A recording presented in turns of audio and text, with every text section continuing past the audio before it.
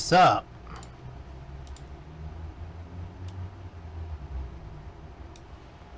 Okay. Welcome everybody. Randy Ocean, Koala, Kelne, welcome. Okay, so few things here. We got packages to open, 2 of them. One has been redeemed so far. But real quick, one thing I actually want to do before I get started on anything is I'm watching my VODs, and yeah, I'm definitely clipping. So I need to figure out what to do here. Let's see. VOD, stereo XLR, line in, Realtek audio. Alright, let's figure this out.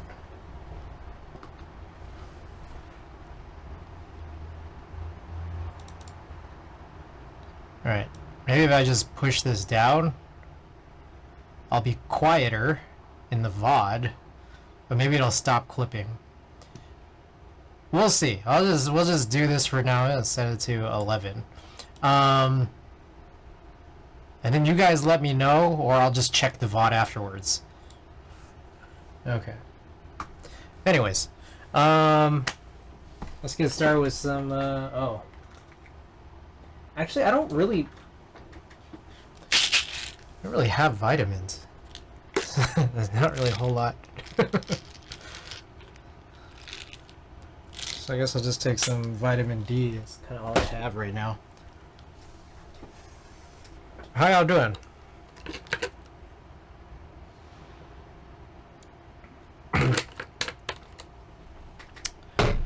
Okay, I'll get started with one of these packages. There should be one more to redeem if anybody else is interested in it.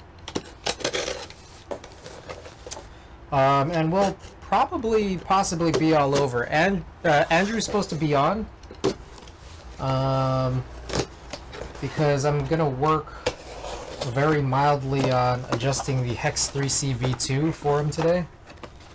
And then both the SBL Type DN and the Y6 have both surfaced some real issues, so I gotta fix these too. 5% more hopeful that my XRF will deliver. Wait, Genyu Saihan, welcome. Is there any new update? What's happening?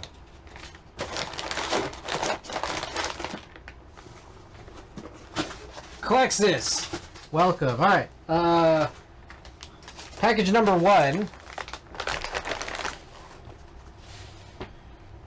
We got some goods from Kinetic Labs. This is the Wuche Studio heavy switches.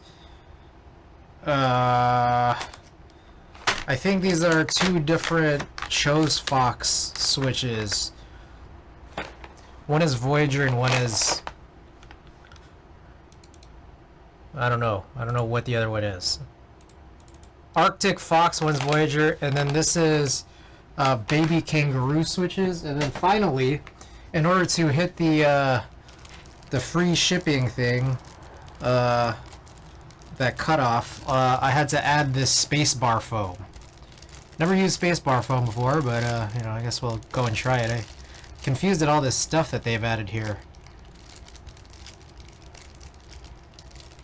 Wait, I think it makes sense. Anyways, we'll use them at some point. So there it is. Arctic Foxes are a nice clicky. I like Voyagers. Arctic Fox Grade 2, kind of funky sound. Jay Prototypist says Zondat reached out to him on Jay's offer to help fulfill the XRF. Is this very new news? Because I was reading this morning that like there was like it was ghosting for a while. But if this is very new, that's good. I don't know if I ever finished my story last stream, but I was able to get chargebacks for the Avias, the 2 Avia orders I have, but the X60 V2 is pretty out of range, which is kind of expected, more than 18 months. So, alright, thank you for the other package redeem. So our second and final package today is this. Now, I seem to be losing a lot of things. I've lost this, like the envelope opener I typically use. So I'm just using a pair of scissors right now. I also seem to have lost this fan remote.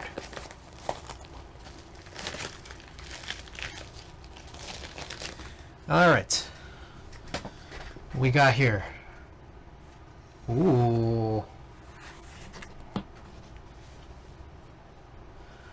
Well, yes, in a sense that Zonet reached out on the 8th and Jay told the Discord this yesterday. Got it. Got it. The ball? Wait, what ball? Ayo Spring Roll! Welcome. Oh, the trackball. Yes. Which, I don't know, for some reason doesn't seem to be actually working as a battery dead.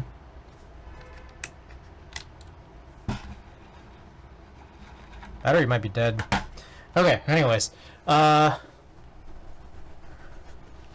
also work will go ham on the trackball. I used to use one of those like thumb trackballs for Counter-Strike. That was lit. Alright, so we got another archetype cap here. This is the typo negative horde. And so I think this may be one of my, if not the, no, I'm wrong. Okay, this is my second to last outstanding archetype cap. I haven't joined raffles in a while, but I did just join to today's because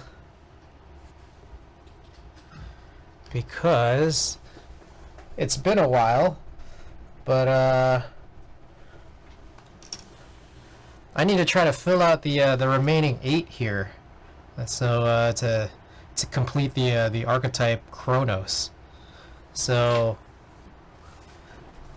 gotta join more raffles in the whatever's upcoming.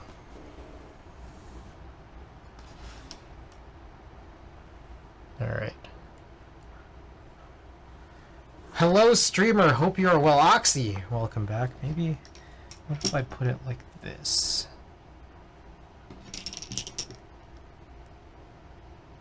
Trying to like get.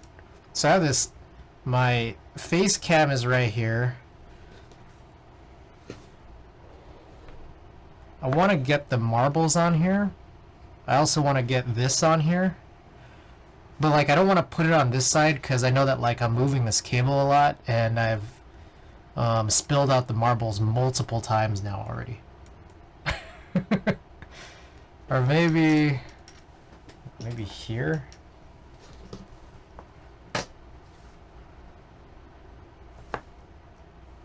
What if I just have just marbles?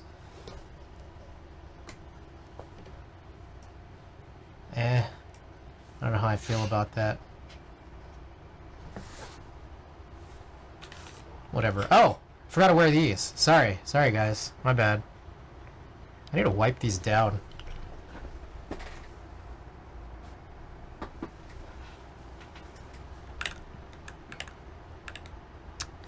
Alright. What else is on my list of news and notes? Oh, my credit card company, I called them again to ask them about my flight credit email, and they said, oh, we're so sorry, blah, blah, blah. They gave me a whole thing about it. And I'm like, okay, well, can you send me the email now? And they're like, yeah, we'll order that email for you. You should get it immediately, but wait 2 hours and still don't have the email. So I don't know what it is. They seem to be incapable of sending flight credit emails. I think their flight credit email system is broken. Did you charge back Bingsu? Not yet. I mean, I know I'm not going to get it because it's been over 18 months. My credit card company's been giving me trouble for anything that's been over 18 months.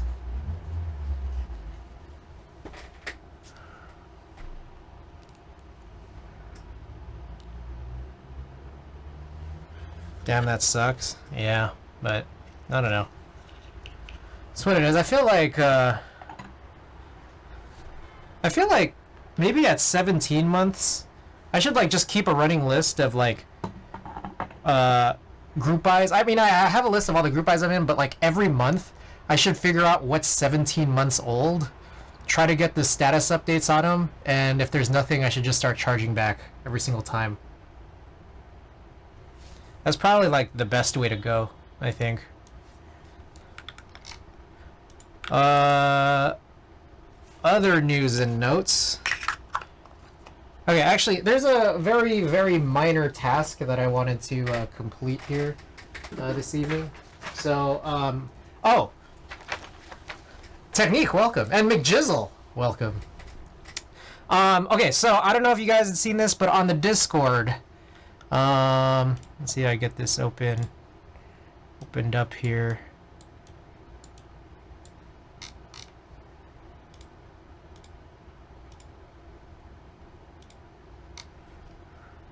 One second.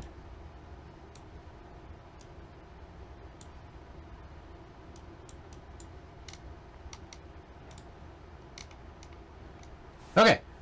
So, oh shit. Come on. One.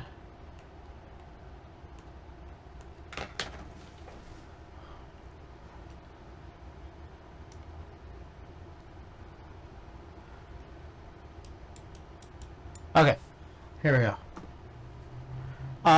So I don't know if anyone has seen this before, but I do have an is selling channel here, and I've had some of this stuff here for a long while. But I did repost and also add new little kits to this list here, and also added some photos. So if you guys are interested in buying any of these kits, these are things where it's like, I mean, I could, like, you know, normally I just give shit away on stream, but like it doesn't make sense to give random kits. It's like, if you don't have Red Dragon, what are you gonna do with these alphas, you know? So it's just like, okay, like let's just make sure they get to the people that actually want them. So here they are, up for sale. Yeah, I got the Retro Z and Shine Through. So a bunch of these are still sealed. A few of these are unsealed. And also, there's also still a bunch of old stuff here from February that no one's ever asked me about at all. Actually, I think someone asked me about the Switch, but that's yeah, nothing came of that. But anyways, okay, so there's that. Now, that said, the task that I wanted to do just before, we're just stalling until Andrew can come on. So I am keeping some kits that I still have sealed. I was trying to figure out which ones I would want to keep, and I realized the ones I want to keep are the ones that have 6U bars, because I feel like 6U MX is becoming slightly more common now than they ever used to be. Shine through common and CR. Shine through the common CR on L9 through U9. Yes, this is the one that was part of Classic Retro Z, and so it's just like a beige. It's just a beige, and I think it might still be available through some vendors. Like some of the stuff, I was trying to price it just to beat some vendors, and beat like extras pricing. So I think like Novel Keys still has it up, but I've knocked a couple dollars off. It's just you know, you might save some money, just you know, cost of shipping. So, all right. Anyways, I want to bag these up. So just crack these up and bag these up because it's just like, this is unwieldy, and you know, I might eventually use some of these, right? So, let's see. Grab some bags here. I think I might need some of these slightly bigger bags. I'm still debating on this though, to be honest. I think I want to keep this. I think this is Retro Zoian bars. Yeah. I know that I have a bunch of like beige bars from CRP, but then it's like, it's CRP, it's like PBT, so it might be warped a little bit. So I might keep that. And maybe it'll be dictated by, you know, whether I open it or not. Ernest Jones, welcome back. And again, this is where I usually have that blue letter opener thing. Make opening this mildly easier. Okay, this is a Villanelle kit, and so you can see here, here's a, what I believe is a 6U bar. Yeah. A couple of 3U bars, and then a bunch of accents, which I'll, you know, truthfully never use. Never had issues with warp CRP other than backspaces. Fair. See, I don't know. Maybe I'll keep the GMK 6U bar.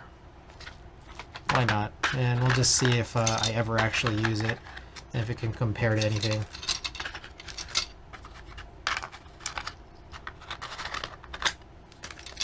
GMK, on the other hand. So you guys have had issues with GMK bars?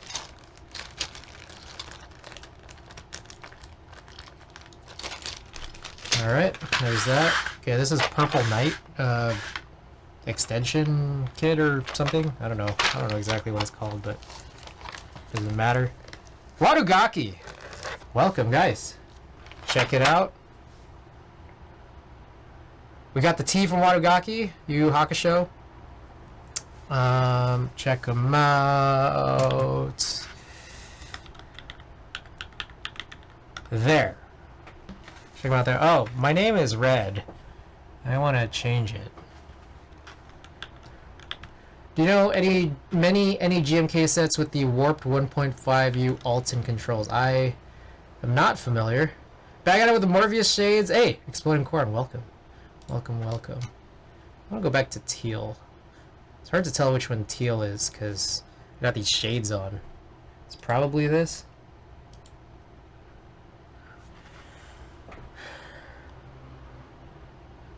Botan? What?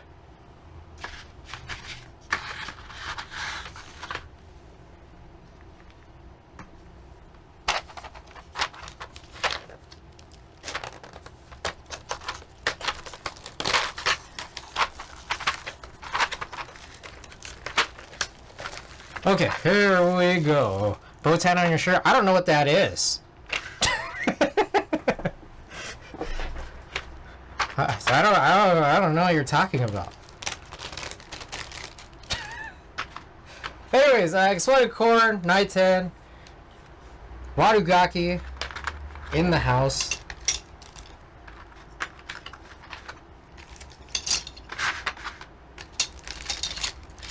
Alright, modest chores to stall for Andrew.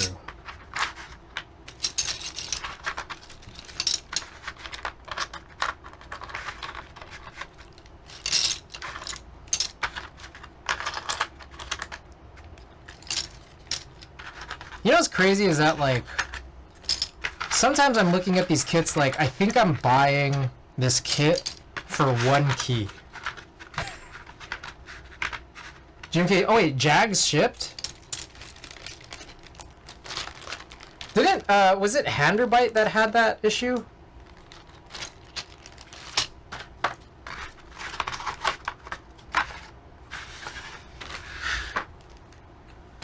Alright, last one. Let's open this.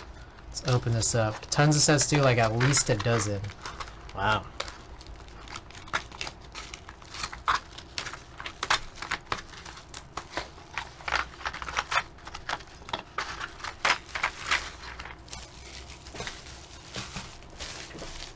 Alright.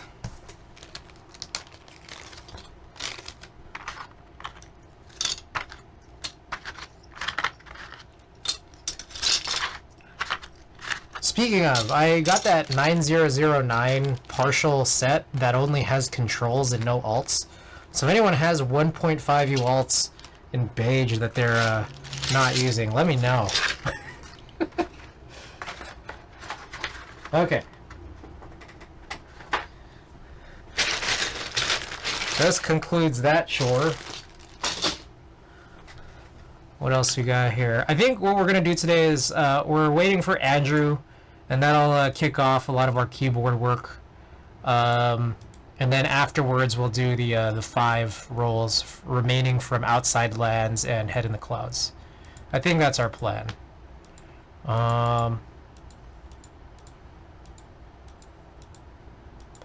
Okay. So with that said, is there really a whole lot left to do other than this stuff? I could cut some film. I could crack open some switches.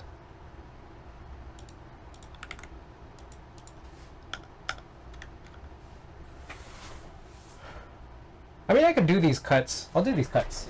Just because I think these are from the first 5 festival rolls that we were doing. And I think they turned out pretty okay. I don't think I had to redo them, so let me go grab that. The light pad.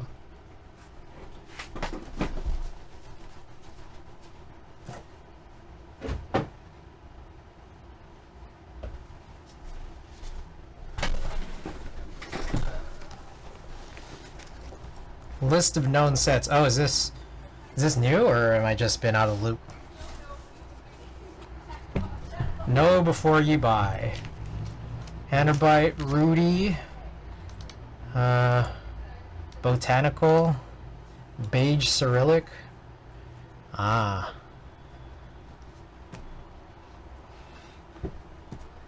What else have I got? White on Black Cyrillic. I think that's all that I have. But I was thinking of getting zooted on a sale. I know that they were up for Labor Day sales, but I think honestly I'm kind of waiting for Black Friday because I think it'll get even cheaper. Novel Keys I feel like got some good sets that I can hold out for.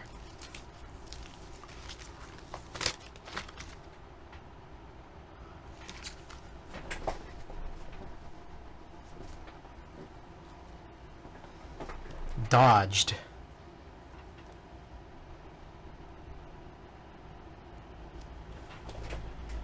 Alright, I might need to take these off, at least for now.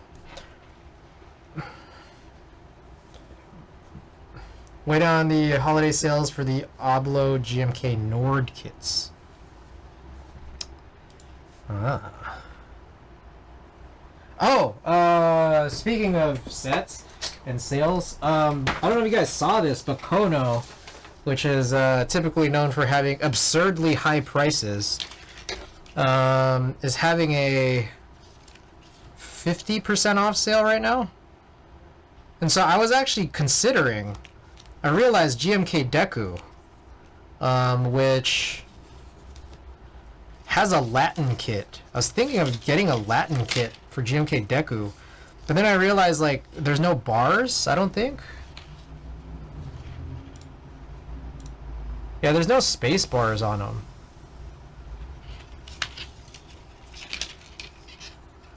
Two, 3, 4, 5, 6. 50% off code. Exactly, yeah. But I was thinking getting the Latin kit, and then there's no space bars left. And like my whole thing about that was like, well, I could be getting it just for the one key, the top row pipe / key, so that I could have my panels look a little bit better for HHKB.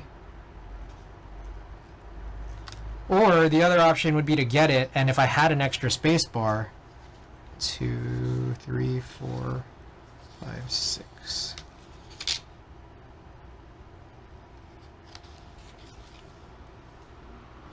If I had an extra space bar, then I could just use those as alphas and then mix and match with some other, you know, I guess whatever it is, L9, not L9, but whatever that white is that gets used on a lot of sets, on top of some other color, and then like do a makeshift two-tone.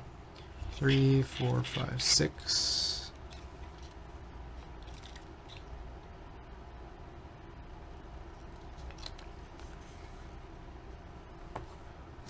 New K just dropped. What is this? WS2. Oh yeah, WS2 or whatever it is. Oh wow, KV2. Oh, interesting. No more gummy O-ring.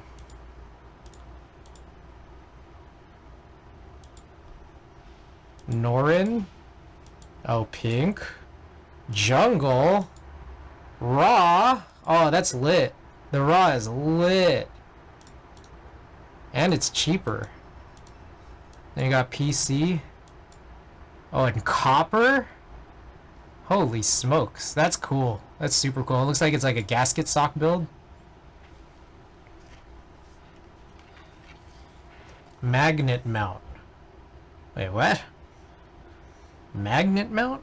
0, 1, or sorry, 1, 2, 3, 4, 5, 6. I gotta find out more about this magnet mount. Is anyone doing any, like, any streams for this? 1, 2, 3, 4, 5, 6.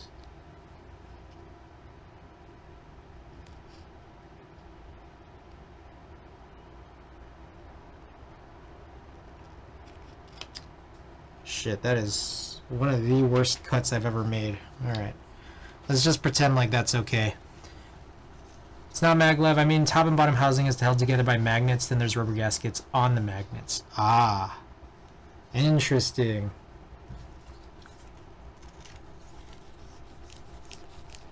Copper top, alu bottom. Yeah, raw, and that copper is super interesting. Oh shit, that's upside down, ain't it? Yep.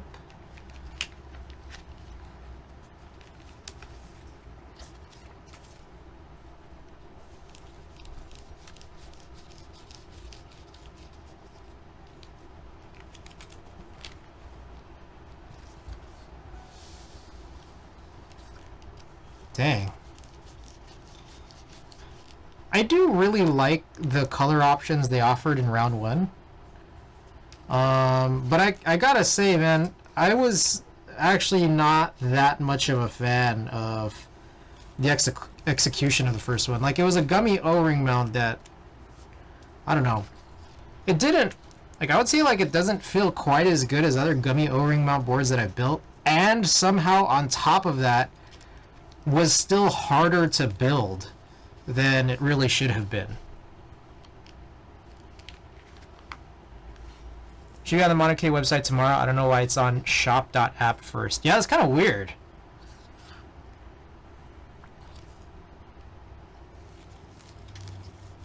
You know, I saw one board that the dude was working on doing an actual magnet mount system, but it was kind of bulky looking. Was it Lala Bob? The Delos? Or is it someone else started doing maglev? 244 extra for copper top. Ah. 65. Interesting.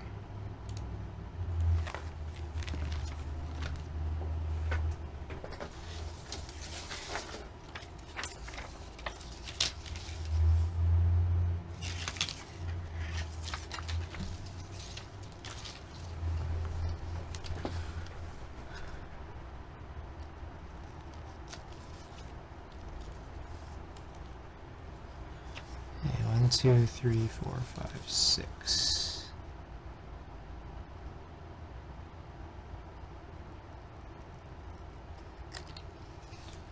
One, 2, 3, 4, 5, 6.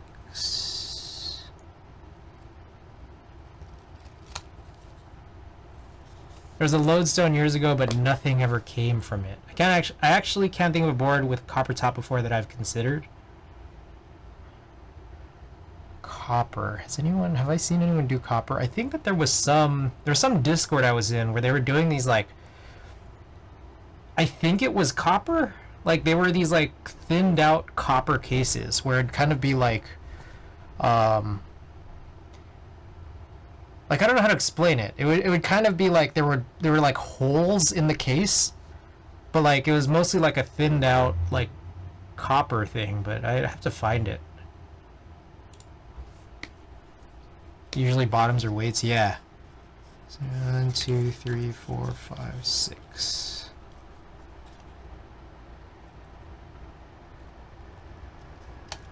There's the vintage 60. I think I had an all copper case option that was hand engraved. That's crazy. Yo, can you hear me? Okay.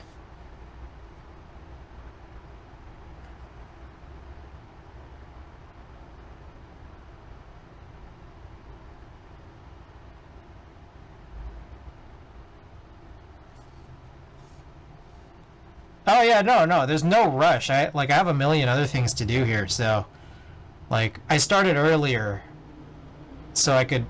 I'm just cutting some film right now. Yeah, guys. Yeah. Wait, what's up? Okay. All right, guys. Everybody, welcome Andrew to the stream. 4, 5, 6. Yeah, I'm just cutting film right now. It's gonna be a few minutes for sure.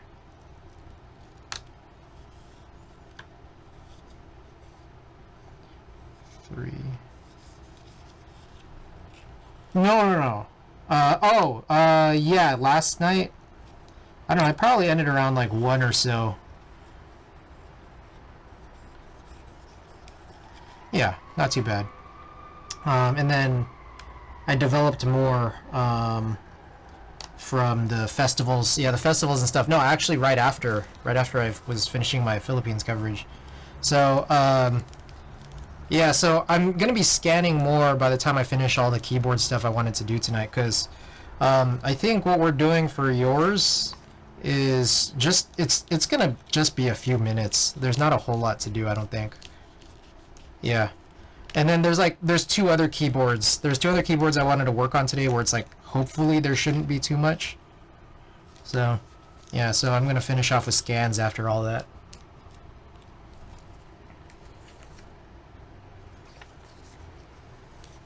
Yeah. Again, I'm hoping none of this stuff is going to take very long, but we'll just have to see. Yeah. Let's see, this McJizzle sent a link here. Oh, that's crazy. Let's see. No. Yeah, it's vintage 60 copper edition that's like hand engraved. It looks crazy. Dang. Yeah. This is super cool. Or no, it's like a keyboard. And it looks like it's using these SA. Yeah, this is super cool. Dang. Whoa. Okay.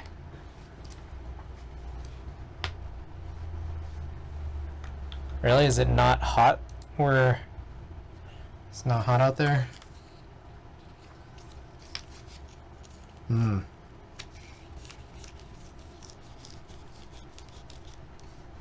I see. That's good, that's good. Knighton's asking, did you see the Norbauer patent filing? I did not. What's going on? Is it the new EC switches that he's developing? 1.8K, that keyboard? It looks like it's worth it. That hand engraving looks crazy. Alright. Cutting up roll. The hell? Oh, there's so much. Wait, there's a lot to cut here. What the heck? Oh, yeah, there's a lot. Alright. Okay, yeah. I thought I only had 5 to cut, but I think there's like 9 here. Alright, well, Andrew, whenever you get back home, I'll just, I'll continue this after. 2, 3, 4, 5, 6. Okay. 2, 3, 4, 5, 6. Yeah. 2, 3, 4, 5, 6.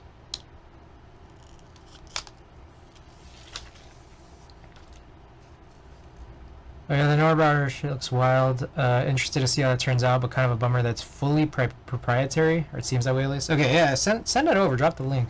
Sorry, what were you saying, Andrew?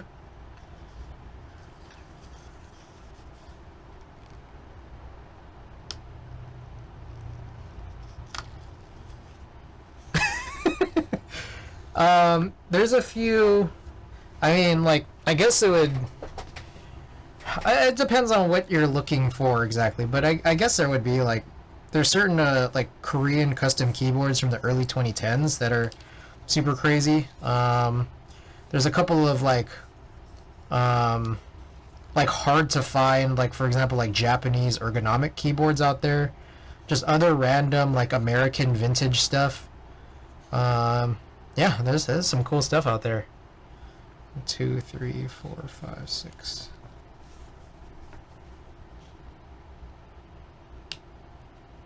H.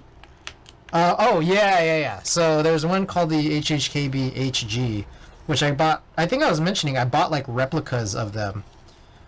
So those should be coming. Yeah. But then the like the actual OG one is like super hard to find. But apparently, there was an auction that surfaced in Japan, where like I think someone ended up buying this, or like an auction or a list. Wait, what the hell? Oh shit! I cut one of these too short. Oops, it's fine. It's not that big a it's not that big a deal. It's just kind of weird.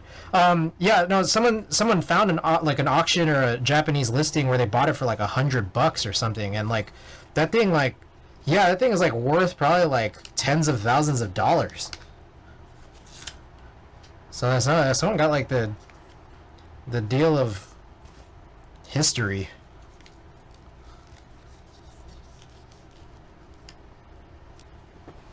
Yeah. It's crazy. HHKB. There's I mean they don't really come up. So that HHKBHG. Yeah. I don't know, probably Holy Grail. I don't know.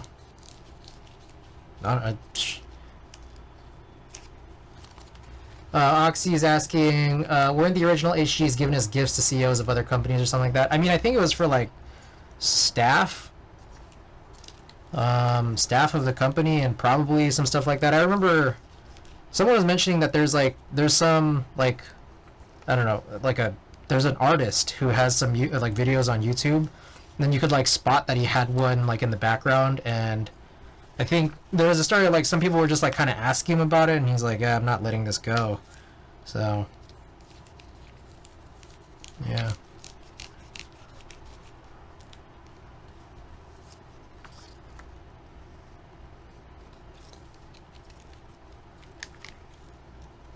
Alright, I'm gonna click that link pretty soon, just putting all this away. So take a look. I don't know how well this can be seen, but usually this second row should be all 6, like all the other ones, and then this top one should be just 1. But I cut this one too short, stupidly, so oops. It's not that bad. It's not the worst thing I could have done. Just kind of goofy. Gonna lurk for a bit. Alright, McJizzle, thanks so much for dropping in.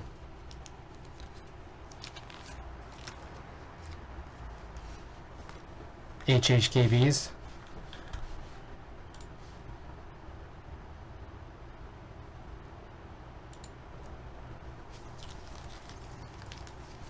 Yeah, it's like a layout. Like so there's HHKBs that like are from the company that produced the keyboard known as the HHKB. But then like there's a lot of other designers and companies that will produce keyboards that emulate that type of a layout. And like I still consider them like HHKBs, but you know, some others might not. So it's like it's always kind of weird because I've been to a few events now where there's like people from like HHKB like having like booths and stuff, and then what ends up happening is like I'm always like with other people, and then other people are like, oh yeah, this guy's like the king of HHKBs. They like point at me, and like in my head I'm like I. Yeah, no, like in my head, I'm just like I don't know if this translates to them because I don't have as many actual like OEM HHKBs as some other people do. Like I just have a bunch of keyboards with the HHKB layout, and so I'm just like I don't know if this is like an accurate thing to say to the guys that actually make HHKBs. 1, 2, 3, 4, 5, 6. Yeah.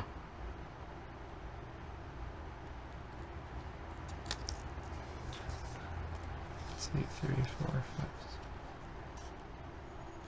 There's a few. I what I kind of get the vague sense is that like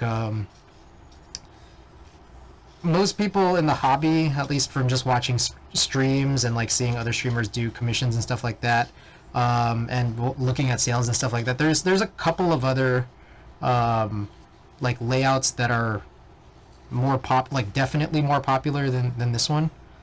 3, 4, 5, 6, and they're just bigger. Like and typically a big turnoff to a lot of people about like these compact or like HHKB or just broadly compact keyboards, like the ones I use, is that there's no arrow keys. There's no standard arrow keys.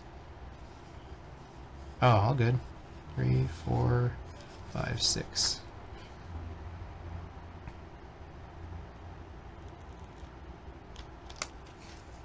1, 2, 3, 4, 5, 6.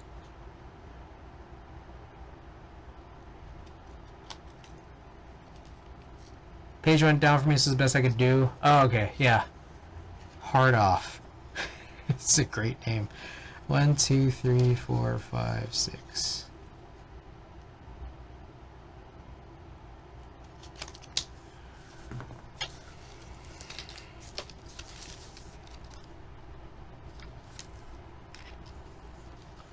Oh yeah. I mean, there's all those YouTube channels of like, you know, just kind of like tech or PC building, and yeah, it does like broadly translate, I think, to streaming, I think.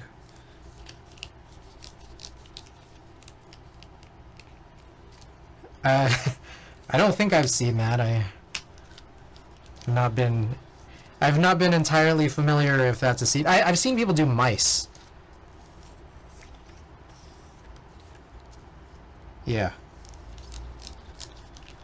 Yeah. So my streams can be pretty interesting for sure.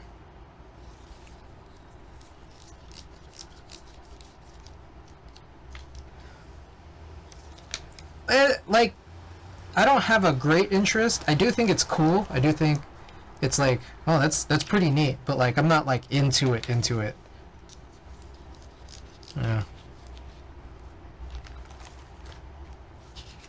Yeah, I'm using Logitech G Pro Super Light V1. There's a V2 that's coming out or has come out already. I'm not sure, but it's largely the same thing. It's a really good mouse. It's like a wireless mouse that is really like, I don't know. It's really pretty highly revered as a wireless mouse and as something that's as light as it is. 2, 3, 4, 5. Shit. What? Do people build mice? I think it's more like they mod existing mice. Would be more common. Yeah. Yeah. That's all good.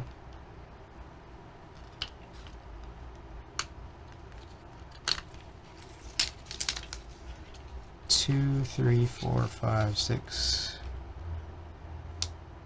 Do you take Rocky on super long walks or like frequent short walks?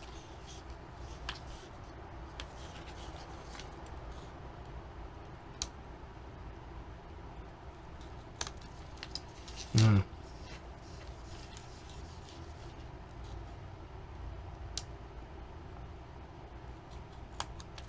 Oh, I see. 2, 3, 4, 5, 6.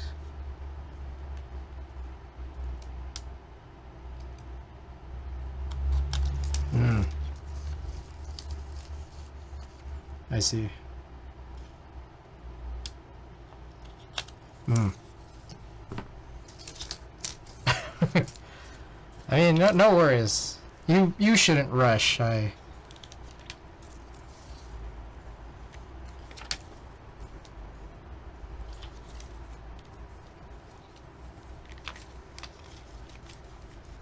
a couple people that make custom shells for mice, but they largely use internals of other mice. Razer Viper Ultimate, Logitech G305 for their wireless tech. I see. That's cool.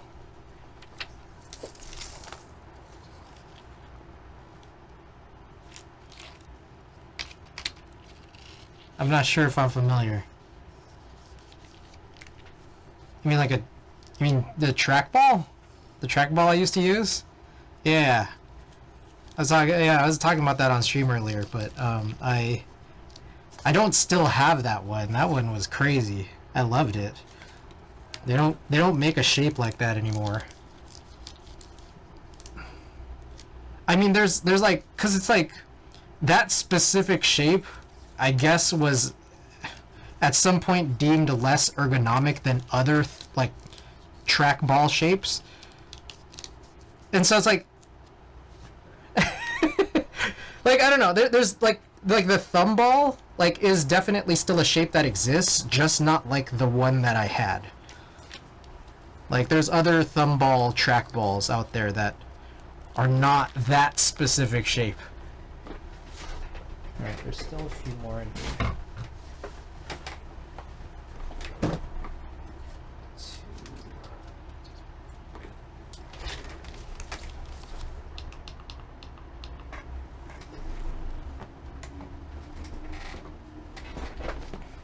Night 10 is asking, any full alu CNC'd mice? Oh, that's a good question. I don't know, but I do know that like there are people who do, like, for example, like custom shells for Joy-Cons, and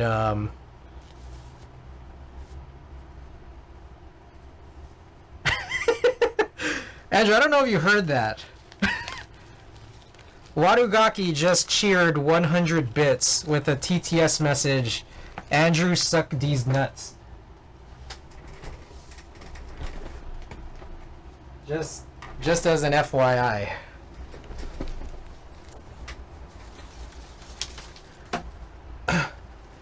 Plexus says no, but there's that brass mouse. And then I also seen like CNC shells for like old Game Boys, like Game Boy Colors, Game Boy Advances. Those are pretty cool. Yeah, but I don't know. Actually, so I have two pairs of like aluminum Joy-Con shells, and I only ever installed two of them, and it's like been on my like to-do list to just do the other pair, and I still haven't done it, and it's been like 3 years. It's not that involved. I mean, you just follow a list of instructions. It's like 30 steps, but like I don't know, it's like not bad. Like it would have been better if I did both pairs on 2 consecutive days, because it's just like, oh, I know what to do this time around, but now I have to like go and relearn it. 2, 3, 4, 5, 6. But yeah, it's been like 3 years since I've touched it. 2, 3, 4, 5, 6.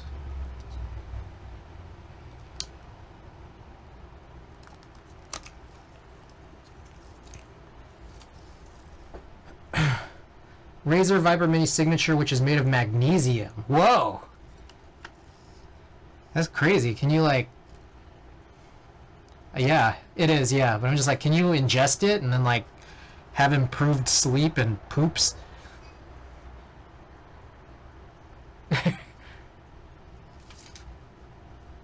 Really? Yeah, you should take this mouse.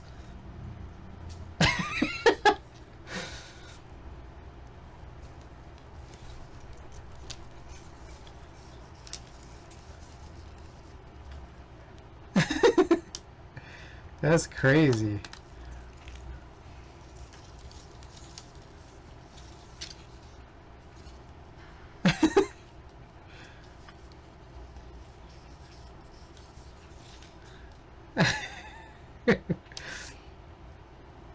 That's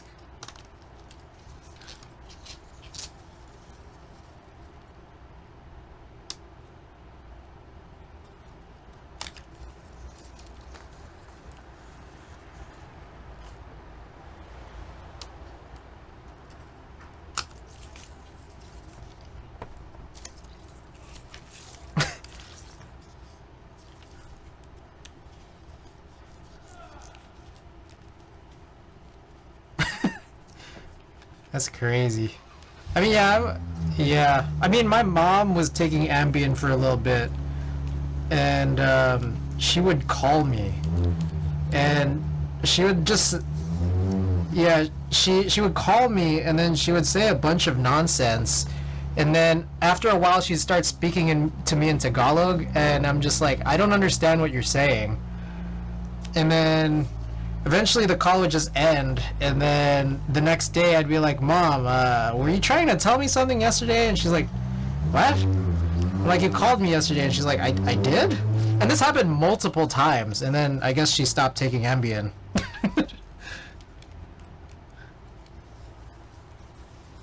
Yeah.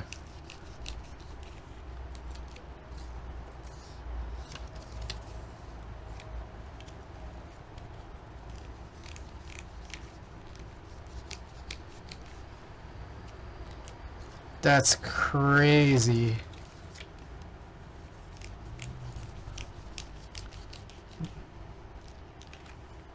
That's crazy. I see. Uh,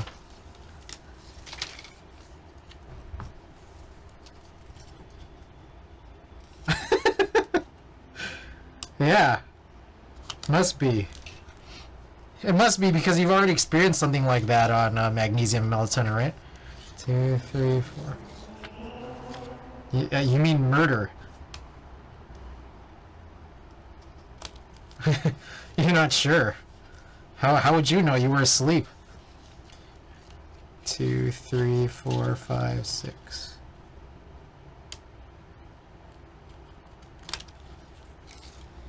So if you're Oxy says, so if you're planning on killing someone, just pop an Ambien beforehand. Got it. 2, 3, 4, 5, 6. Watagaki is asking, is this royalty-free music? Good question. I have no response to it. Sorry, what were you saying, Andrew?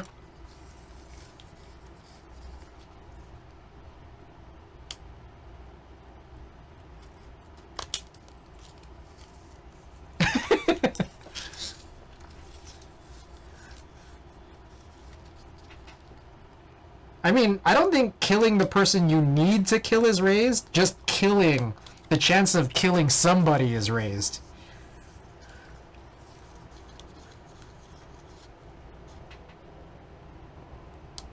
I mean, I feel like it would be raised if you were not on any Ambien. If you wanted to kill someone very specific.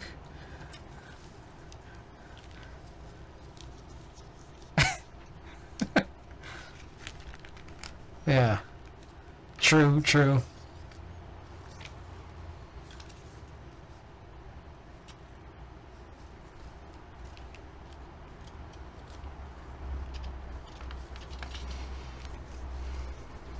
Yeah.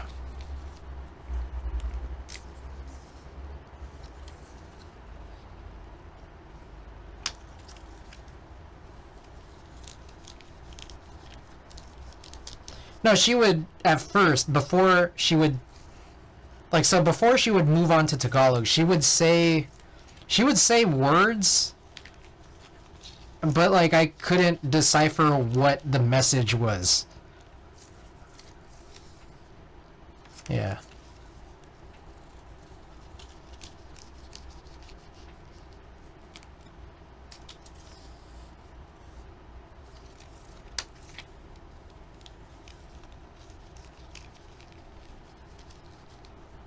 Not that I'm aware of. I mean, my birth certificate says Christopher on it.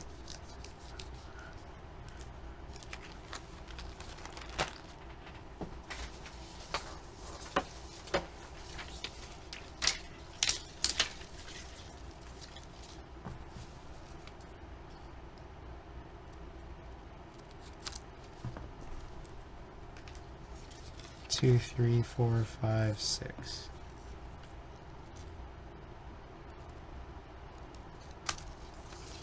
Two, three, four, five, six. 2, 3, 4, 5. Fuck.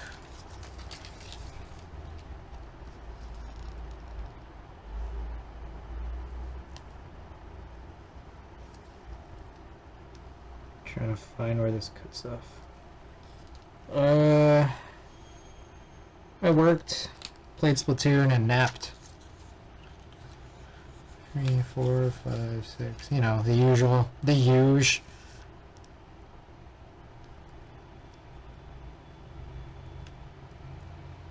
Splatoon? Bro, it's like I've been trying to get back into S Plus, and man, it's been fucked up, man. Yeah, it's like every season you rank down. So it's like in order for me to get back into like the S Plus or X ranks, like I have to do a bunch of grinding just to get there, and I made like 2 runs at it in the last 2 days, and I've been mauling, man. 2, 3, 4, 5, 6. S plus and X is what comes after S. You get like 2 different ranks for 2 different modes. 2, 3, 4, 5, 6. Yeah.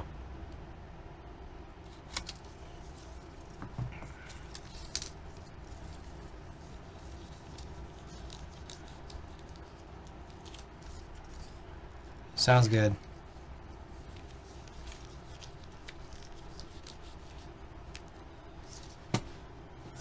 Alright, where are we? Alright, so he's just dropped off and says he'll come back on shortly. So we'll just continue cutting this film, and then also we'll start to try to organize it.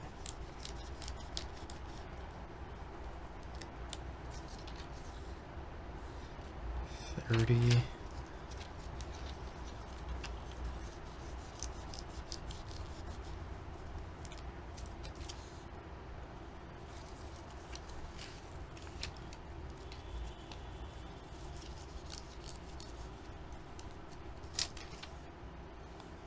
$16, or sorry, that's $19.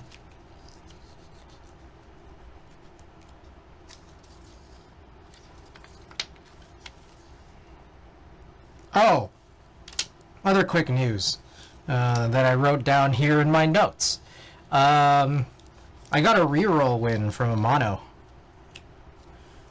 So I got the OEM marbled, which is sick. I think I liked... Like, High Pro is interesting, for sure. And there have been phases where I've really loved High Pro and phases where I didn't like it quite as much.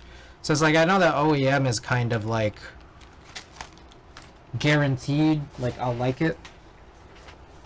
And on top of that, I do like the marble design more than the fade, so happy about that. Very cool.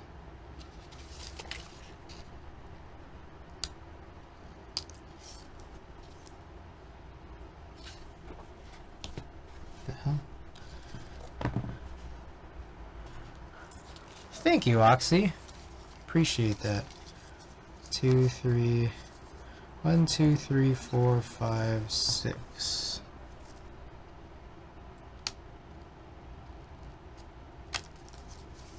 Two, 3, 4, 5, 6.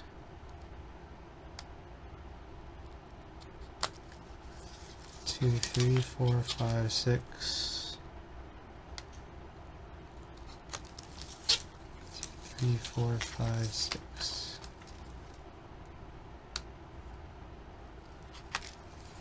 2, 3, 4, 5, 6.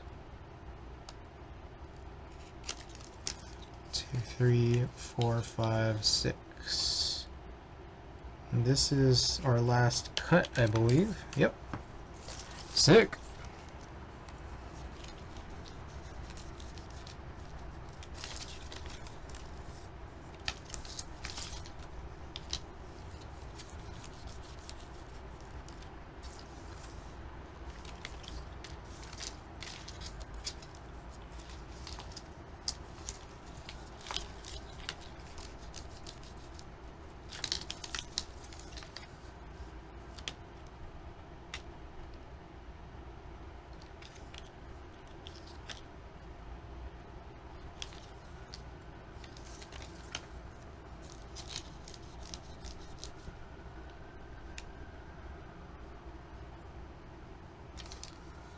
trying to get this to be not as bright, but not also super dark.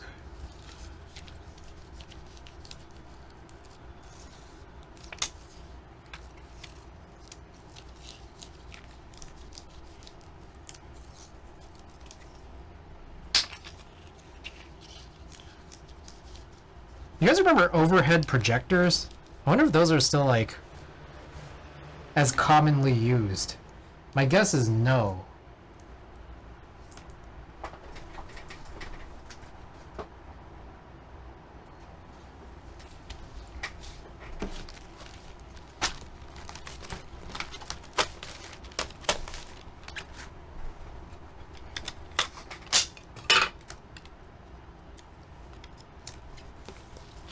No, they just use little downward facing webcams now. That makes sense.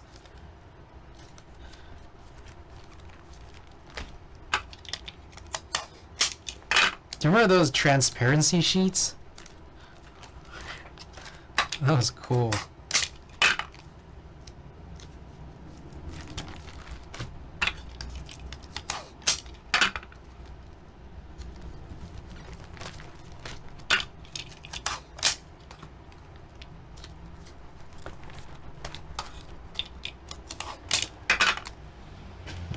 Very short. Are you going to any school supply closets? They still have the transparency sheets and markers in giant stacks. Wow. That's what I need. I need those wet erase markers so I could write on these sheets instead of having to put in a piece of post-it tape. I don't know why I was so against this for a while. I just have to keep buying these tapes.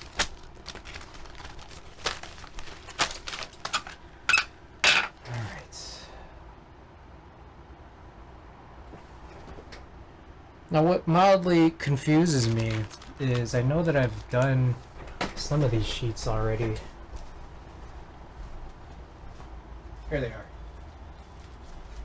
No, that's not. What the fuck is this? That's not what I was looking for. Oh, they were here. Okay, so these I'd already done.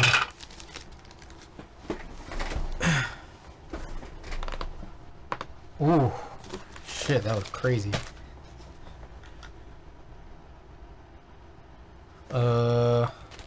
What I need to do is, I guess, like rotate this. Put that there so I could bring my keyboard back. I'm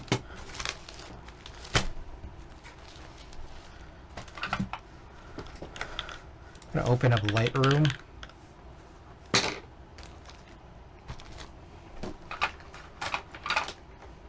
You grab this pen from a Google Developer Certification. What I imagine was a conference I must have went to a long while back. Alright. And then we'll kind of track this down.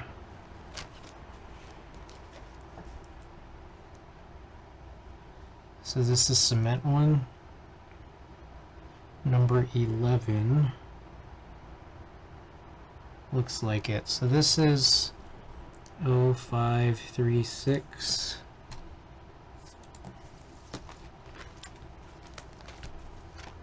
That's Alex.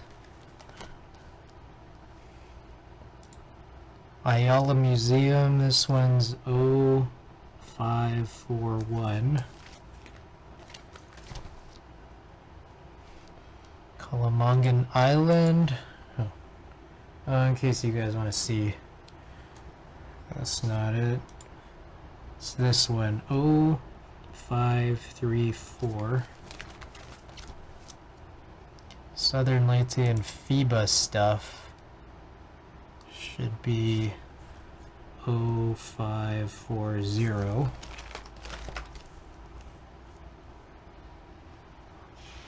The Broken Ladder is 0539. And now this stuff I haven't described yet.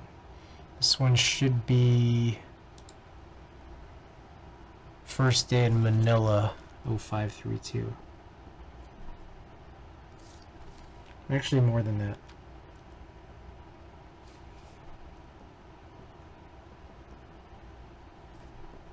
In Manila, and first days in Tacloban. Alright, this one has some crazy... The crazy light leaks, this is B. HITC. And I want to say this was day 2. Then Lapid. Yeah, Zion T. Oh shit. Okay, so one thing worth mentioning, I've been getting these shorts again on the SPL Type DN, even though we did tape mod it. So I don't know if something poked through the tape or if there's just some other weird issue. But in any case, this is B HITC day 2. And it's like, it seems to happen anytime I hit the function key. It's ridiculous. Okay, this should be C. And I think this is outside lens. OSL day 2. Alright, this next one. That's... oh shit. 0533. So this is a trip to Palampon, going all the way down, yeah, and Kalamangan Island. The Type DN is just real judgy with certain pics. It's trying to delete my pictures. Alright. This is D, and I believe this is also outside lens day 2. Yeah.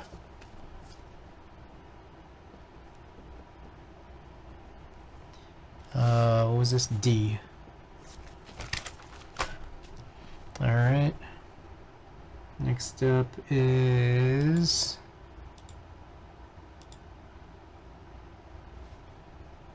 yeah, it's this one, 0535, and of weekend 1 Ormuk.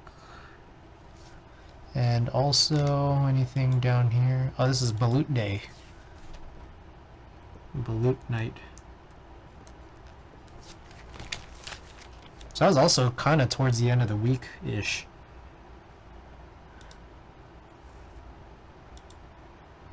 Alright. I think it's this.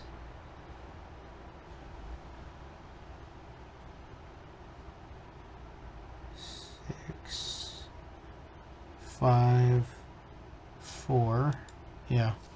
Okay. 0537. This pen is weakening. This should be, we'll call it rainy day. Rainy work day.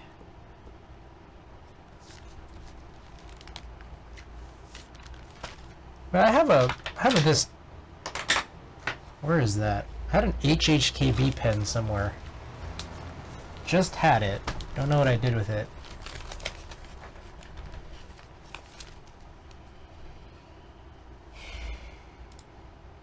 Okay, I think this is 0538. Yeah.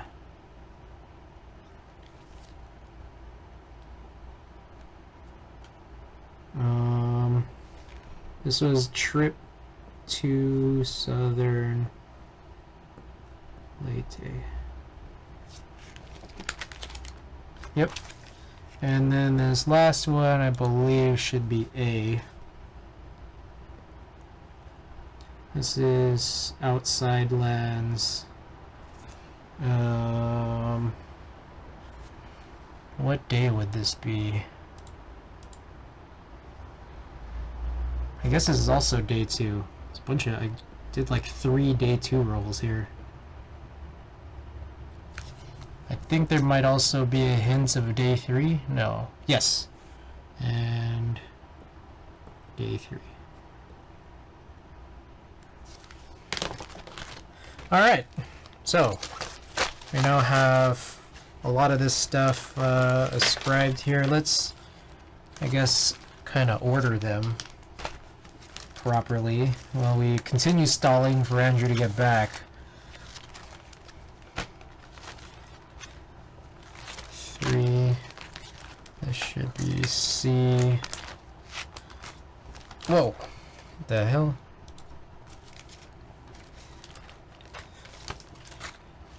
Two.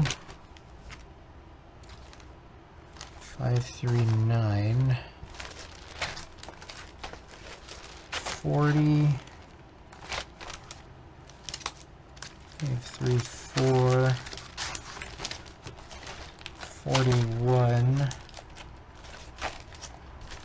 That's Alex. 536. Okay, so the last weird thing is 678901. Okay, this should all be good. Here are the additional ones that would, in some ways, come before. Now, the last weird thing is... Did I misplace an Alex roll? What the hell? Oh, it's here. Alright. Okay, everything should now be accounted for in terms of everything that we've scanned so far. Cool. Okay, Amphixius, welcome.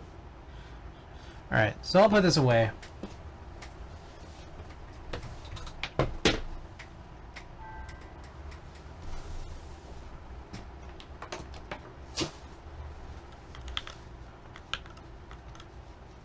Alright, I never looked at this, so this is how we'll burn more time.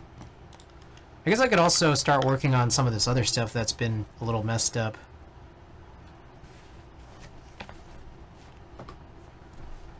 Stabilizer mechanism for a keyboard and a keyboard having the stabilizer mechanism. I like that.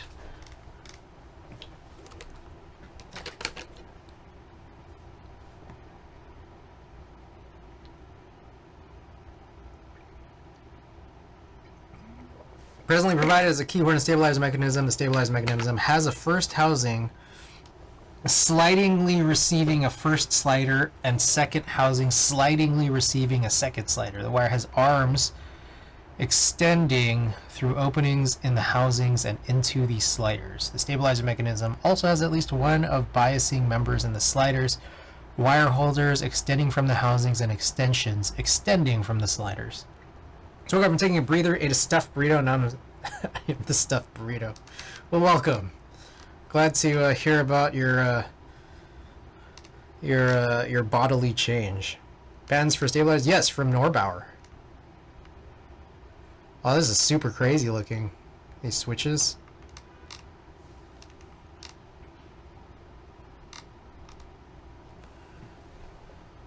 And any OEM keyboards use... Yes, that's right.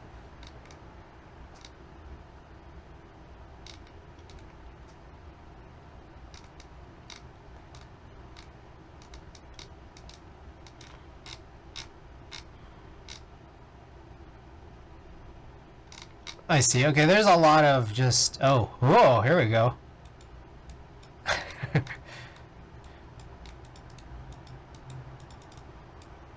Dang, I need some... Yo, are you here? Oh, he's back, guys. Okay, so we're looking at this PDF that doesn't have selectable text, and I was thinking of running a TTS for it, but I don't think my Acrobat extension has an OCR feature, so we'll come back to this another time. Alright, so you ready? Alright. Okay. We'll look at that later. Arigato Roboto, welcome. So let's let's sort of begin. So, the story, as many of you might have heard multiple times, we won this Hex 3C V2 from Alex Sotos. And it appears to be using cream soda switches. And so I have some extras here. These are just my own. This didn't come with the extras. And the goal here is, let's make this a board that makes sense, which pretty much entails turning this one switch, the backspace switch, into two switches, so that it more accurately resembles something that looks like an HHKB, although we have these guys here for which we don't have enough screws. Let me think. We could still... So I have blockers that could block this off, but I don't think I have the screws, the proper screws that would come through from the other side. Oh. So I guess we'll just leave them there. Even though I might not like it, well, this is why it's yours, Andrew.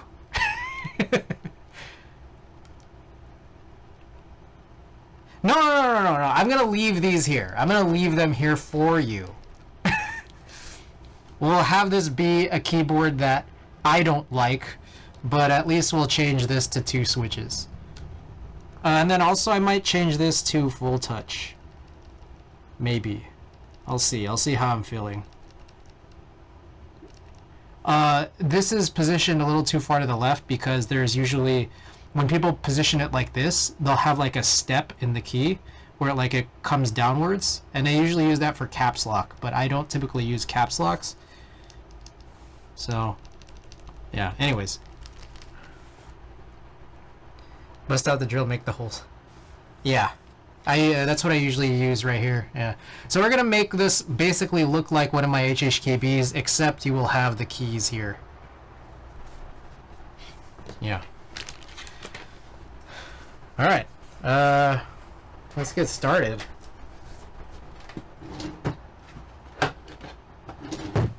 So we'll crack this bad boy open. Grab some trays.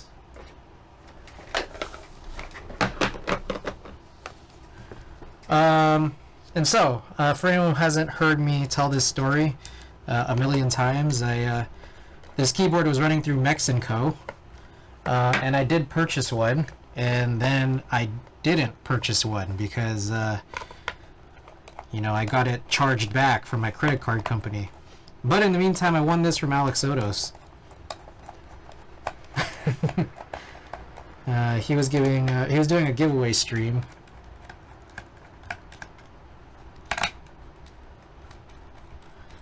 And so, knowing that it's not an HHKB, it will no longer be mine.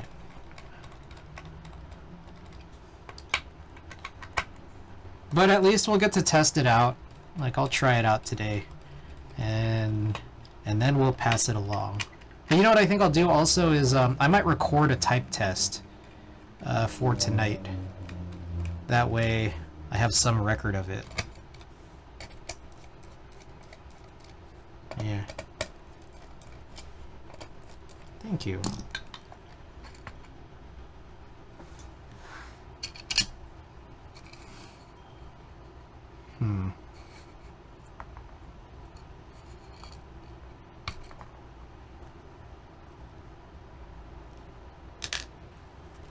I mean, I put effort. At least I think I do.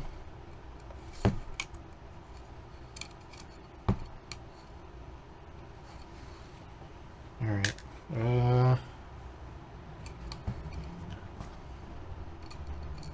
Yeah.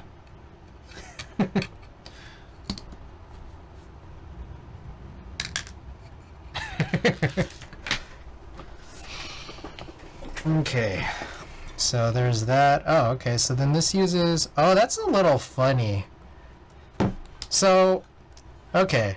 I've watched Alex's supercut of his VOD where he did this, but I didn't realize how funny these like O-ring sock type gaskets are. Like, they're kind of, I don't know if you can tell, but it's like like this is a pretty standard idea of putting like some kind of O-ring or sock around like the tabs that go on the PCB, but like when you kind of like lift it a little, you'll see that like this sits kind of weirdly, almost like it will kind of like choose to get misaligned once it's like built in. So that's a little funny. It's not a problem, it's just funny looking. Alright. Anyways, not that important. I mean, I don't know, it would just be like prettier design, but this is kind of designed to be a very, very affordable keyboard, which is probably why they went and used like, you know, just they probably bought these like bulk bands. So that's probably what drives the cost down. Yeah. Okay, so really what we're gonna do here is we're gonna remove this stabilizer, and then we're gonna desolder these two switches, reposition this one here, reposition this one here, and then add one extra one right here.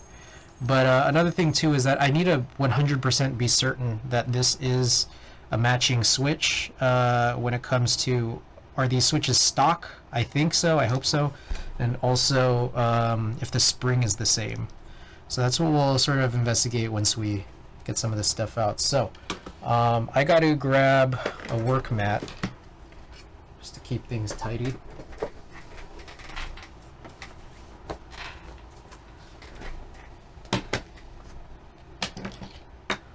I mean, like it's still only gonna take like 15 minutes, I would hope. It's not gonna take super long. And then like I have to bust this out anyways because there's two more keyboards that I might need to look into and redo some stuff for. Yeah. American Eagle. My favorite store.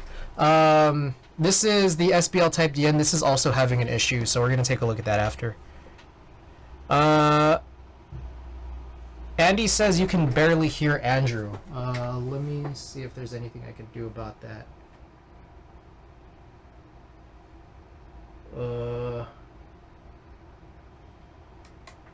Andrew, say something.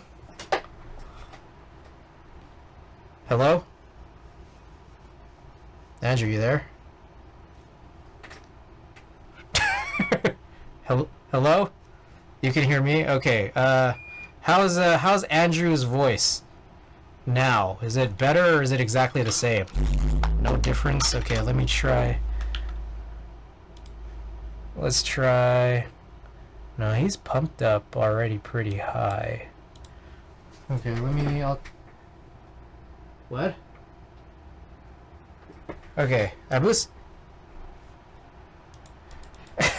Okay, I made him a little louder. Is this better?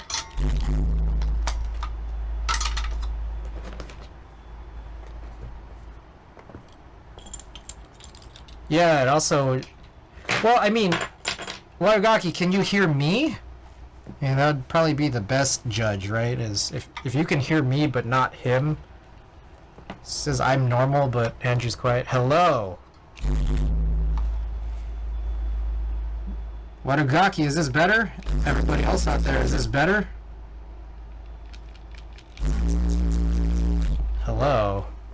Nap Wizard says you sound good. Nap Wizard, by the way, welcome. Welcome, welcome. Okay, so I don't know if you just saw that, but I just desoldered one switch. We'll do this overhead here, and we're a little bit up close. So I desoldered that switch. And then meanwhile, I'll desolder this one too. Oh shit. Yeah, or like I'm using this overhead camera right now.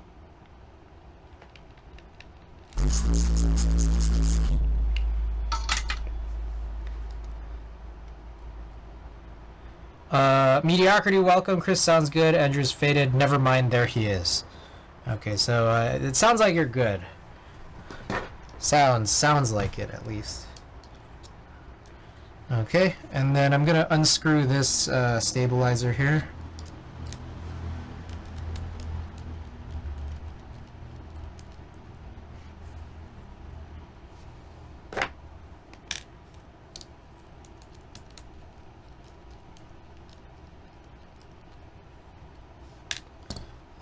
right. Oh. Split backspace, and yes, exactly. Looks like we got some lubricant here. I'm gonna grab a paper towel real quick.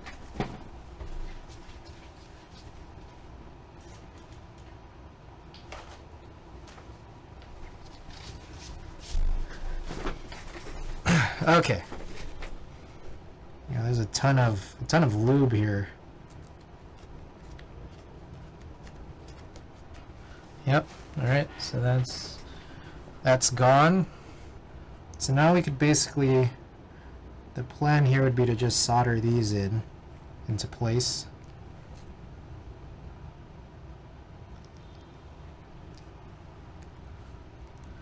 But before we do that, actually, I'm gonna crack this open.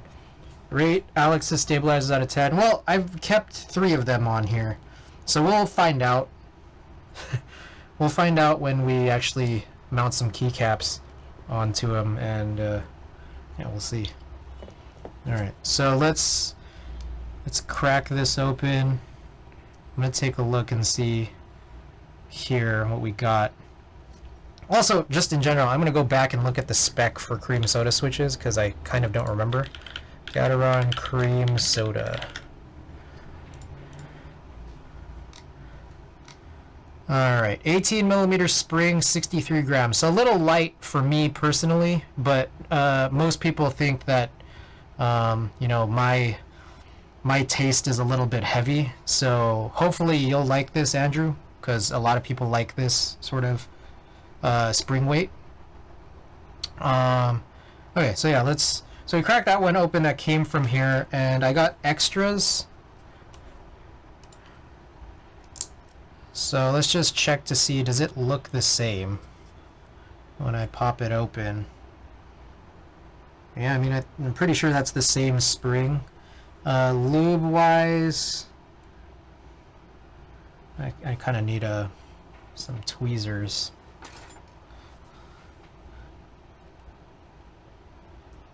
Yeah, this is Andrew.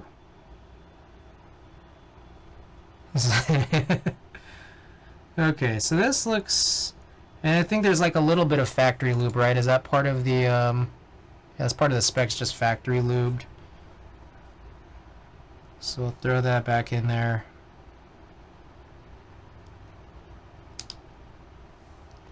And same thing here. Let's take a quick look. Yeah, I mean, looks the same. Alright, so we're just going to assume that what Alex had put in here was stock. Because I think he might typically be doing a lot of like factory lube, which is stock, which is good.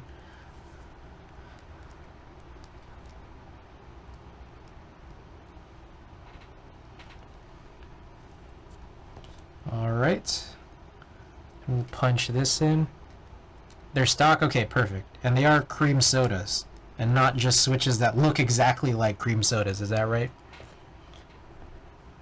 And then I could bust out the soldering iron. I don't think I need to, because sometimes I just use the desoldering iron as a soldering iron.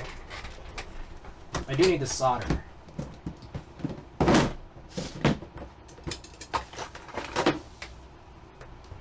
Oh, there's an interesting mounting system. Jason ATXBS, welcome. Welcome, welcome. What were you saying, Andrew? Yeah, on the subject of consciousness, it's been my jam recently responds to questions like, where did you hear that? With it came to me in a vision or dream. Yeah. Makes sense.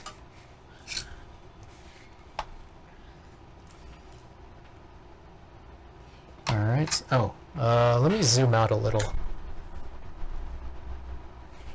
But yes, Jason, this is, it's kind of like a gasket O-ring tab mount. I don't know if there's a better name for it than that, but essentially what it is, and we see this in, we've seen this in some boards more recently, more commonly, I think. And I'm a fan. Alright, so just positioning these three. We're soldering, there's 2 pins per switch. We're soldering 1 pin on each one, and then let that cool down.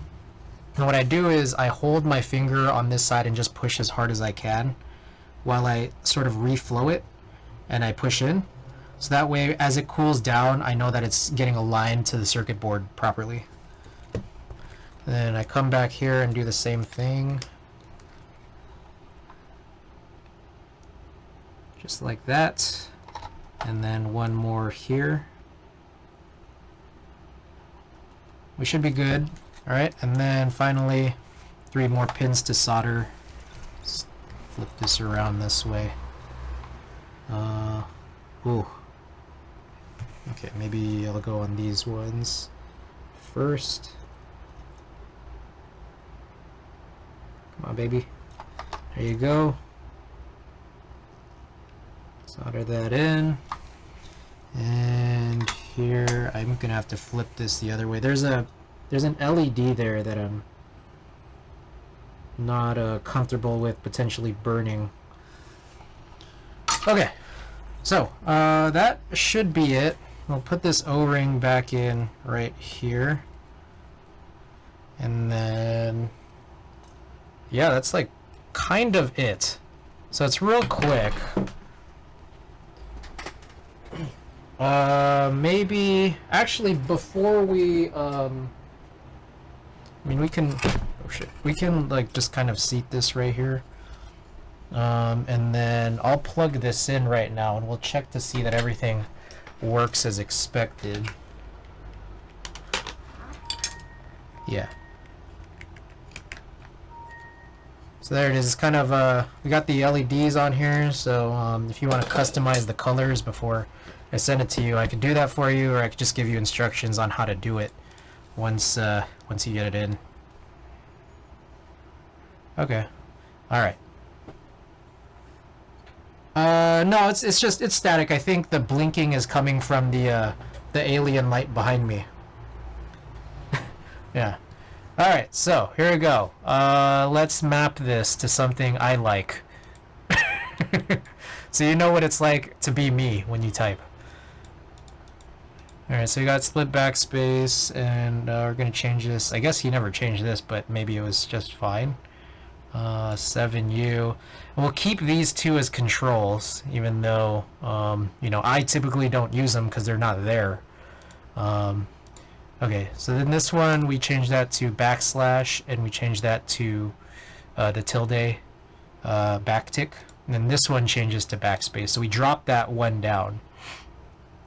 I don't know what the fuck this is. LT1 KC caps. If anyone in stream here knows what this is, feel free to holler. Everything else, let's see, layers.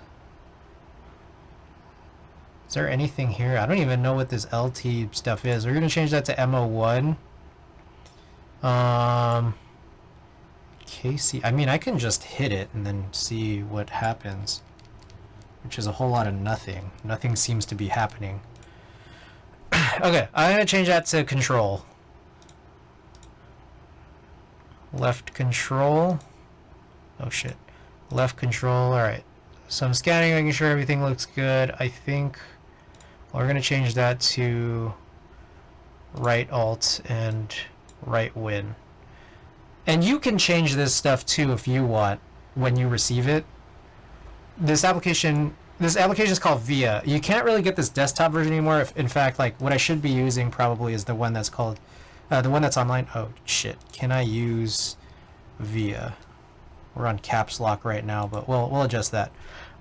So you go to this website with your keyboard plugged in, then you hit Start Now. When you get here, you hit Authorize Device, and you hit this. Like you choose the keyboard. It's called the Z60, I guess. And so this is kind of where you could do it. You could just do this all online.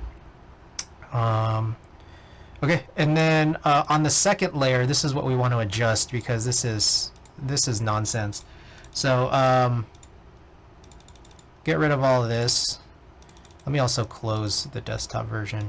Get rid of all this, and I'm gonna set it to what an HHKB normally is. So it's all of these function keys on this row. Also, I think I forgot to do this. LT layer key code. Press this to hold and activate a layer and send the key code when tapped briefly. Best use for keys, you usually only press quickly like tab or space. I see. Oh, I just use the top row. But if you want, we can map more layers to this. You see what I mean? Yeah.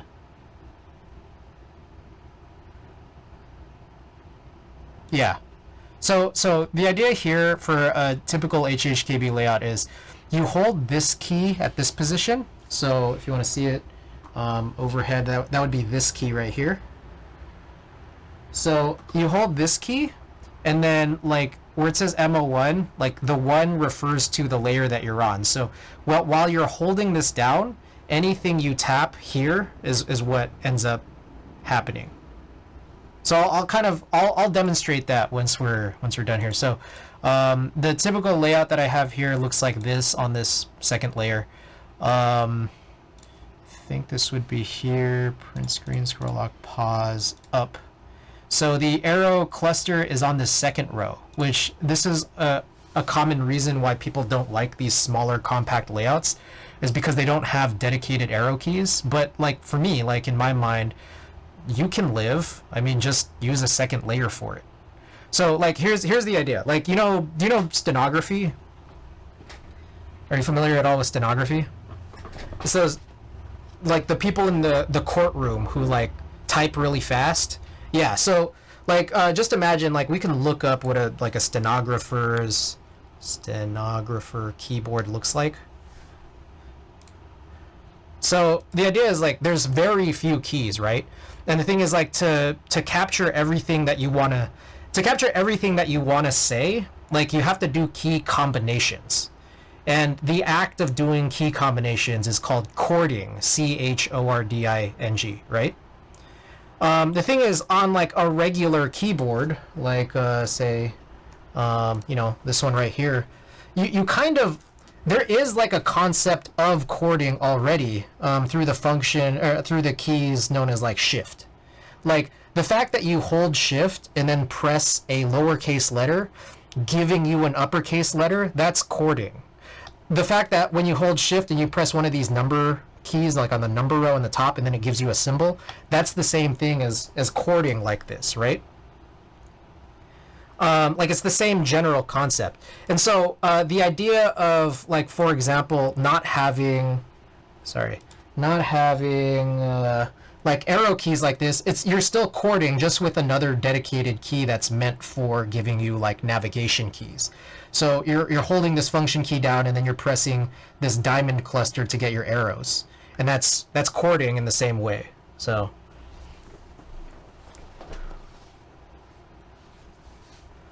set this up like this. Yeah, I always do, yeah, because it's just like what I've gotten comfortable with. Yeah. So okay, so and then like again, like you get this keyboard, you can see what typing like me is like. And then if you hate it, you can change it. So that's the situation.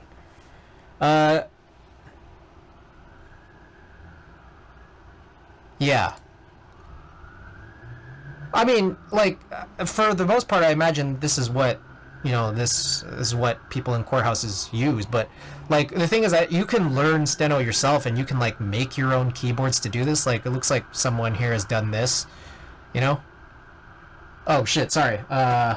Someone here has just created their own makeshift stenography board that kind of looks, similar to something that's, like, set up like this. And you do whatever you want, right? Like, I mean, some people use very compact keyboards to sort of have to chord the way that they would want. So, yeah.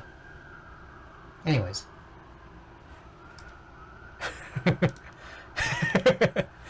Yeah.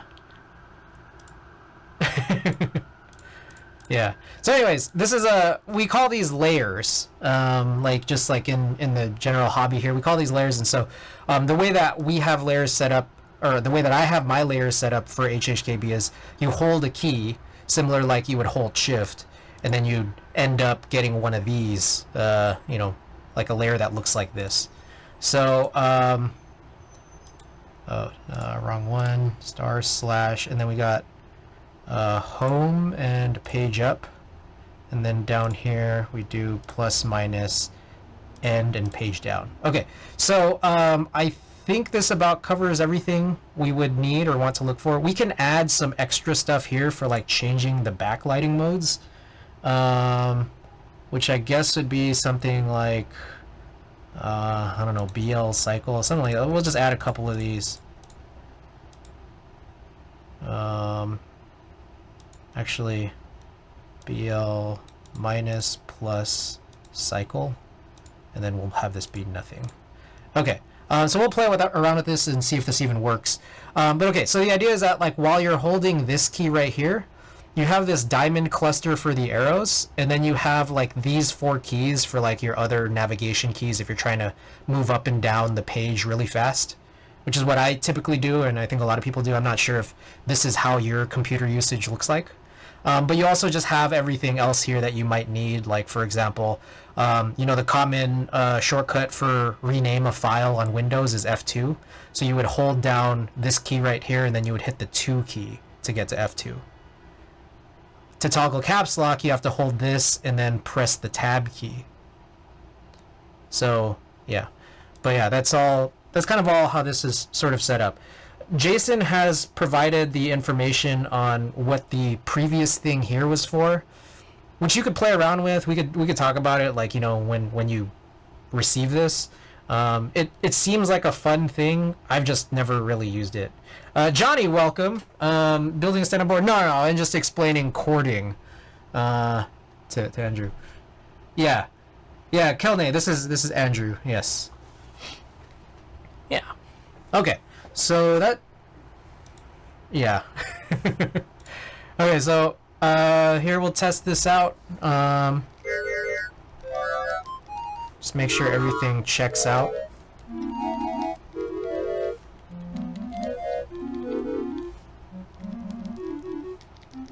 Alright, yeah, so everything looks pretty good, so I think we can kind of like assemble this. And yeah, that should be the board. Alright, and then you said you wanted the... Yeah? The website is called caniusevia.com, and then you hit this Start Now button. And so your keyboard has to be VIA compatible in order for this thing to work. Yeah. Well, you can if it's VIA compatible. Yeah. Yeah. Yeah. So have fun with that.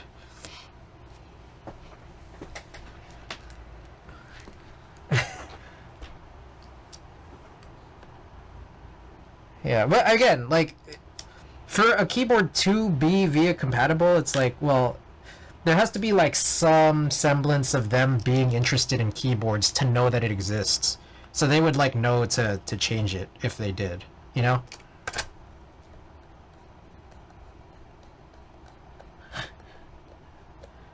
I mean, I know on Mac OS there's like autocorrect settings that you can like go to in your system preferences.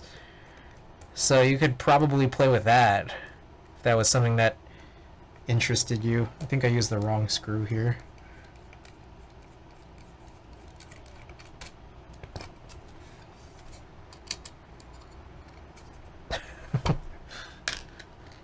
You seem very interested.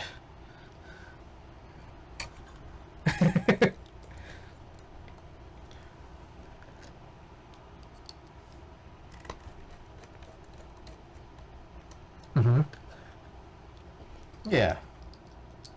You should like watch videos of people doing it. It's pretty cool.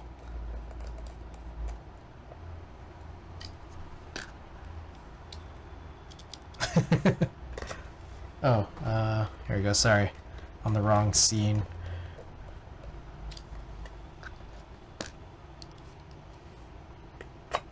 Alright, so I'm gonna get you those 21 KB RGB keycaps.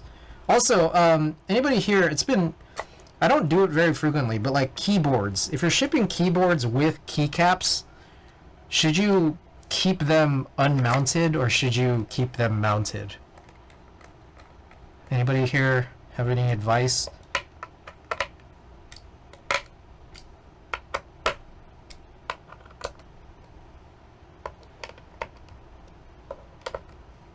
Let's see if chat has any.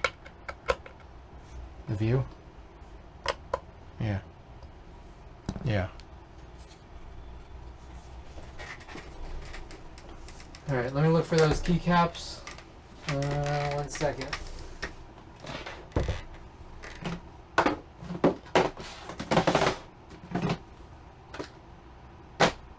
Who is that?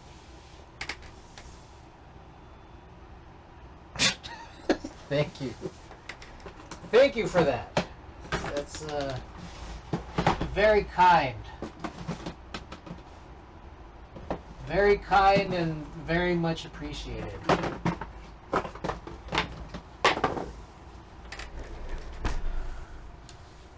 I mean, it's like it's like I have direct deposit from Twitch. So it's like every month or two or whatever, whenever it's like, I think their schedule is like every $100 or every month, whichever is longer, the span. That's when they pay you out.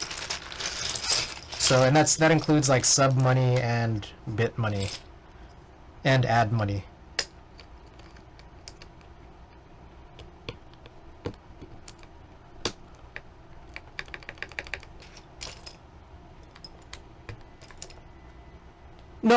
No.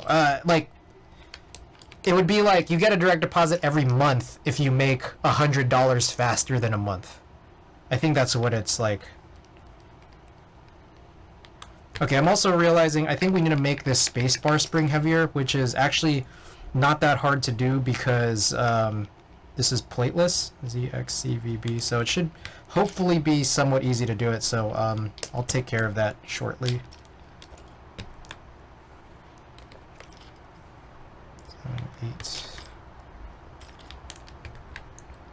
I don't mount them unless the whole board is in a separate foam wrap or box.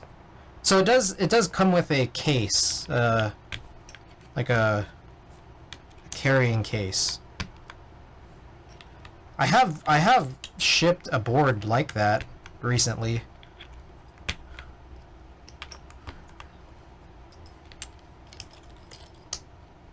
Oh, you know what I need to do? I need to find those control keys, because I never use them.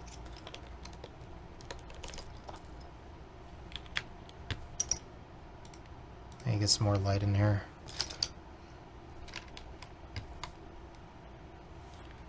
T. Oh, yeah, that's a good point. I'll send a keycap puller. I have extra keycap pullers around, so something like this, you just kind of, you get like you fit the wires just kind of around the key, and then you just yank them off. This you got to be a little tiny bit careful, because you want to make sure you're only lifting off the plastic keycap and not like the area underneath the switch itself. Yeah, but should hopefully be straightforward. And yeah, I'll include it.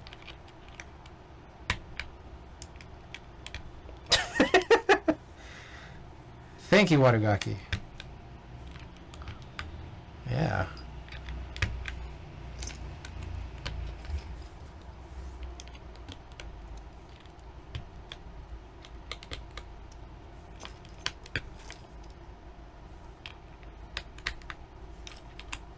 You see the RGB English set, it's almost like this, but with English. What? Wait, drop the link. I need this. By the way, Andrew and Watugaki, thank you for the bits.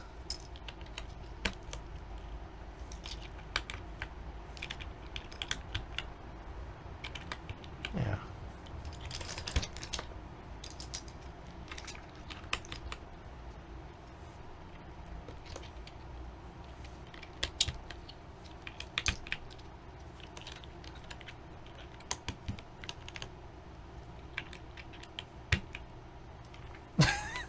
I mean, I don't know, that's fine.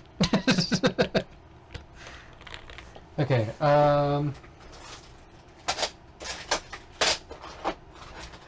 So I need to find these two control keys, these dumbass keys. Oh yeah. I gotta locate them.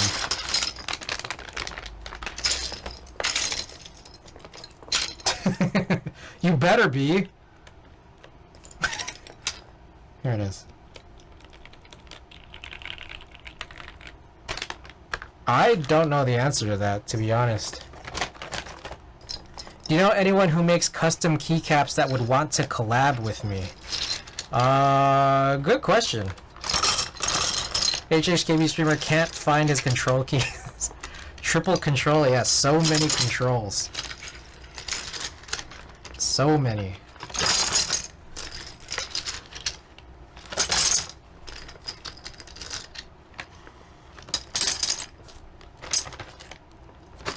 What do you mean? Yeah, they will. No, I'm leaving. I'm leaving them there, so that yeah. Did it come to you in a vision? All right. Oh, and then I'm going to. Let's see how easy this is. I gotta locate the. Oh God. God damn. It came to me in a nap.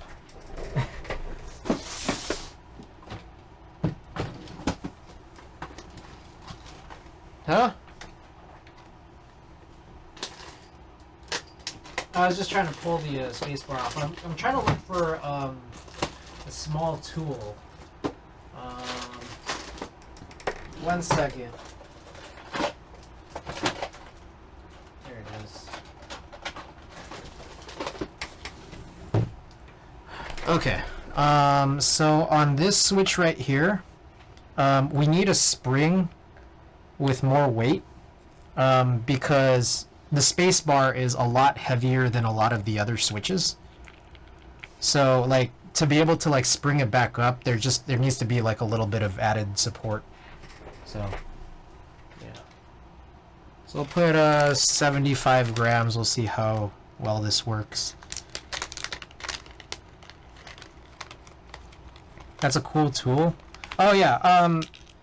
So this right here, I mean, I got this like maybe 10 years ago, but there's places that still sell these. This, I think the name that it is now is called like a plateless switch opener. So you can take things out when, you know, it's plateless. This would be more common for, like in the past, for like, there would be these like switch plates where they would be wider. They'd be wider than the normal 14 by 14 cut. And so the motivation there was before the Cherry patent expired for these MX1A switches, you could just easily swap stems and springs without having to desolder when you had switch plates that had extra wide cutouts.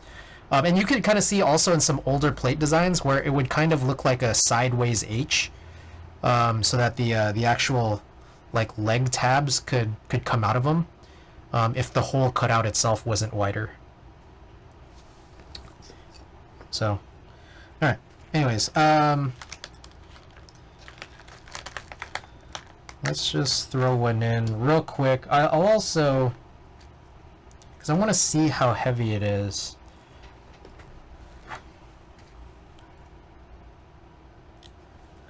I want to see if this like will suffice.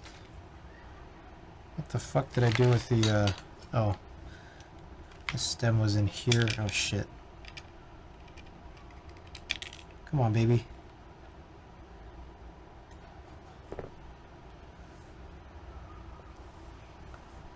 I have several old Cherry MX boards that are soldered plateless. That gives me ideas. Yeah, so you could do it that way if you're not privy to, or just not desiring to solder. But like, you know, I think for me, I'm like, I would still desolder just because, like, you know, free housings.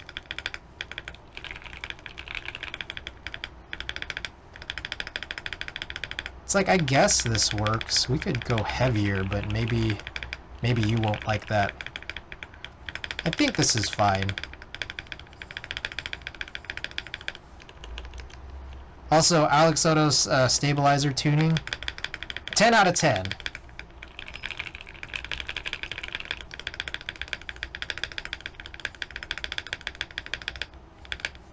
Alright, I think that's fine.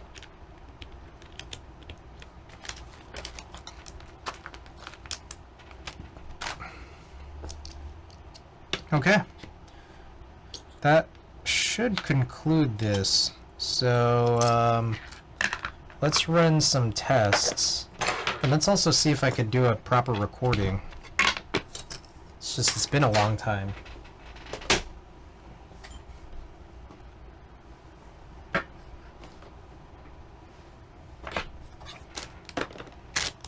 Yeah. Better, for sure. Yeah. Alright, I'll move this out of the way for now.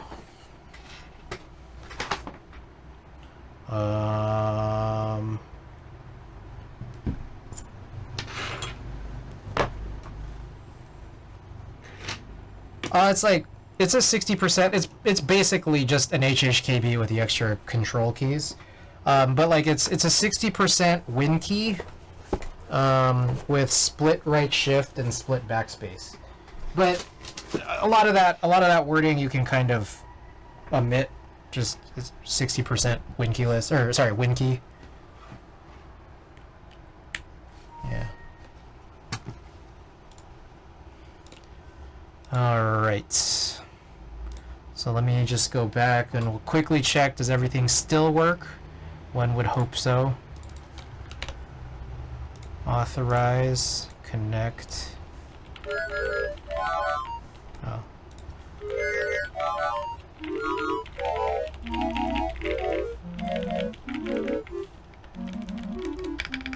Perfect. Songon. Yeah, I guess we could call it Songon as well. Okay, yeah, TSANGAN. Oh shit, that's still on. Clown music. Yeah, exactly. Alright, let's see, do we have this working? Let's find out. Yeah, looks like this is coming in okay. Alright, there's a few things here in order for me to get the type test right. So I have a whole list of things to do to record a proper type test, which is not going to include the cleaning step because I don't want to put the soldering iron away, but I guess we could make it look a little prettier.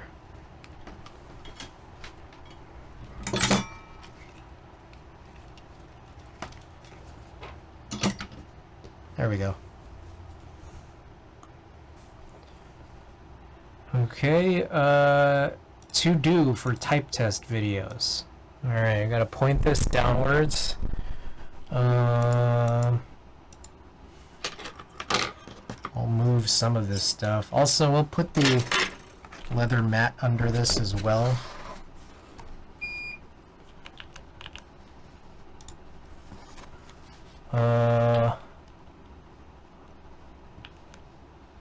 Close window. 1 second.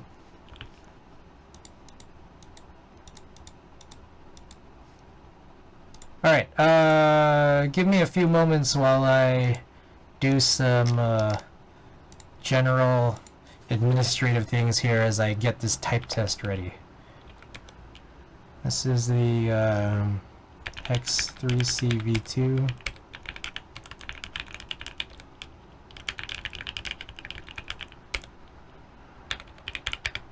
Taiwan KB, Chinese, RGB. No, not right now. Not this present moment. I'm getting ready for it, which requires me to do a bunch of stuff.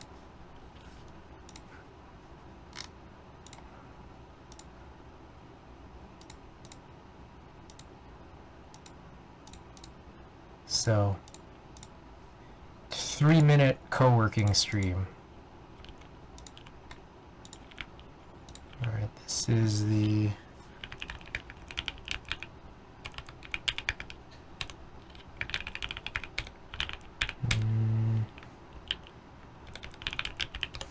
Okay. What else is next? So we gotta turn off a bunch of fans. Fan. Open.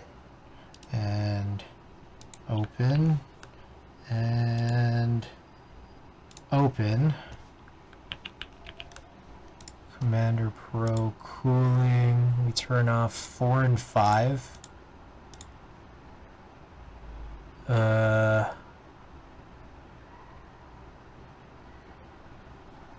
Turn off bottom front.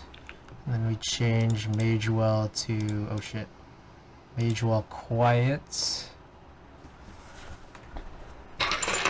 Turn off the Dyson fan. Oh shit, I guess I gotta leave this AirPod on so I can hear you. I'll close this window. I gotta close the door behind me.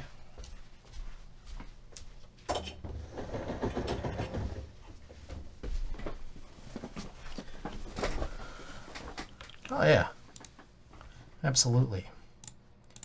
Okay, we're gonna turn off this music, and then I think the last thing is we gotta turn off my left monitor. Okay, so what's up? My left monitor, it's the Cintiq. It can sometimes get loud. It's actually a little quiet right now, which is a good thing. The fan isn't running, but you know it might run in the middle of the test, so I should just turn it off. Okay. So, basically this is what this looks like, and then I'm gonna flip it for the test, but I mean, I guess we could just add this here. Why not? It's already here. Might as well make it a big attraction piece. So basically, it'll look like this. And monkey type 60-second test. Yeah, it'll look like this.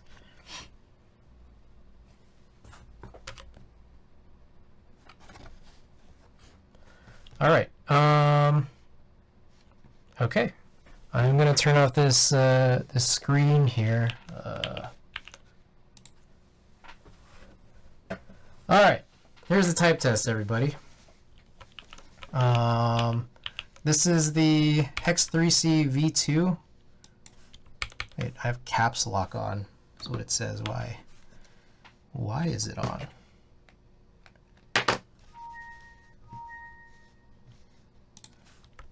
Okay, there we go.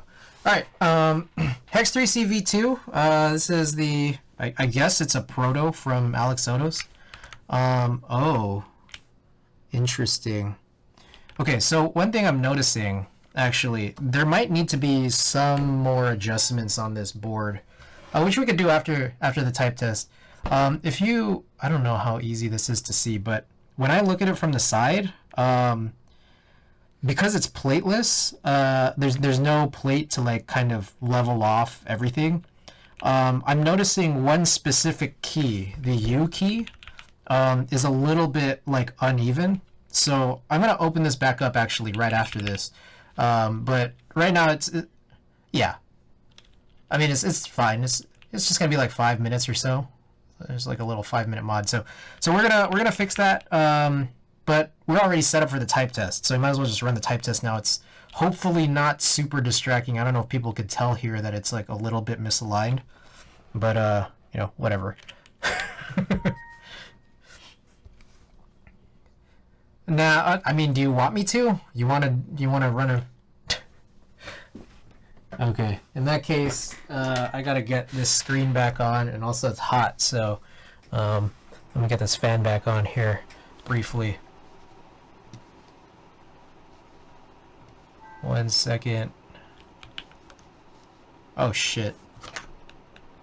I love boards with underlighting. I wish there were that were more of a thing in Topre. I mean, I think the Real Force is like that, right? The R2, R3. Where are we? Okay. Prediction. Start prediction. Alright, let's do 138. Actually, let's do 137. I think I hit 137 last time around. So let's see if we can just beat that. Okay. 2-minute prediction period up right now.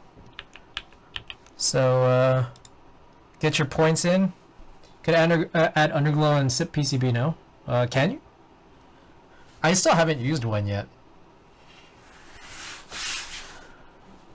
Can solder a strip to the... Oh, okay. The 89U. Interesting. Also, let's see if maybe it would be worthwhile to zoom out a little more. The only thing is, gotta make this wire then a little prettier.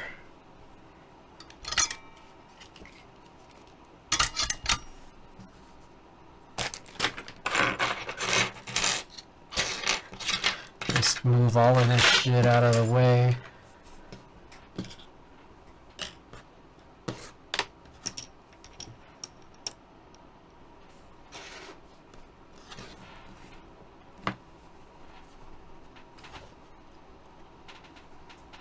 Yeah. Gifted by Mitram at Keeb Life.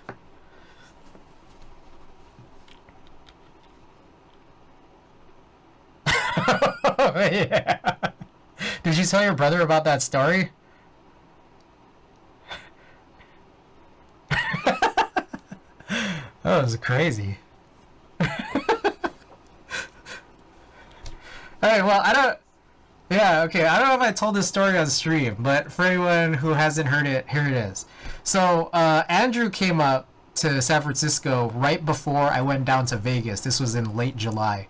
And we were just, like, walking around Japantown, hanging out. And at some point, we're just walking. We're walking through the Japan Plaza. And there's this guy coming out of the, I think it was the West building, I guess walking towards the East building. And he had an open box of just like blank paper, and I guess he was like kind of juggling a lot of stuff, so he ended up dropping this box full of blank like white paper, and like we saw like all the paper just kind of like fly out. So like Andrew hops in to help out, like I go in to help out. A bunch of people just start helping out, and one of the guys who's helping out happens to drop a bunch of marbles. So now we're trying to like clean up paper and marbles like around this whole area, and like I was like trying to give the marbles to the guy who dropped the paper because I thought he was also juggling, like he was the one with the marbles also, and like he's like now holding onto these marbles that don't belong to him. So then, like, after that all finishes, it's like, okay, I find out then that the marbles belong to this other guy because the paper guy gives the marbles to the marble guy. But then after all of that, the marble guy is just like, hey, you guys want some marbles? So he gives each of us marbles. And, like, this is, like, I don't know how to explain this. Like, that's just the end of the story. Like, it was just weird.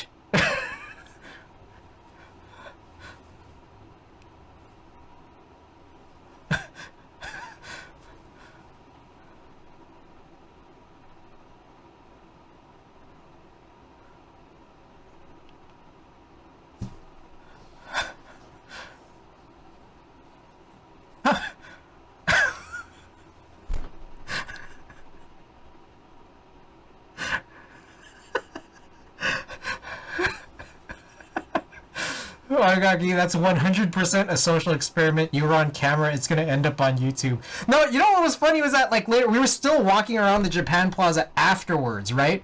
And then later on, we saw the same guy with the open box full of white papers, and then he dropped them again. He dropped them again, and then, like, another group of people was, like, helping him pick it up.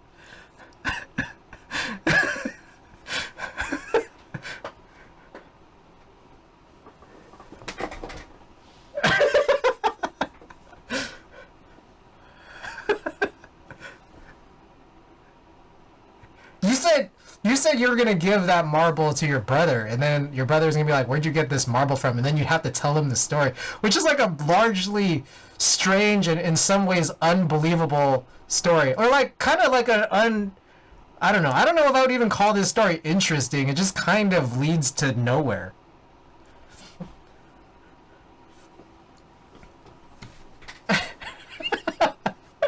It was just so weird. Like, what was that?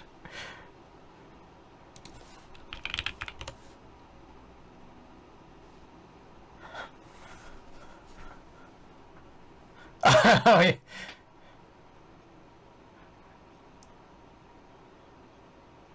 Yeah, no, no. It went like there was a bunch of levels that like it started like level 0, level 1, level 2, and then it goes to like level 5, and then level 10, and then level 20.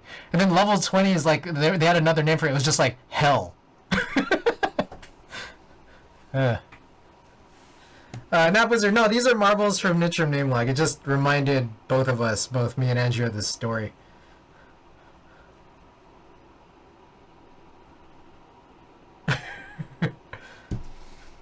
Uh, yeah, that was. Alright, anyways. um, okay, this is the Hex 3C V2. It's plateless, and it's got cream soda switches. And then we have 21 KB, 21 KB Chinese RGB keycaps. What else do we have? We're gonna record this type test, but we're also running this prediction where I think the goal is 137 words per minute. Let me stretch out and also turn off this screen. All Hex, welcome.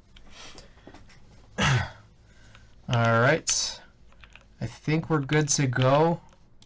So let's run this test.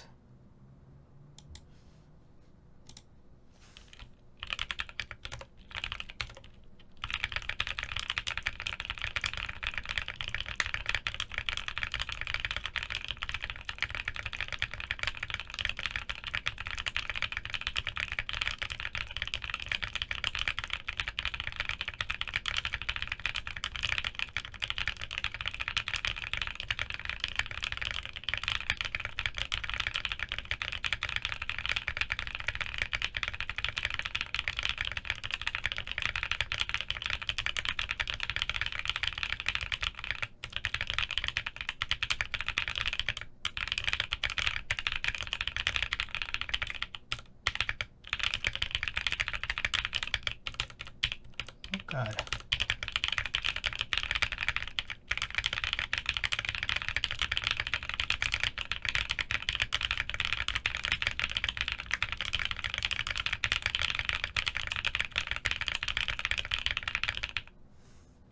Ah, PB. Nice.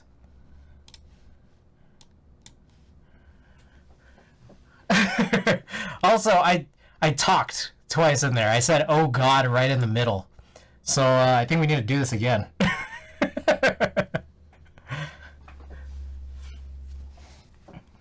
Yeah, that's cool.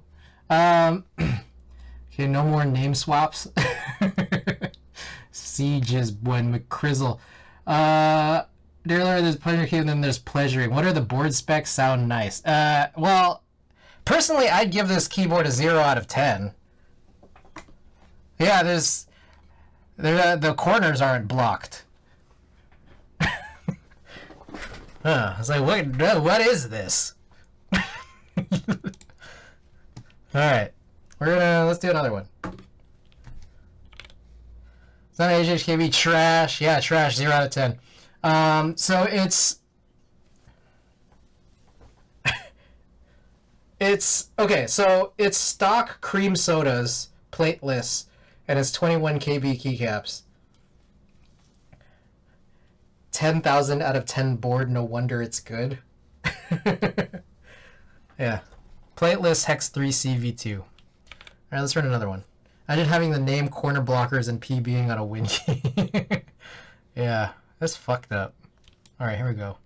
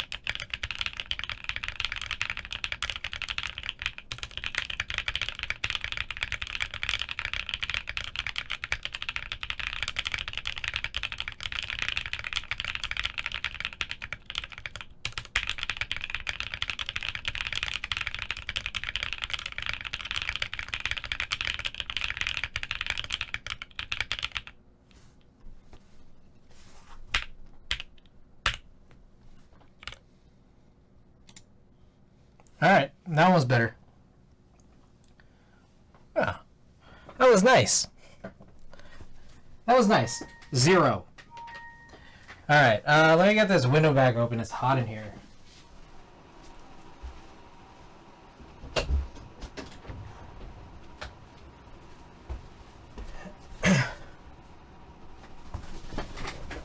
Freaking Zoom.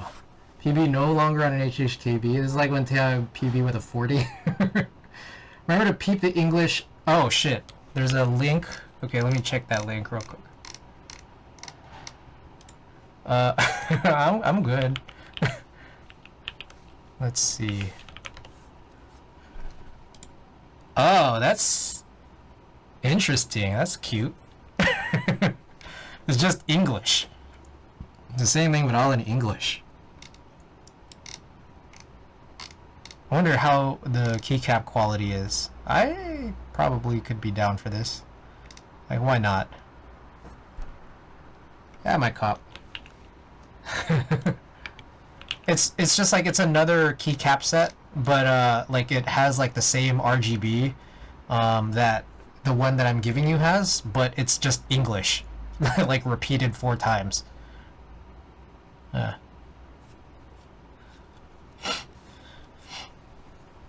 I mean, yeah, it's a little weird, but you know, yeah, I might cop. It's interesting. The sub-legends are just the legends, yeah. Okay. Alright, so we're gonna go back. There's a few things we need to fix, or just one thing we need to fix on this.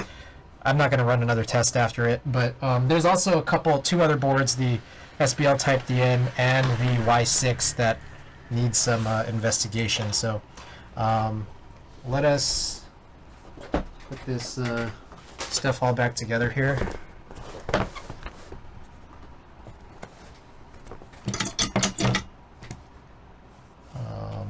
Shit, I do.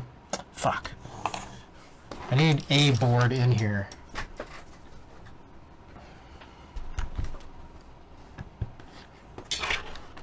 I need to be able to use one.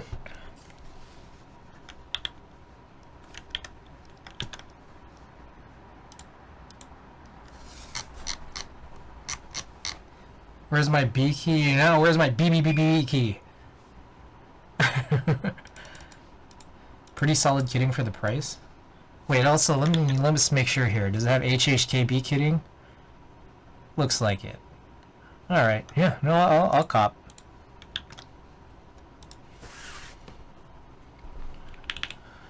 All right. You know, I don't even think we need to remove the keycaps, to be honest. We could do this without removing it.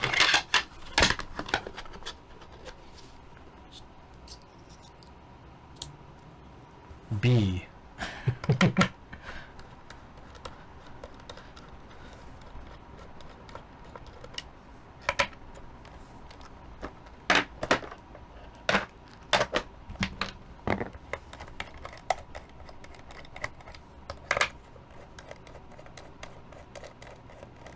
What was that?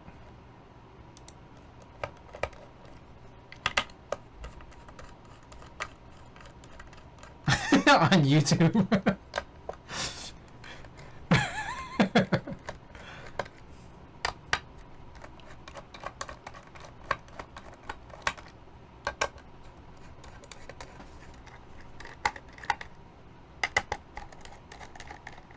Nothing?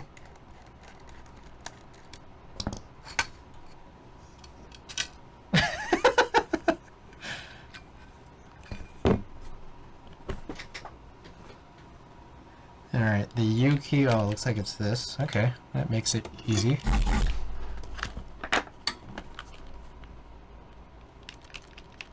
It wasn't in Japantown, San Francisco? Ah.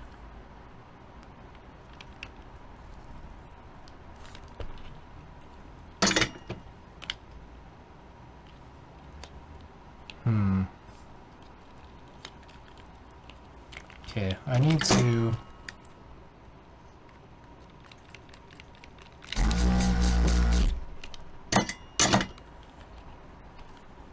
the one, oh, in Japan, like the one in the Japan Center.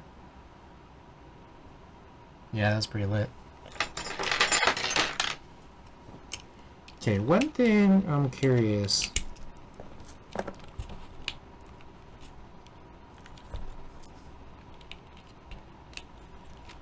Yeah, and then the woman was like, yeah, she was just like, oh yeah, he just started this morning.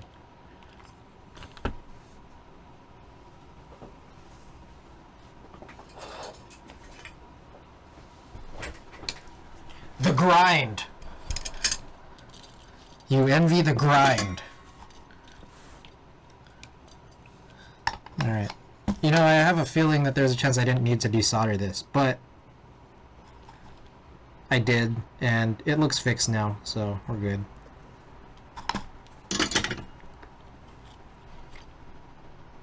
Yeah, everything should be aligned now.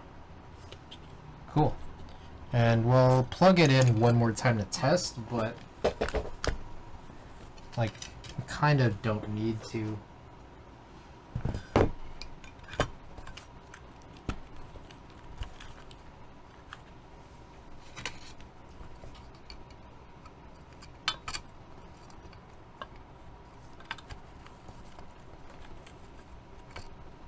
Yeah, man.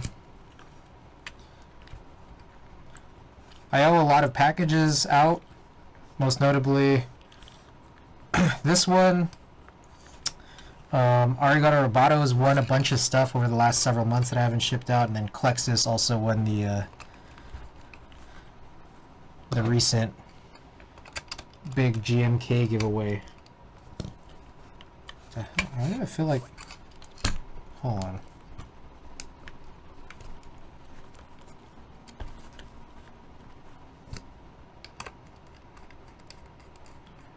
Boy, Mandy, yes, this is the Hex 3C. Welcome back. I won this from Alex Soto's stream. And we're just doing some slight modifications, and then we're going to send this out to Andrew.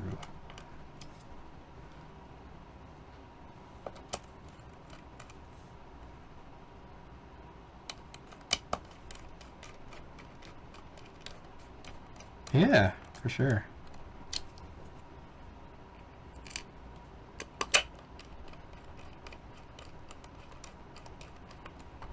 Alright. So what do you guys think? It comes with a carry case, which I'll show off shortly. So I think I'm going to leave the keycaps on it, put it in the carry case, and then ship that carry case in a box. You think that's fine, or should I unmount all the keycaps and then make Andrew have to redo it? No, I say that because it's just like I'm worried that like the keycaps might possibly be damaged in transit. Like, I'm not doing it just to like torture you or anything. Oh, shit, this thing. That is exactly what I was trying to avoid. Alright, let's just test this one more time. See. Oh, a cable? Oh, I can include one. There's no shortage of cables in here that I don't use. Yeah, it's free, right? Yeah, I mean, it was free to me, and now it's gonna be free to Andrew.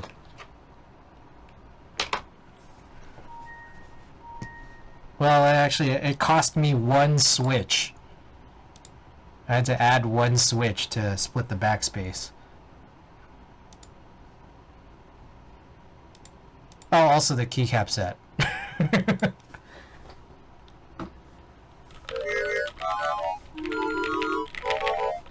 we go, the U still works. Alright, everything still works. Alright, we'll do a quick test. Let's do a little 15-second test here. Oh, wait.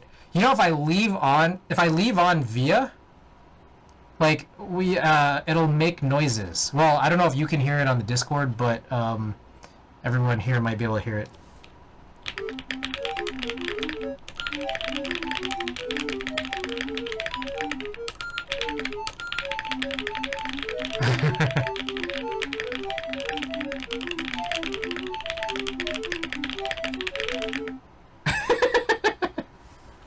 Yeah. That's fine, but I think a lot of people are actually enjoying this test.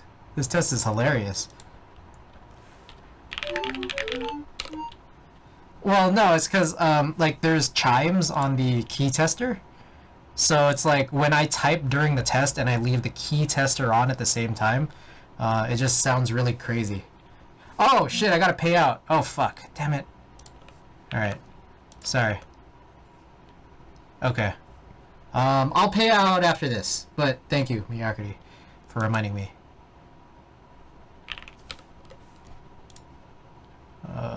Shit, hold on. Oh, I need to reauthorize. That's why. Connect. Test matrix. Okay, key sounds are on. Alright, cool.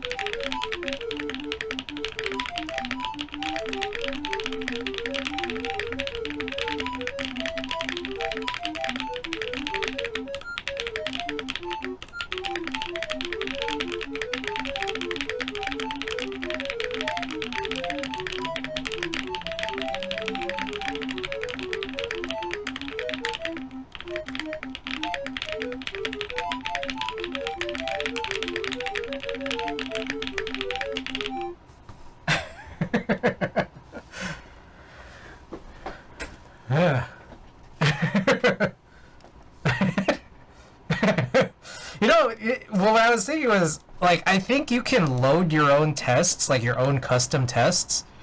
So I think, like, you could conceivably figure out what notes go to which keys, and then, like, write a song, and then, like, be able to type that as a test. So I don't know if anyone wants to try to do that. I'll do it. It's just, I'm a little bit more musically challenged, I would say. I don't think I could do it by myself. Thunderstruck as a keyboard song? So yeah. Alright.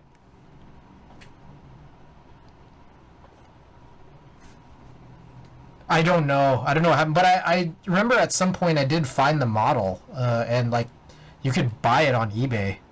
There's two versions, like, because Casio has like a million models of keyboards, right?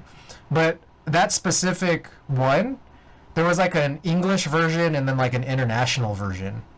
And so I forget, but I could find it again. I have to go back and look. Yeah.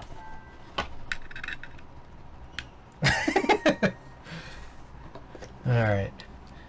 Okay, so we'll put this one away, and you know, I can get this over to you when I feel like it.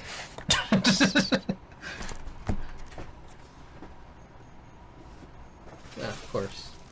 I guess I don't know if this came with like some kind of padding, but I don't see. Maybe I don't know if I should just put this. I don't know. You know, we'll figure it out. I'll figure it out another time.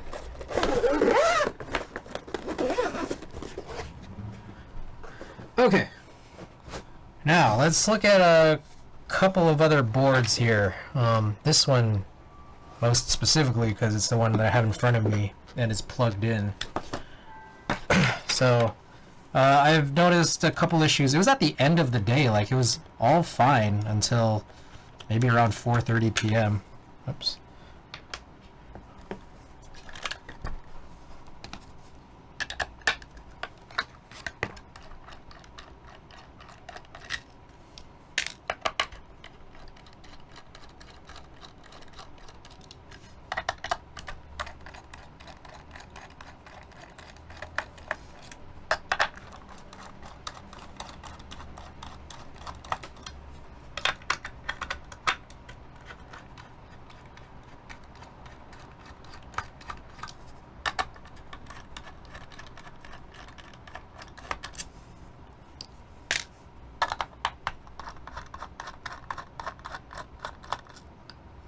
I get this weird shorting, like, basically certain keys I would press would trigger multiple keys, and it's actually pretty, like, debilitating.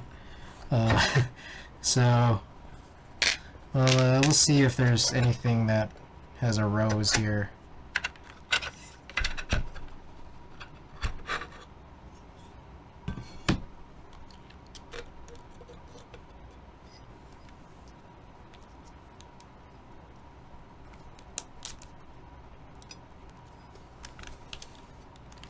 Okay, so one thing I'm noticing here is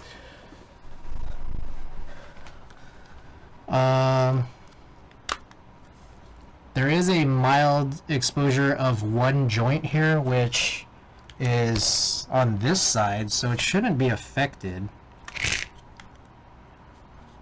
I don't know what would cause it. What's up? I'm not sure.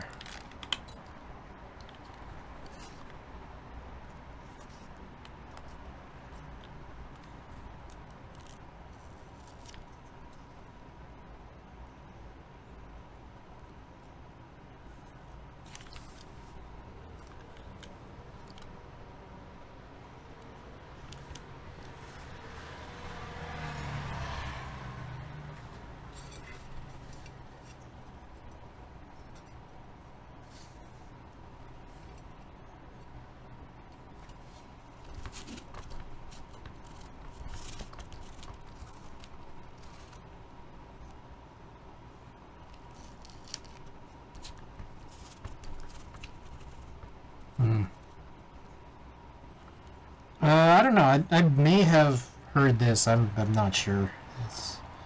I'm not greatly familiar with this.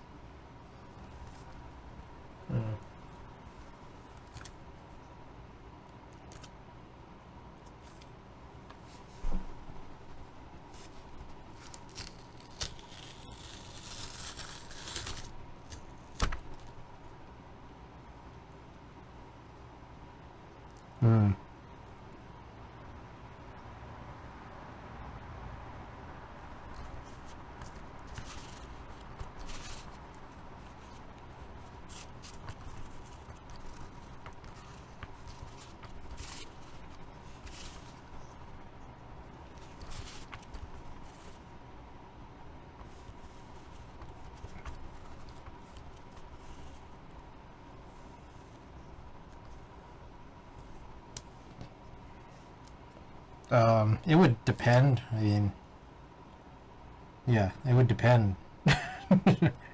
Yeah.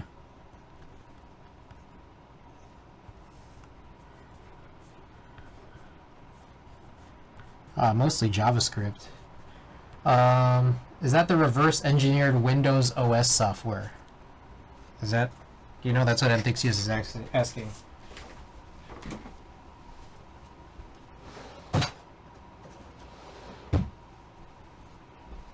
Oh.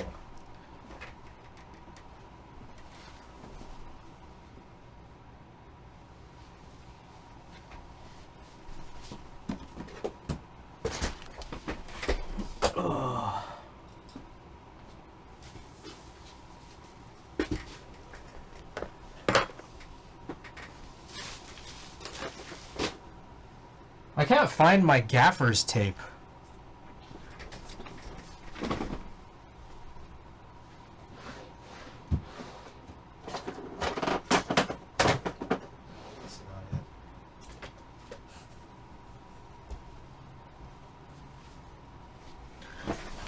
Part of me is wondering here, huh?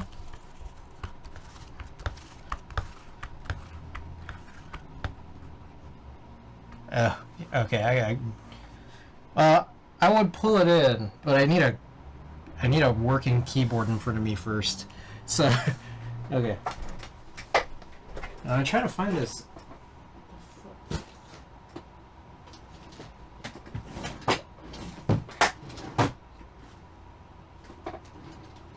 Well, I can't really cover this. I don't have the tape that I need.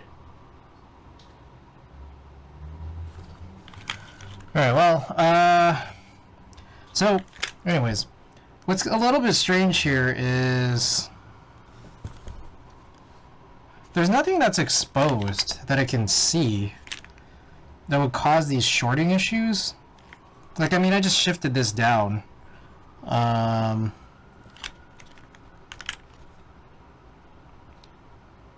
only thing is maybe I just cover this area with another piece of tape, which would still require me to find this tape.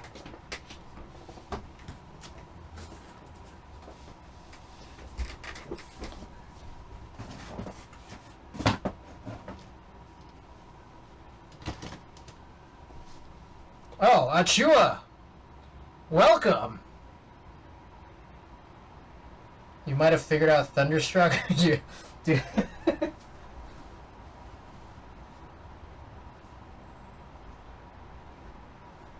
Okay, so kind of an issue here is that I think I need this tape also for the Y6 fix as well. So, like, actually finding this is somewhat critical to the keyboard content here that we have remaining on stream.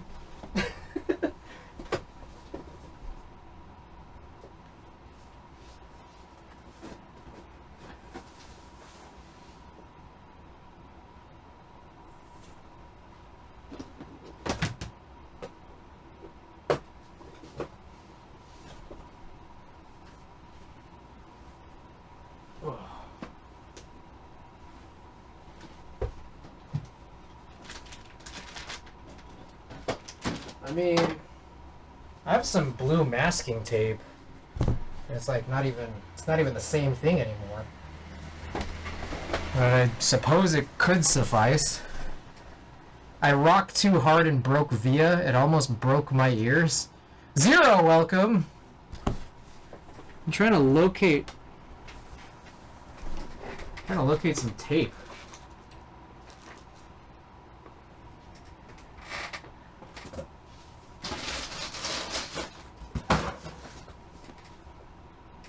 You guys don't happen to see it anywhere, do you?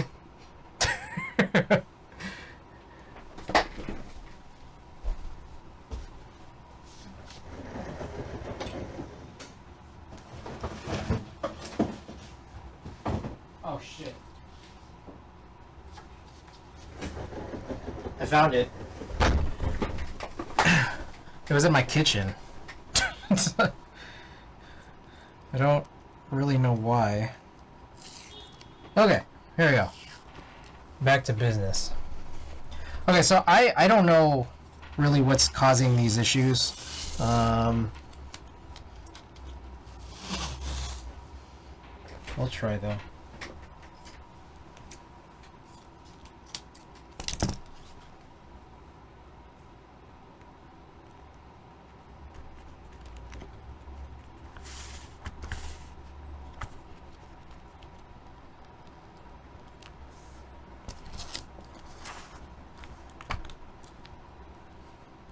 I wonder the easy way to slice this. Probably not.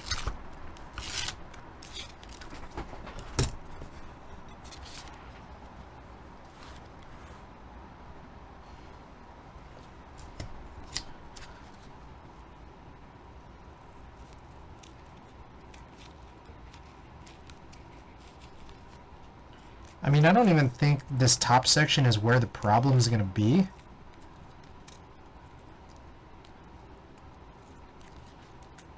Or, like, it's not even where the fix would exist.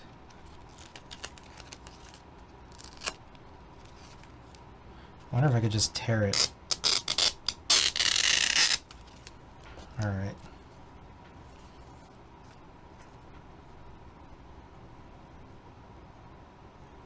It costs way more.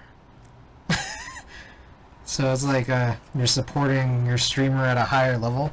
It also, like, a streamer can also, like, enable, like, emotes that are only for tier 2 and tier 3. Yeah.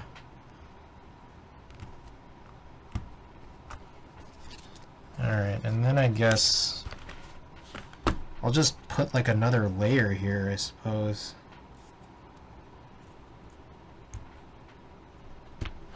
It's like, I don't know what other choice I really have.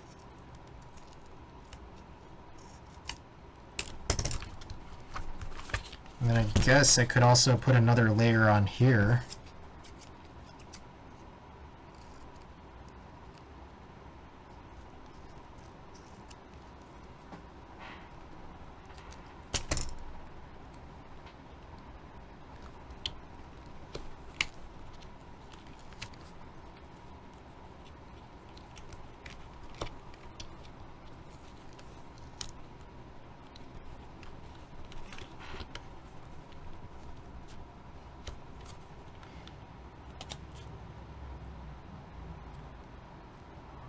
Oh, you know, oh shit, hold up. You know what's a little strange is, I need to do this thing. I think we had to do this for, fuck, something else. I forget what, but, I also need to cut, along where the,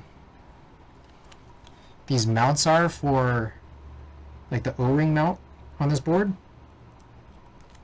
Because otherwise then it's just going to be, like, sort of resting on the tape rather than on the actual O-ring itself.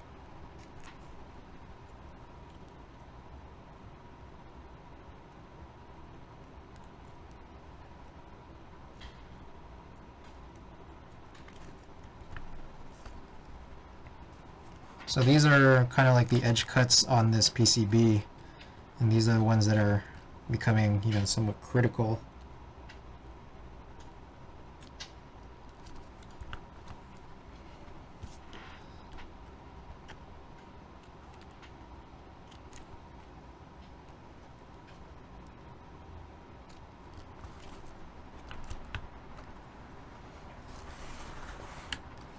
Alright, and then on this side,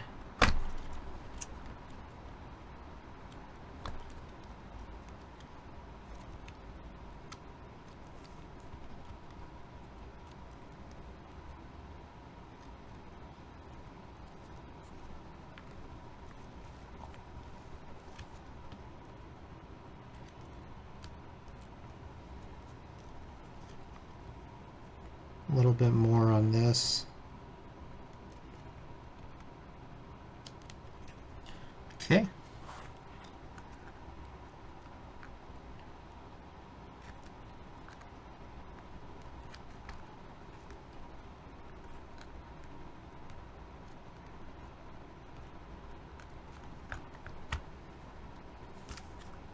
Two more.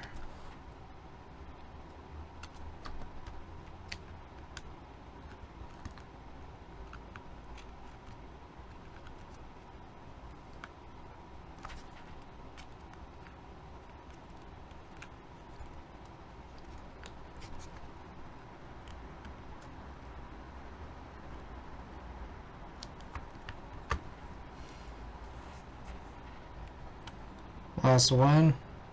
You can see these like edge ones, or the ones on the corners. I can see like an indent, like it was actually resting on the tape rather than the O-ring.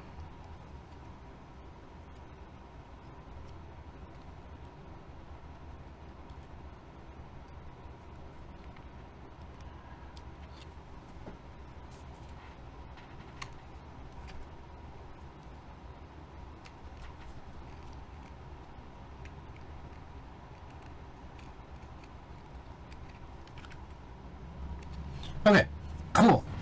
Alright, let's try this.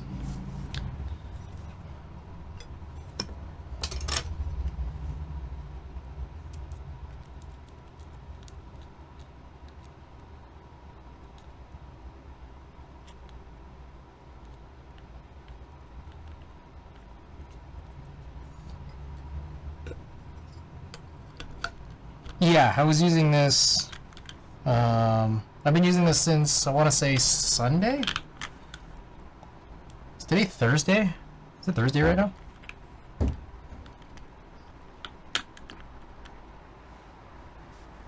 Okay. Yeah, I was using this since Sunday. I see. Got it. Okay, let's... Let's throw this back together because I think we can only really find the problem when this is all screwed together. And so what I did here was I put a second layer of tape on top of the dummy switch. I closed down some of the like the gap between the two slices of tape, or whatever you want to call it, that I had there, and then I added a third strip to better cover the top. And then finally I added another layer on top of the what I found to be the problematic side. So and then on top of that, I also cut down on the tape around the edges for the O-ring mount to actually work more accurately. So this whole combination of things, I'm hoping will result in it to work as I expect, but let's find out.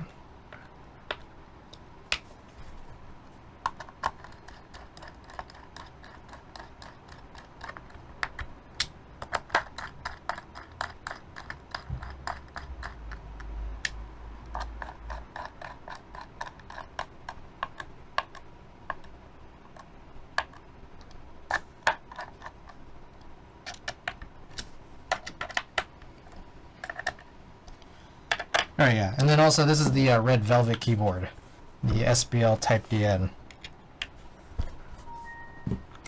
Alright, let's try this out. So go into VIA here.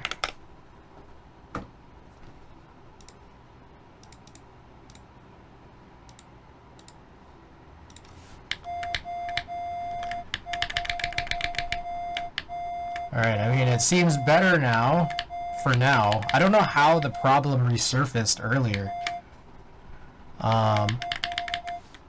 Like after being pretty good for the last several days. Who knows? I wonder, like, there's no way that... You know, I'm thinking that maybe it was the edge cuts. So... Here's how here's one possibility, right? Like, I had tape over the edge cuts. What I'm thinking is that if it's sitting on the tape, it's not reaching the O-ring. So it might have been, like, pushed up more. And if it was pushed up more, the dummy switches that are here and here, specifically the one here, might have been shorting up against the top case if it was able to pierce through. Like the tape. But another thing maybe to look at is if I were to go to layouts, and if I just pretended to change this to bottom row 7U, which is not a layout that I actually use, one thing that might be worthwhile is to just put nothing on these switches. So I don't know, maybe I guess it would be these here. Dude, so Scott, Chris, how do you want to send to you? Send it on Discord. Oh shit. Also, Andrew, you still there? Alright. Let me open that. Oh no, no worries. Okay, McJizzle's about to send Thunderstruck. Meanwhile, I'm gonna open up your YouTube link. No, it's just I needed. Okay. No, I just didn't have a keyboard plugged in. Alright. Yeah, he's supposed to send a key translation for Thunderstruck for VIA so I could play it in some monkey type.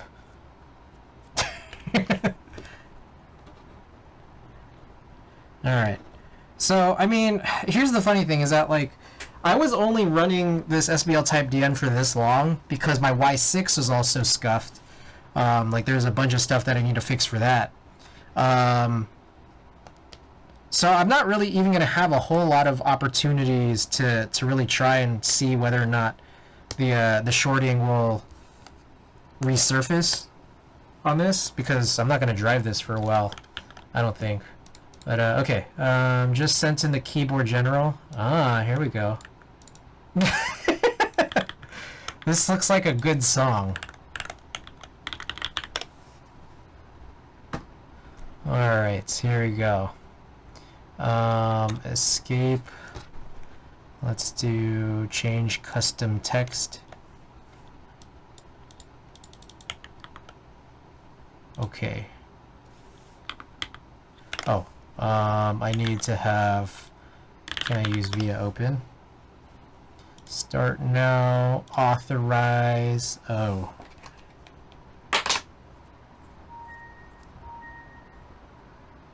Ah shit, I just fucked up my contact in my eye. Hold on, BRB.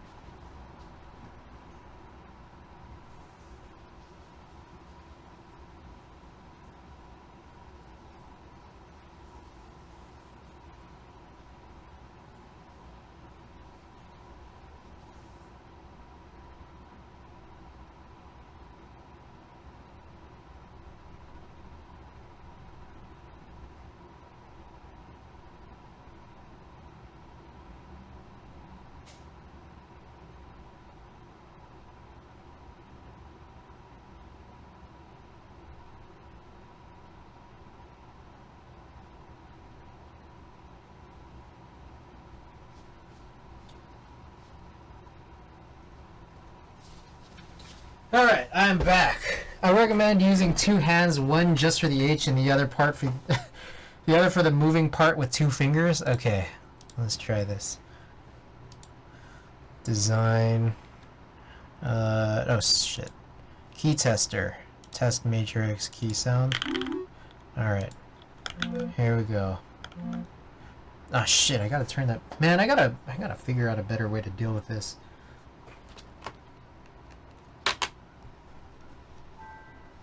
Okay, real quick. I'm now... Hold on. Let's look at this really quickly. Stream Deck.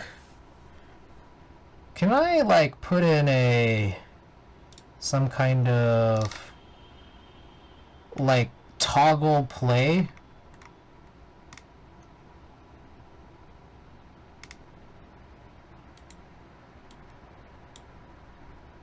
No. System. Multimedia? Oh, play pause? Is it this?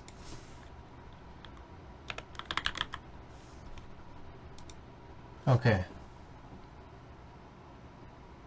Oh! Yeah, why don't I just use this? This just makes things way easier. Okay.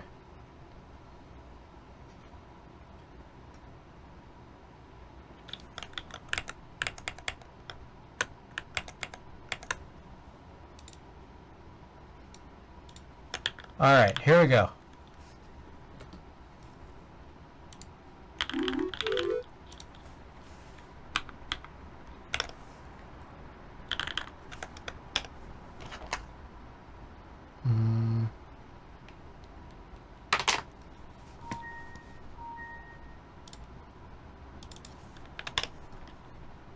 Alright, authorize SBL key tester key sounds. Alright.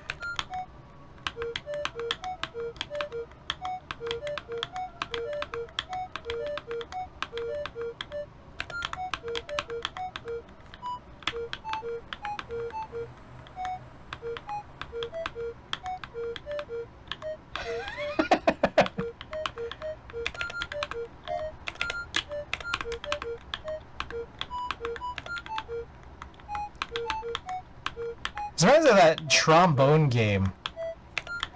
You guys know what I'm talking about? Okay.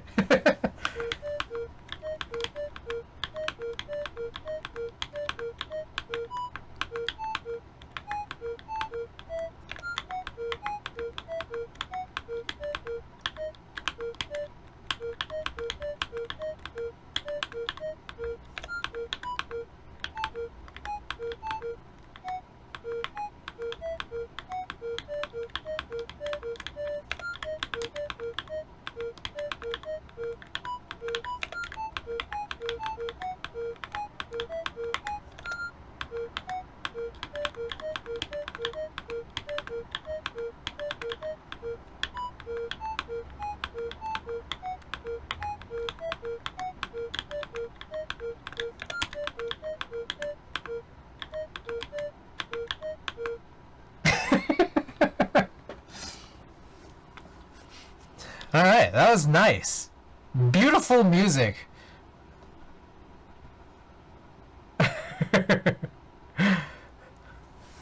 Perfect.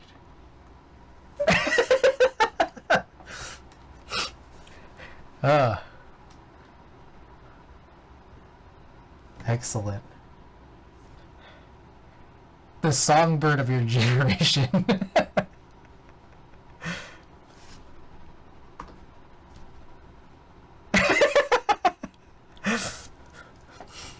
Predictions for the speed.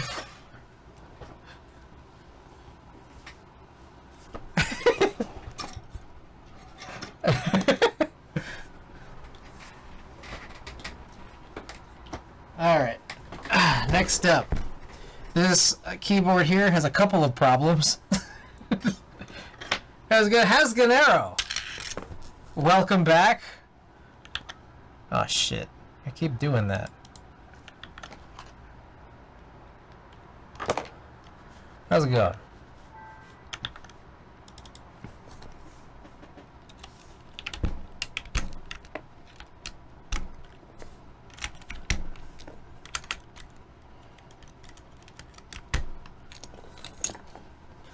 All sound, no visuals. Good morning. How are you, Sonus? Welcome back. Are we chilling?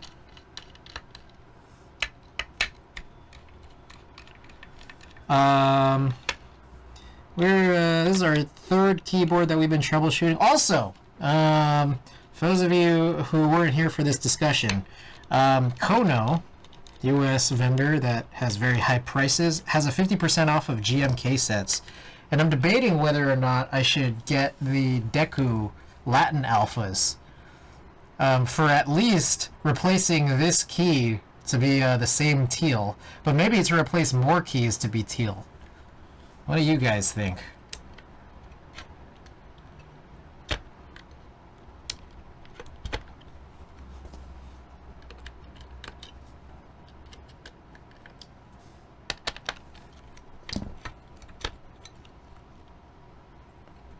Yeah, like the red and the yellow alphabet keys. I can replace these to be like all the same matching teal, and also I think these as well. Deco alphas are $90. There's a sale right now on Kono. It's like $55 or something. All good. Got the new monitor I talked about last time. Feels super nice to finally upgrade. 21.9. 21.9 is my thing. Don't think I could come back to 16.9 now. Wow.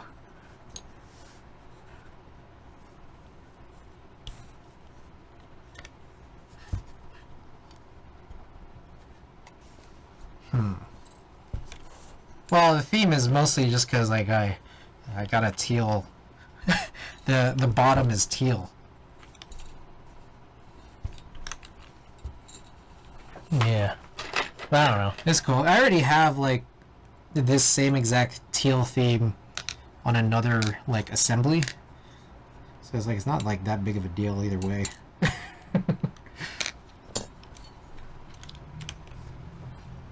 If your only problem is having high prices and them now having low prices, I believe your problem is temporarily solved. You in good conscience can get those alphas. This is true. Okay, so first of all, yeah, what's up? Oh shit. Alright. Another 3 a.m. wake up at 3 a.m. day.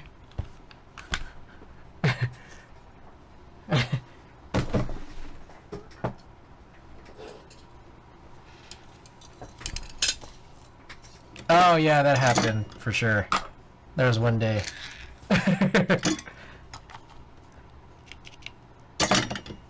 No, no worries, no worries. For sure, for sure. All right, all right. Thank you, Andrew, for being here, everybody. One time for Andrew. All right, peace. By the way, Drolo just dropped a new album today, and it's honestly freaking great. Drolo.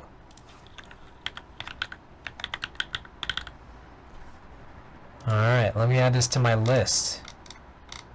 Latest release. Alright, I got a backlog list that's waiting to have Drolo added to it.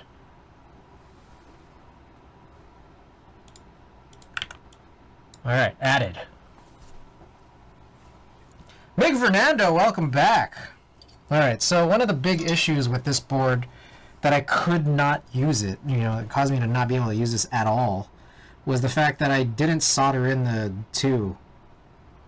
Literally the number 2 key. And I realized how important the number 2 key is, because it's like, you need it for like renaming files, you need it for the @ symbol. Yeah, it was a whole thing. So there's that. But then also, I was getting shorts on this too, which seemed to be largely on this bottom row. And I think it kind of makes sense that I would, because this is, you know, we have a 2-plate setup, but this is technically a half plate. So it being so bouncy kind of makes sense. Now, it comes with a foam, which I've used before and I really didn't like. So part of me is thinking like maybe I should just tape mod this also. What do you guys think? Should I tape mod, or maybe I'll just run a poll? Imagine now being able to @ people, right?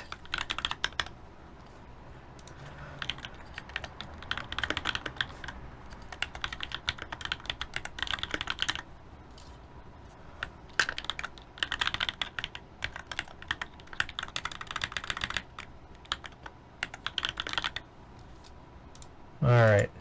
Little quick poll. Get your votes in.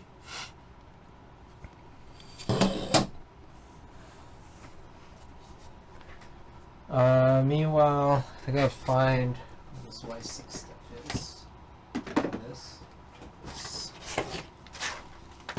All right. This is the included case foam. That's what that looks like, I guess.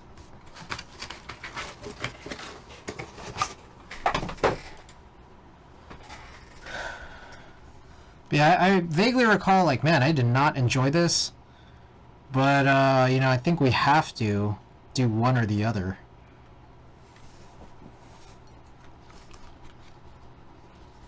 Oh, I guess there was one other option, which is we could put some paper. Put paper in the case. Oh, that was the third option that I didn't write in.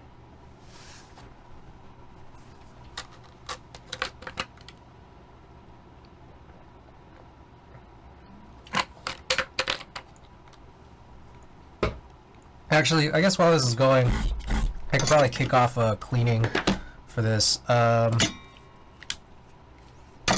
Just because I don't think there's any more to be done here.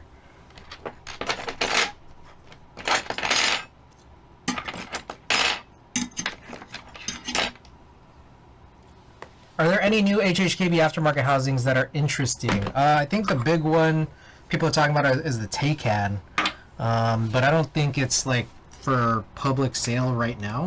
I think there was some kind of FNF that happened recently that I wasn't a part of, but I think there will be a public sale soon, possibly, and I think this should quell a lot of people in terms of having something in hand, given the VIA situation. Yeah. MMHH. Wait, what is MMHHK? I feel like we might have talked about this in a distant past. And it looks like included case foam is one. Let's do this. I think maybe we just set this down this way.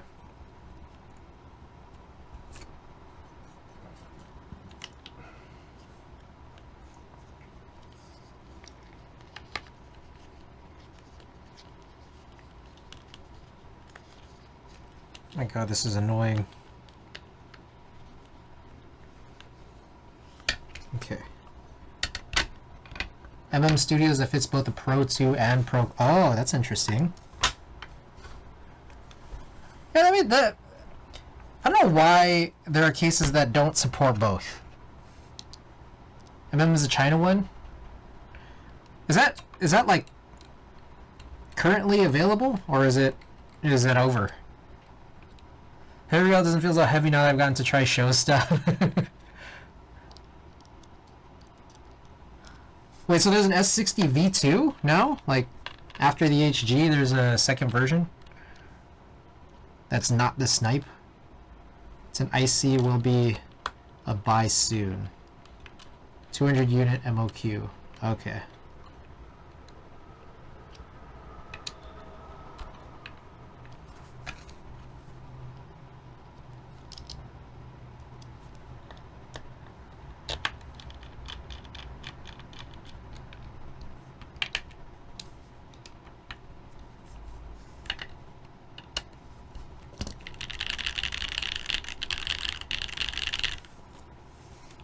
I'm not really a fan of how this sounds, but, you know, if it works, it's better than anything. Amano High Pro. Oh, yeah, for anyone who hadn't heard this from earlier, I got in on a Amano OEM marbled reroll. Very exciting.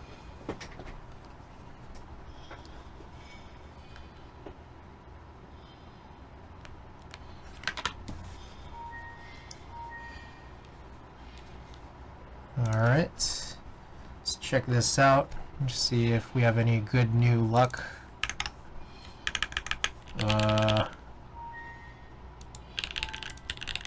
Thus far, no. What the fuck is going on?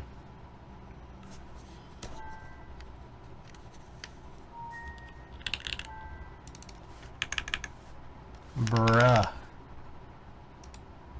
Cut. Everything breaking? Which board are you thinking for Marble OEM? Good question. I don't know yet.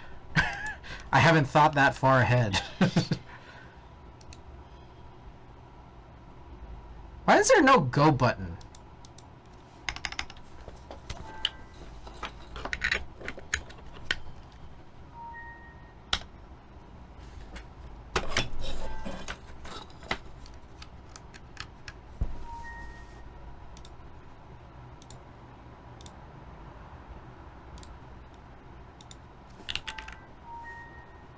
Oh my god, what is going on?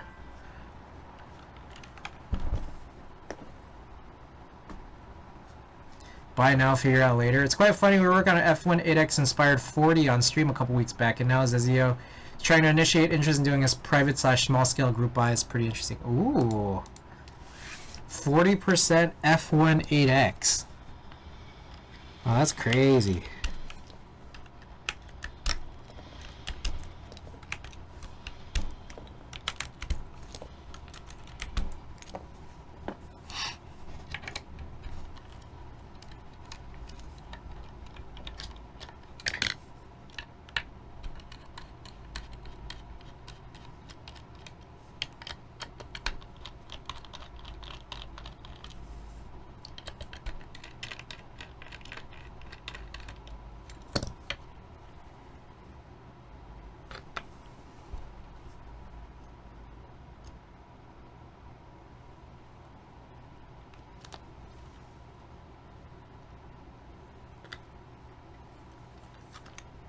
What the hell is the problem?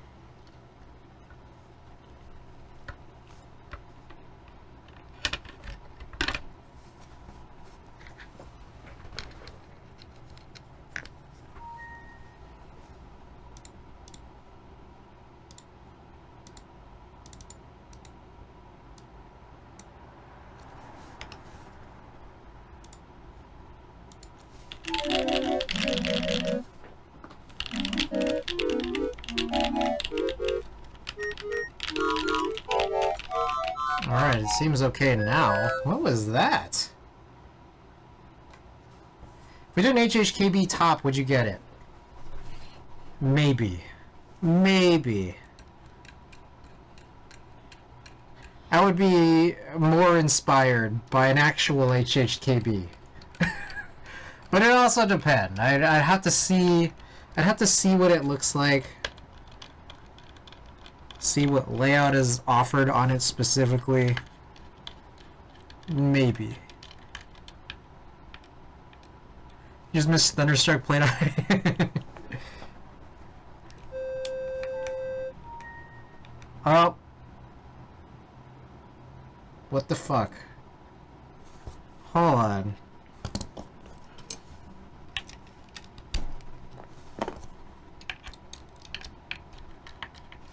What the hell is actually going on?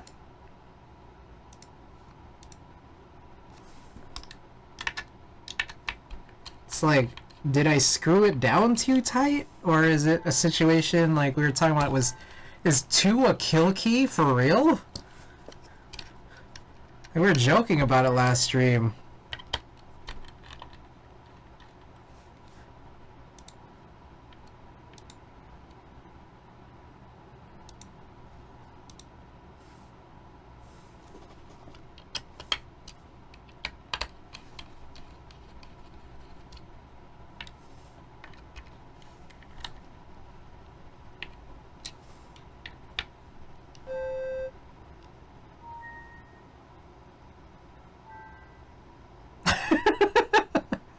What the fuck is going on?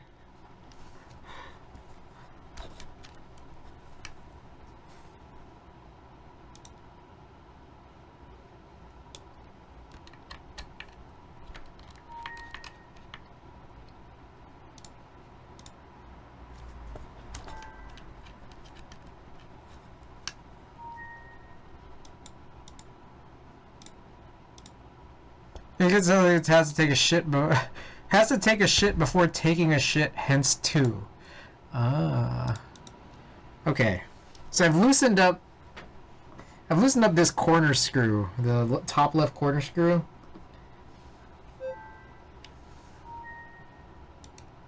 Bruh.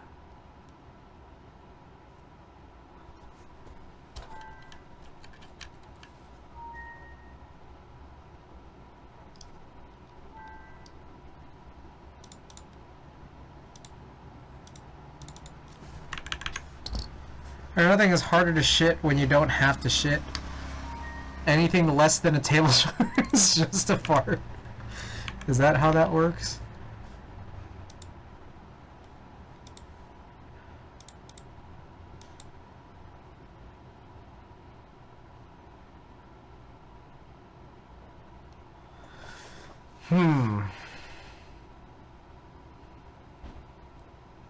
What is happening here?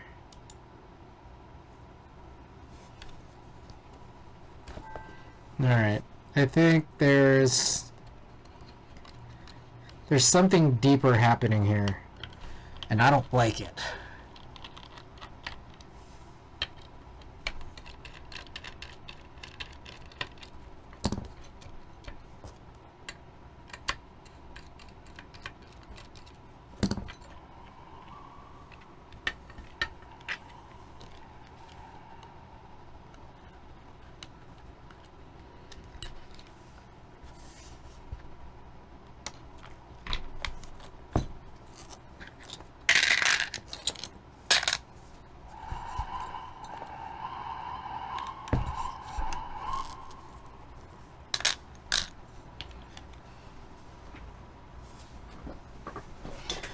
Okay, so what I think I ought to look for now is there a reset button getting pinched? And so there is a reset button right here on this side. And I'm not gonna lie, it seems tall. It seems very tall. So there's a part of me that kind of wants to wick it, take it off, which we've done before. Kind of pointlessly on PP60, but I'm just like, what is otherwise happening?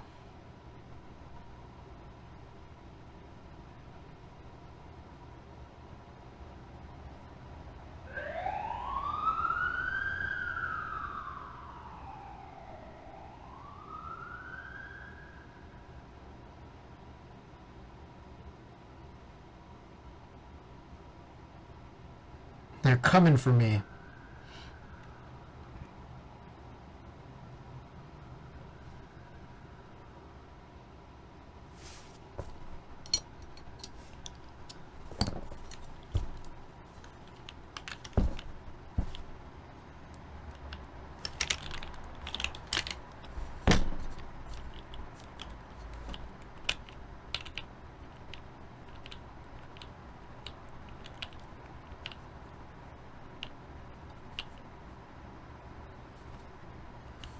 Sorry. There's not a lot to stay and watch the troubleshoot. I need to get to sleep. Good night. Hey, McChisel, thanks so much. Thanks for helping me. No, that was fun. Okay.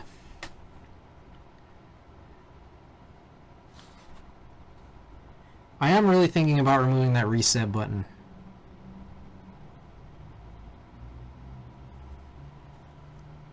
Can you guys verify whether or not that would be a good idea?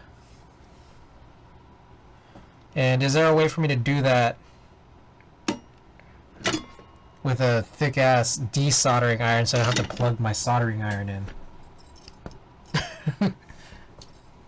Would you need the reset? I doubt it. I'm sure there's also a button combo for it, right? To get into bootloader if I needed to, which why would I? And even in that case, like if there was anything wrong with the PCB, I would just replace it.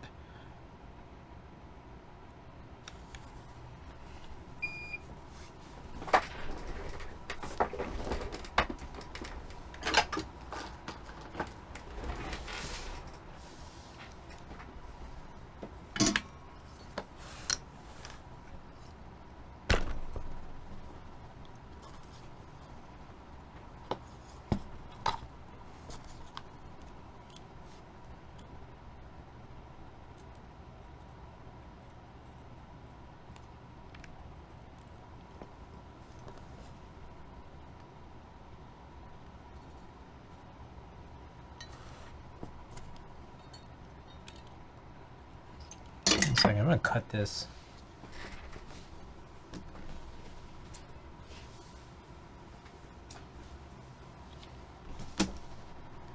And diamond arrows feel great when you finally get used to them. Hell yeah. Hell yeah.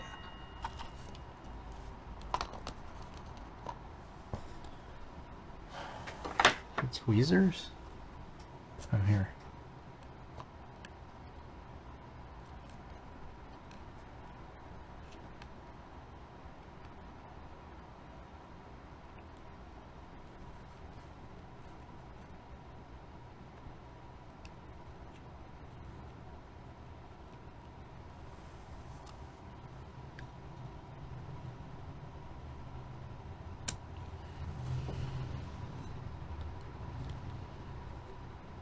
I don't think this is lifting off on the one side. I might need the iron. God dang it.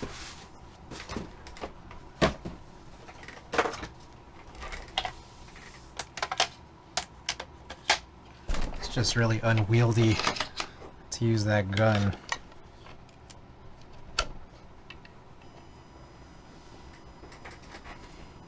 And I might need a reflow too.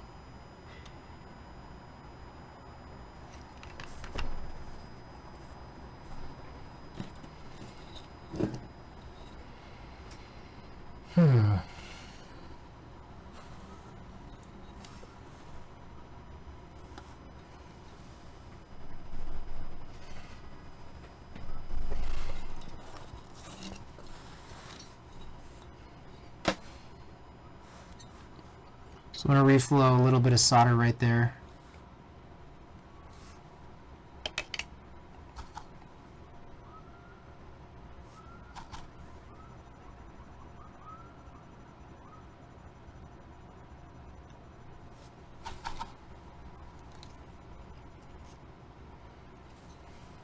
Come back here and try to wick it again.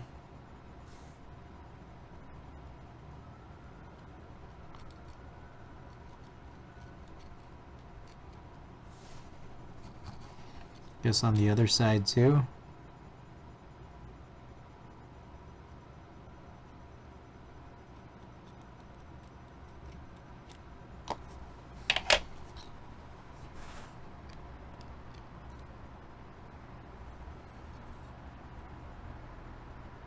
Bruh.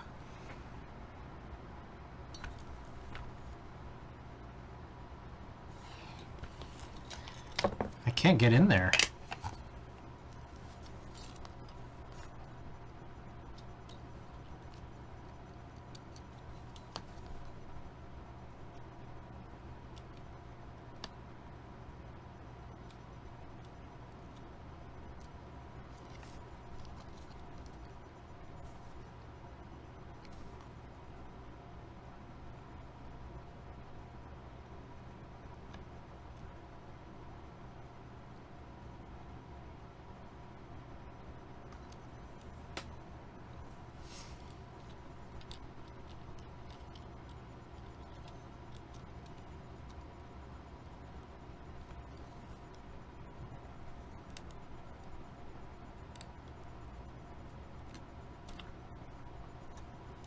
Okay.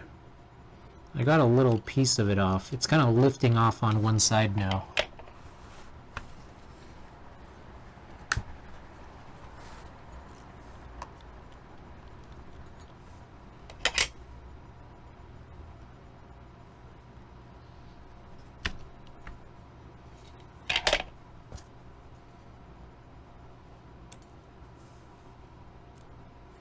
Alright, now it's kind of... I don't know if I burnt this on. What the hell is going on there?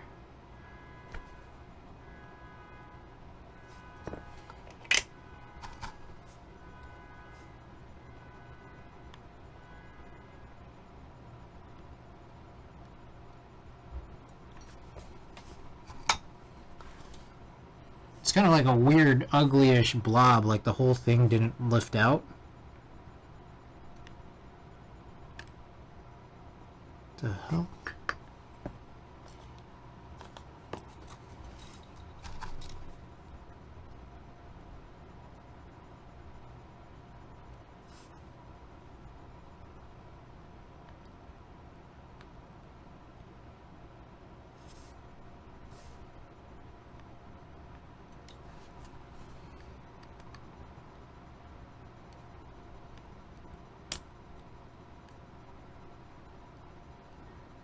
I don't even know what the fuck this is supposed to look like with it clean off, because there's a lot of weird bullshit on this.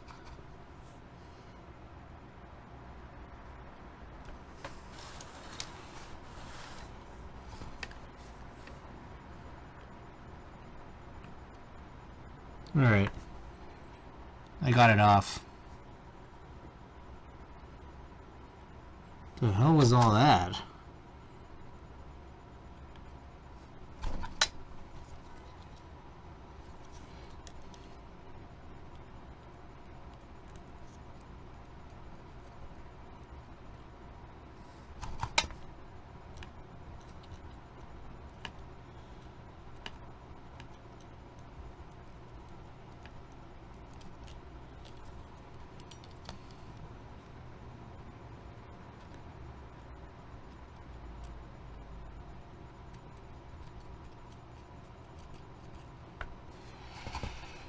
All right.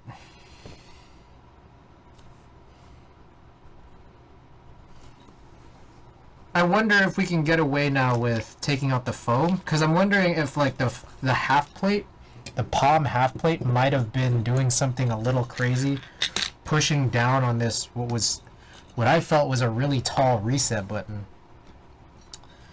We've removed it now. Let's just try it.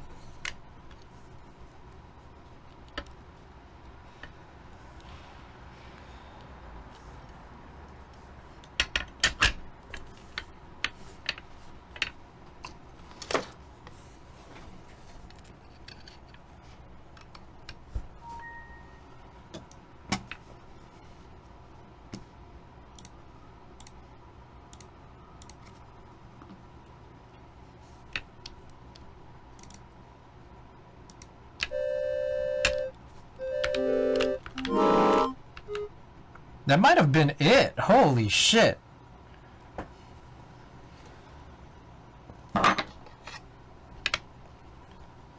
Fuck, what did I do with that bit?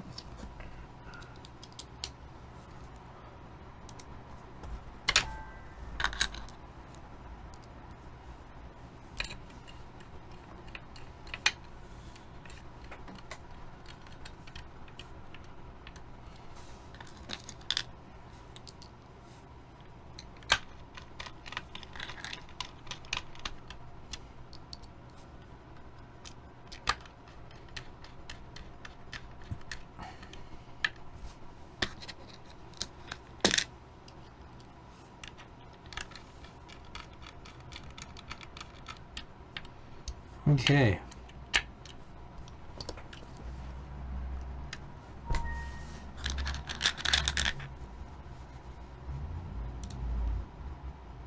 Try this again. Are we authorized? I think so.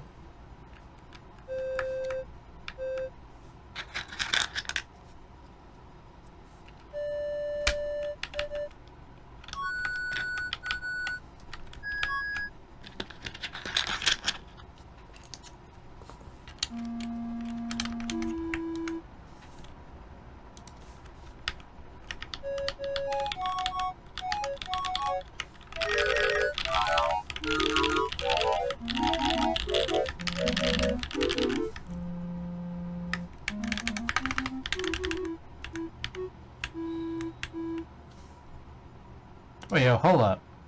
Wait, what the fuck? Wait, my whole mapping just went away. I just realized.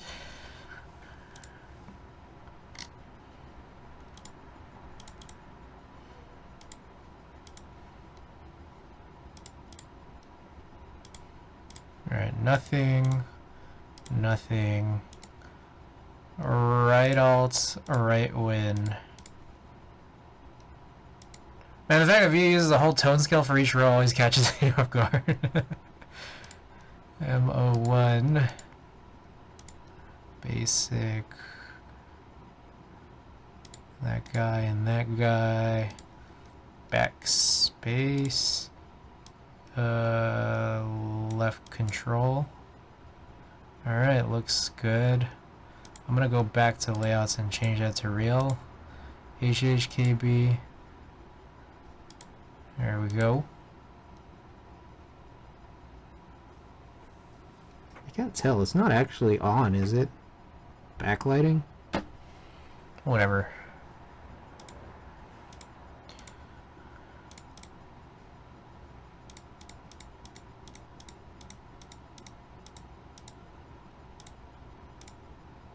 Caps lock. Where's caps lock? There it is. Nothing.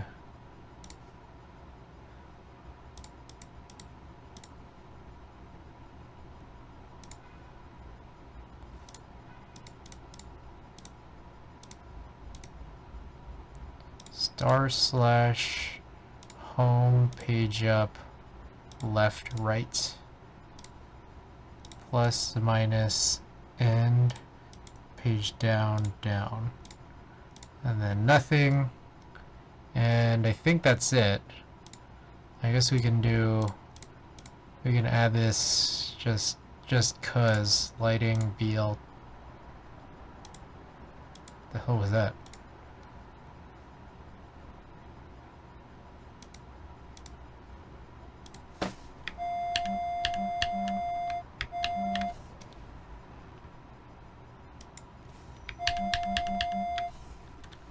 Doesn't seem to do anything. I don't even know what this... I don't remember if there's any backlighting on it, so I don't know why they ever mapped that. Okay, I think that reset button was the actual issue. So, for those unfamiliar, this has to take H60s or PCBs with the H60 edge cuts. I have an assembly right here. This was the one we took out from before. And so let's quickly look at it. Now this is a full polycarbonate plate. Oh shit. Look at this. If you look really closely at this, there is the reset button in what I believe is the same position. But I don't know if this is a modification that they made when they were sending this, or if there's just different variants of these Heine H60 PCBs. But the button for the reset is kind of like concave. Meanwhile, the PCB used for the second assembly was harvested out of the CW60. Because the CW60 isn't actually supposed to take these JST H60 connectors because of that whole weird bottom contact issue, right? So I'm just like, okay, CW60 is just an H60. you know, clone. It's pretty much the same thing. It's just there's like a Cruel World logo here, right? Wrong. That reset button is like totally like, I don't even want to say convex. It's just it protrudes outwards. And what I think was happening was because we went, especially with this palm half plate, we did the 2-plate thing, like the 2-plate adjustment. But since it was mounted there, when you're pressing down on, you know, the assembly, that protruded reset button, I think, is coming into contact with the bottom, like the bottom case. And I think that's what was causing like the short. It wasn't actually shorting. It was just it kept resetting itself or putting itself into bootloader mode. So I think that's it. So we didn't actually need the foam at all. We just needed to remove the... Like, I think the foam made it worse. The foam made it worse because, like, the foam was just... Like, it was just added, like, extra, like, I don't know, material for the reset button to be pressed. Crazy. Alright, well, on top of that, too, I also didn't solder in the 2 key, so this just felt very unusable the other day. And now, hopefully, we can use it now. And luckily, we can use it without any foam. Alright. This concludes the keyboard portion of this stream. So I'm gonna tidy up. I still need to continue cleaning this guy.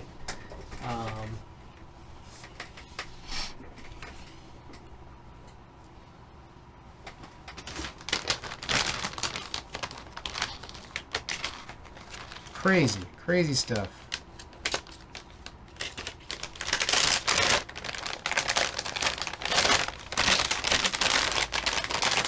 Like, the other option, I guess, would have been to create some kind of housing protector for that button.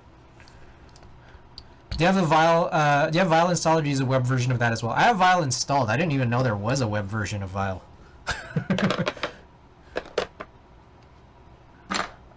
All right. Did you clean that up already? The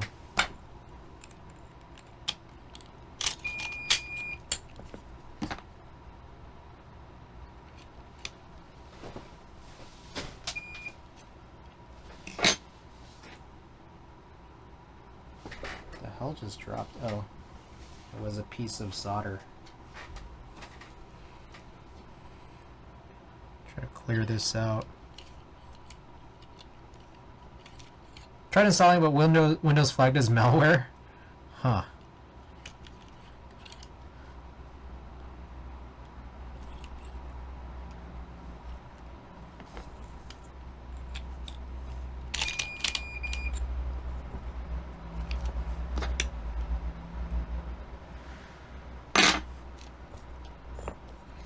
All right.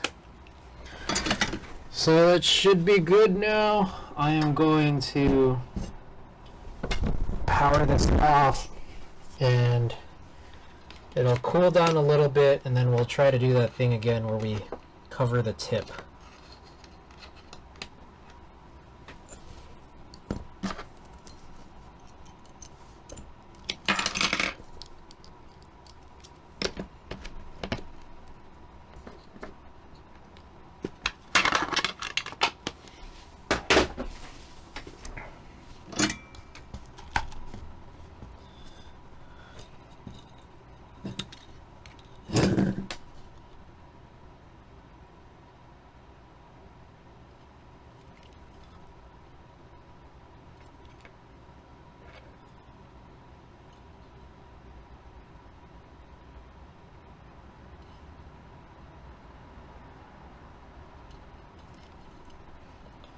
I never have super great success, or it feels really infrequent when I do. Try to get this to cover.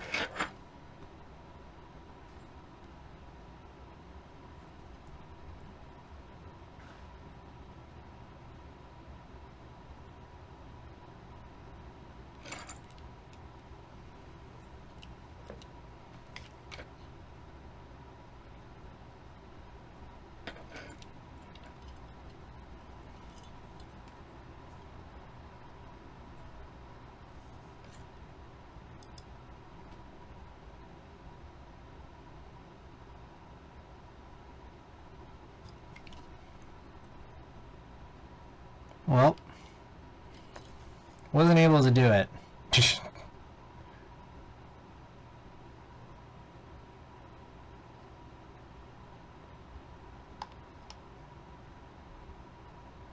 Oh, I got it. Perfect. Crushed it.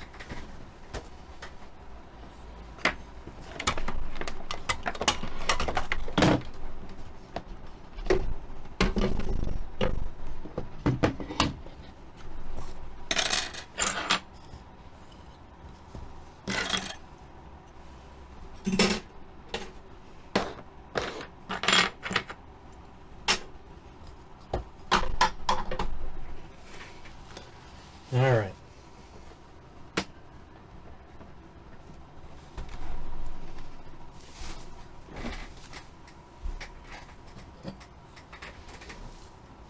Cool. I guess we can work on some photos after I clean this up a little better. And I'll leave this out for now.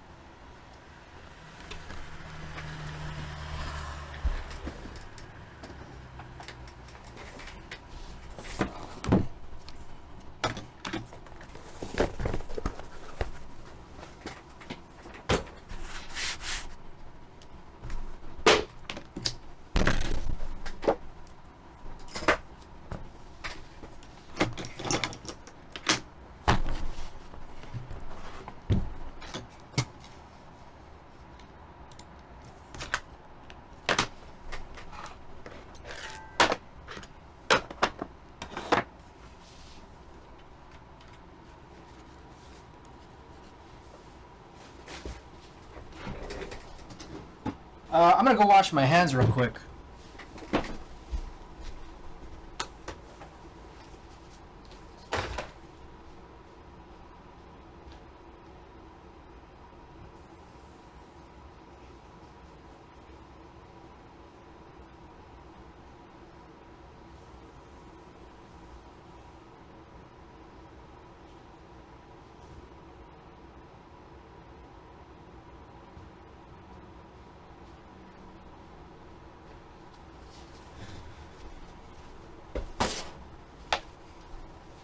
Alrighty.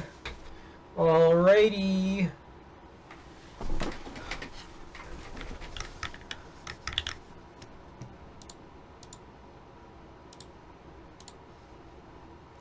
What do we got? We left off on D. Tethered. Go to E. Oh, am I still on caps lock?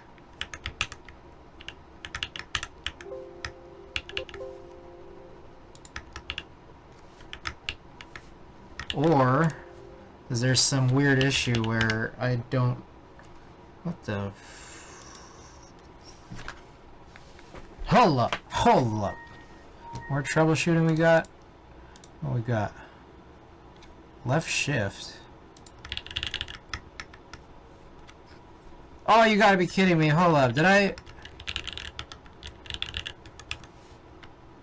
Whoops.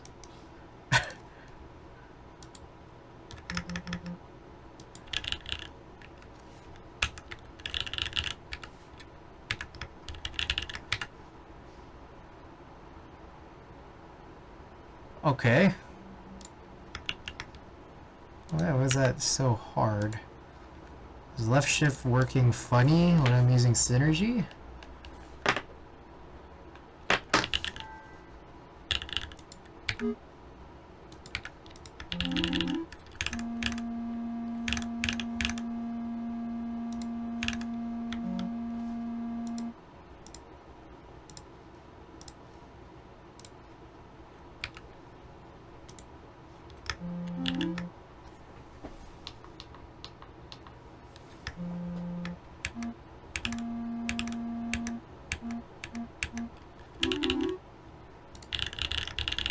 Okay, I don't know what happened there, but I guess it's working now.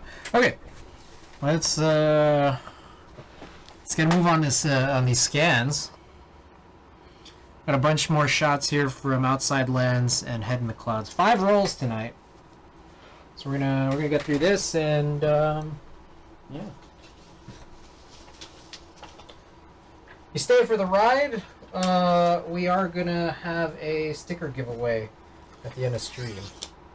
But appreciate everybody joining in here, and I guess also we could obviously still talk keyboards. And also we can troubleshoot keyboards should any issues surface between now and the end of stream, or when all these rolls are finished.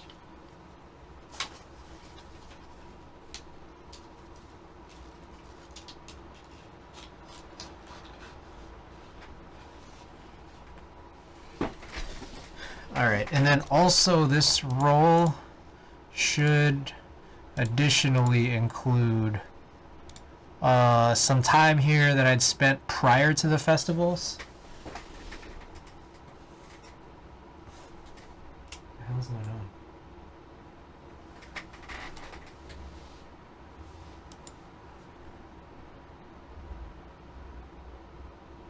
Not recognizing this?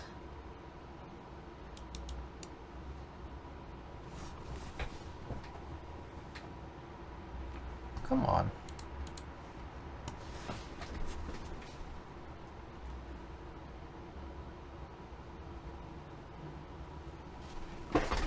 Unfortunately, gotta go. But it was cool hanging out. If we don't talk before, I wish you incredible. Yes.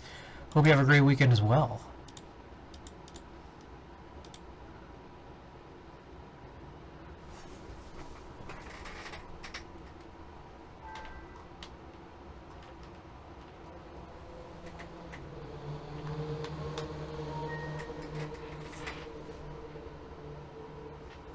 Alright. I just plugged and unplugged. Let's close this. Oh, yeah, turn all these back on. Custom 1, custom 1. No camera detected, bro. On also this guy.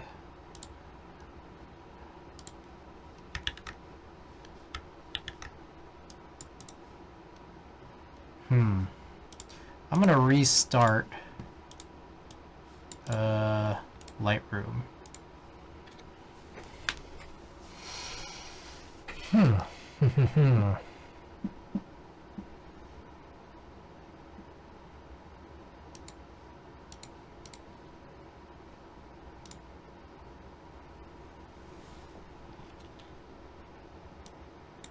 Who is that? Oh my goodness!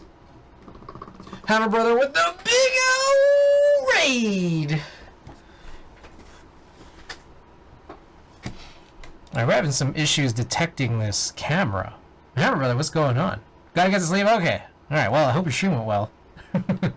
Thank you for bringing everybody in. And everybody from Hammer Stream, welcome. Welcome, welcome.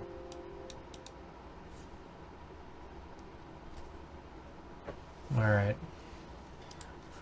We're having some connection issues with this. Got no good explanation. Try to run something like a power cycle.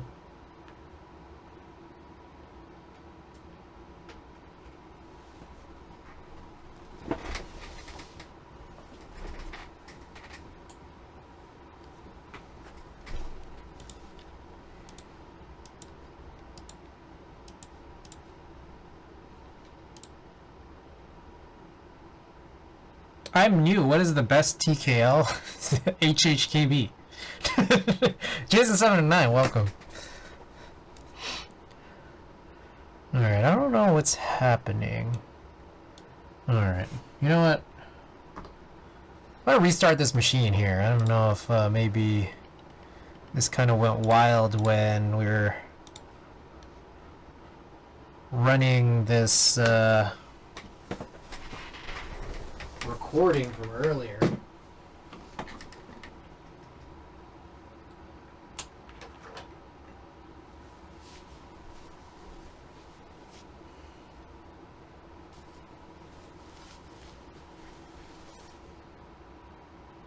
I guess in the meantime, I can go grab those little mini muffins. I'm gonna eat some mini muffins right now.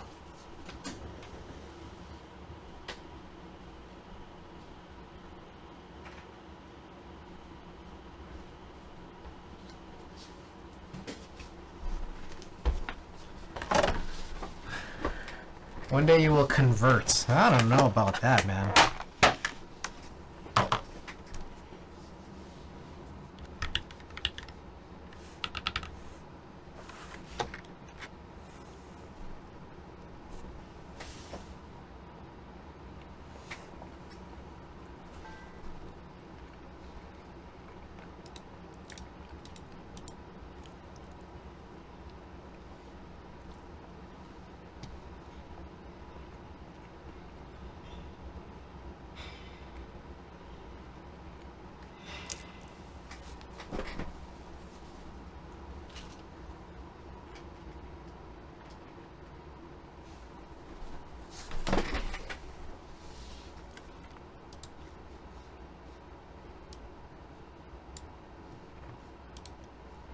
Alright, let's get Lightroom back open.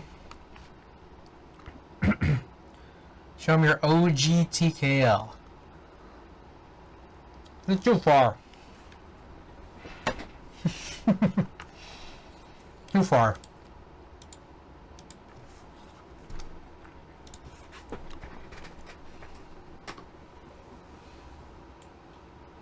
The K-Mac you want to buy? Come on! Work, damn it!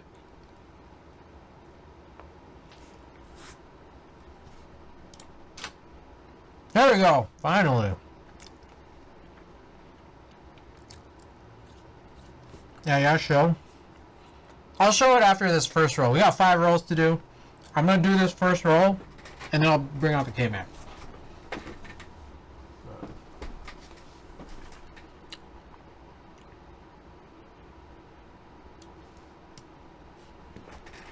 So one thing I wonder is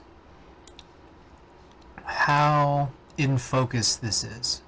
So if I close up the aperture to maybe like 5, what we're gonna notice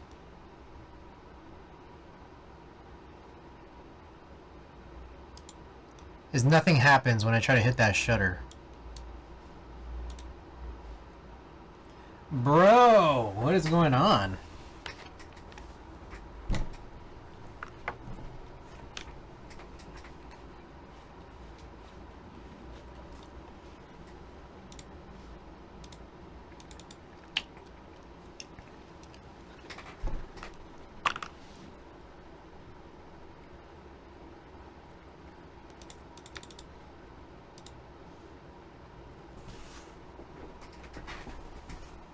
Broken.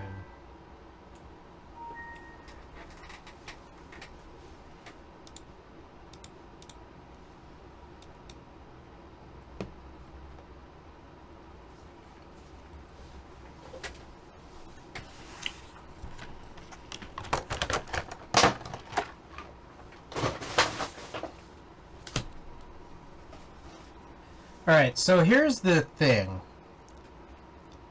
I might have left this on for too long, the DSLR. So like that could be one of the issues here. I don't know if this my buddy needs a break, you know?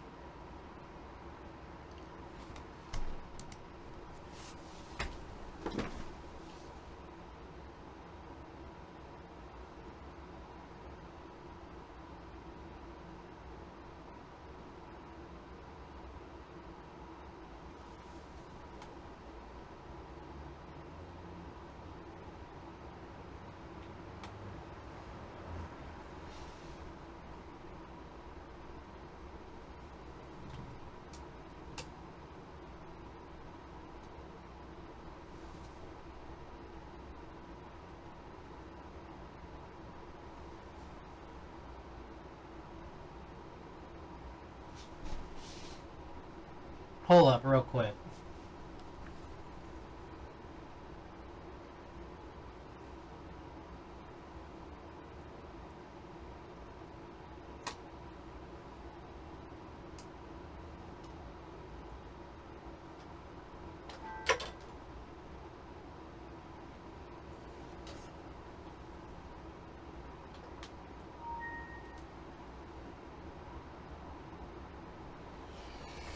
Hmm.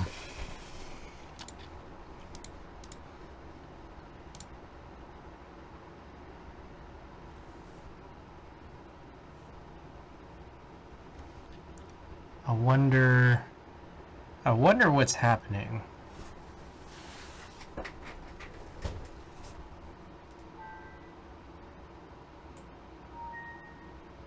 We did briefly get that preview to work, and then it kind of all fell apart afterwards.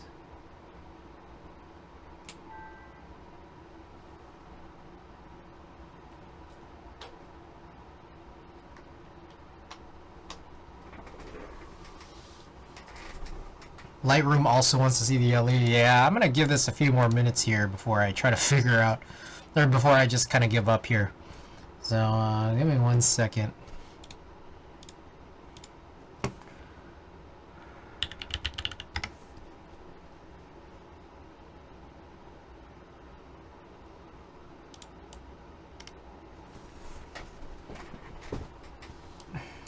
I'm kind of wondering if looking at this is, whoa, helpful.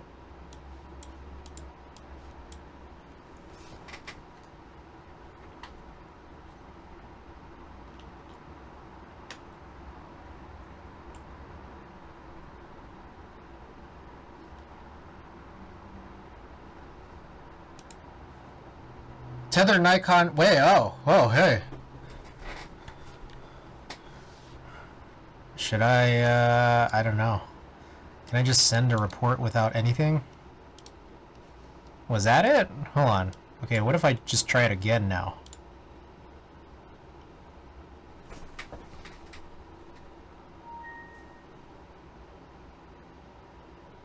Oh! Oh!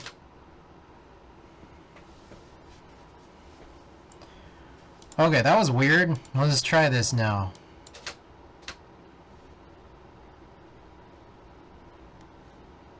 Yo, what the fuck was that?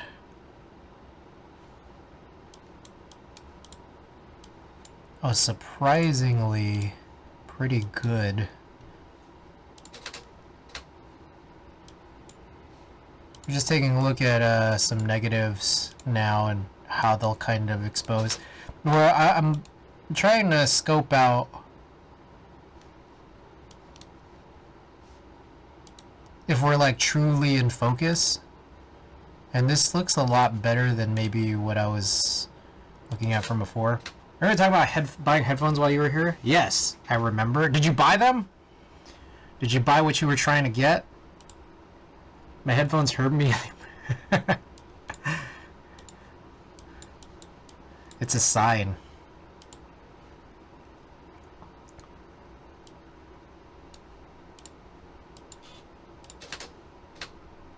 Oh, I got a new set for free? Oh, perfect.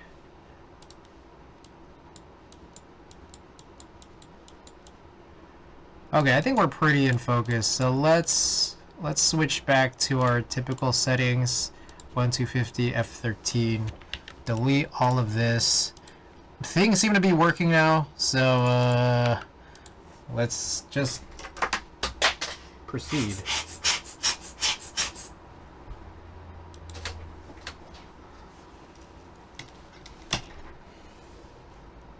Bro!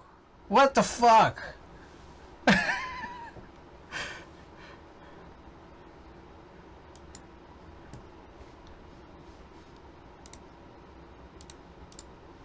It was literally just working.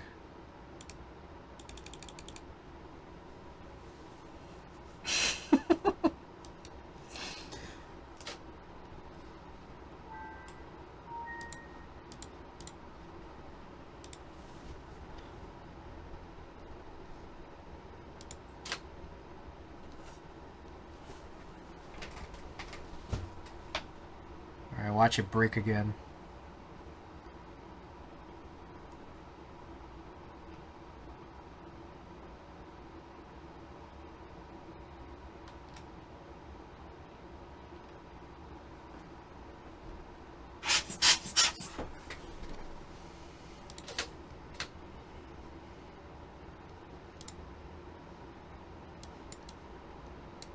cool. Oh, this was right before Head in the Clouds, I believe. Alright, let's... I don't know what's happening, but... we're trying. This was the Norton Simon Museum.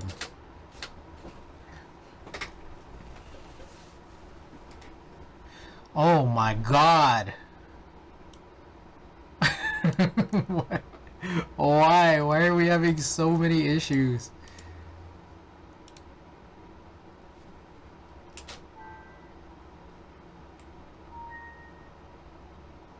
Reconnect the cables?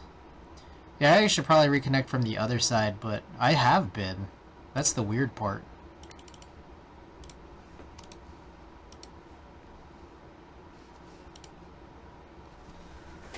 Alright. Oh shit.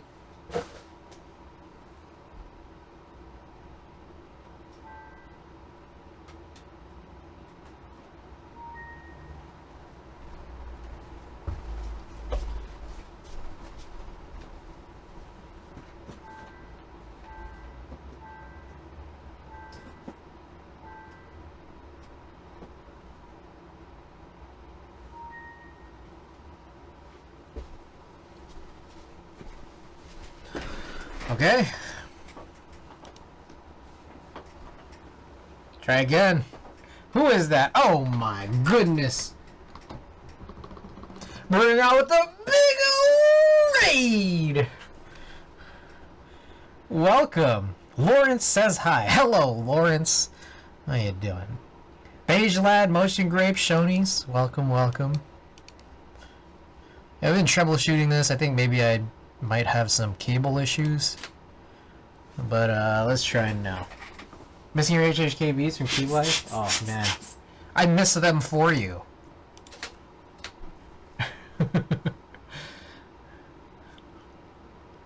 Okay, I think maybe it was a cable issue. I just tried reconnecting every spot that looked like there was a cable. We are working on some photo film scans. What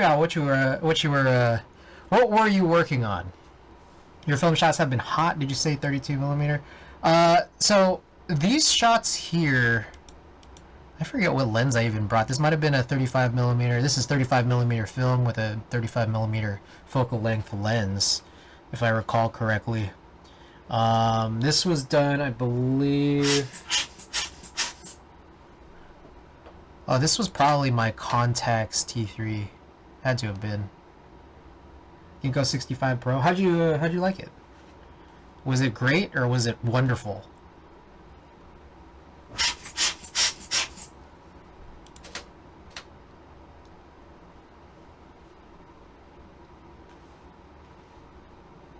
Damn, good shot. Let's say great. Not as wonderful as your voice. Aw, Shonies, you couldn't be talking about me. You might be talking about the other Chris. Oh, you guys like Smeeskies? We got a little Smeesky here, tucked in.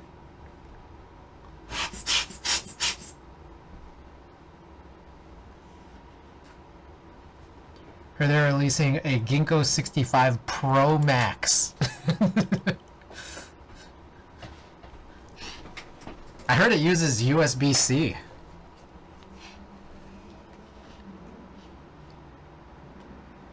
Are they cooking the Ultra?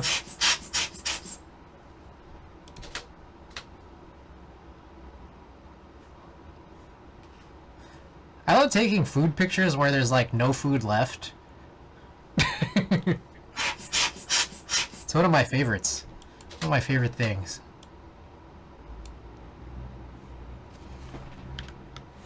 This was... I forget her name. Does anyone remember her name?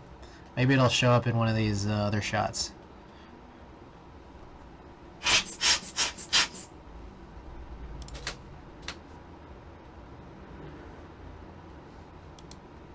Thought about starting Instagram with all the empty plates, all empty plates several years ago. It's all the captions are like, "This was so good."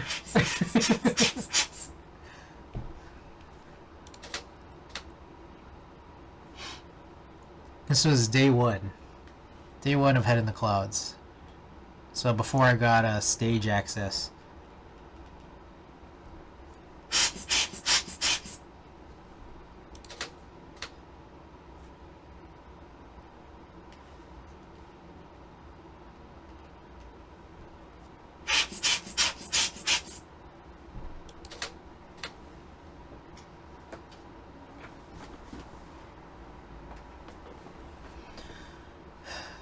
Yep, looking good. Alright, so I did promise a little bit earlier that we have 5 rolls tonight, but I promised after the first roll I'm going to bring out the K-Mac, TKL. You guys like Masiwe? Love Masiwe. This is before a security guard notices Chris is VVVVIP.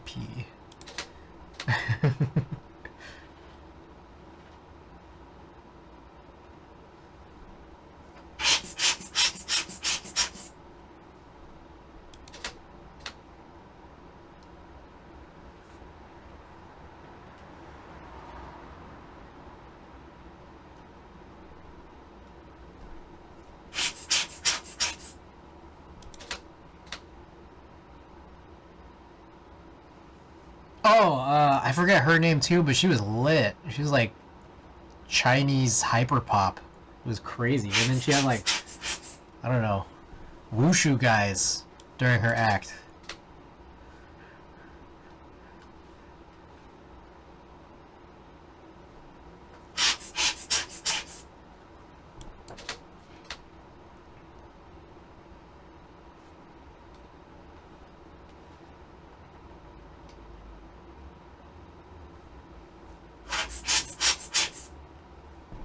I don't know where.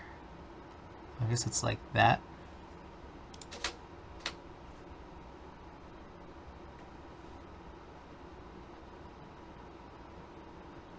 There we go.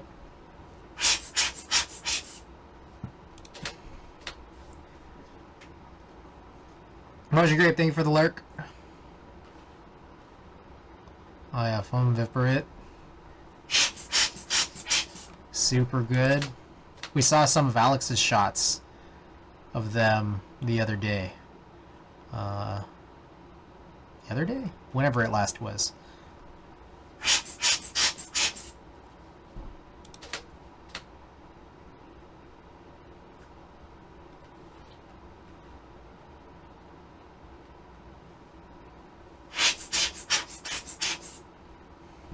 Something I think about between the T2 and T3 contacts cameras, they got like advantages and disadvantages over each other.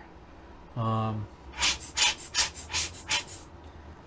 has not held up in terms of having that tooth hook or hook tooth, so I gotta go get mine repaired for that specific reason. But on the other hand, it does go wide open to 2.8 by choice. With the T2, you get a 2.8 like auto mode where it can go up to 2.8, but only in auto, and it'll only just judge if it needs to be. The lens blades are much weaker on the T3, but it is smaller. But one thing that I think about on the T2 is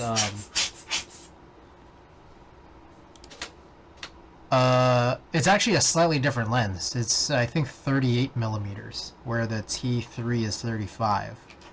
So if you're trying to just get like even just a little bit more reach, you can do it with the T2, which I think is helpful for things like concerts. But the T3 has a much better minimum focus distance. There's pros and cons. That's Josh Pan. My college roommate was best friends with Josh Pan as a little kid. I think out in Taiwan. He said he was a troublemaker.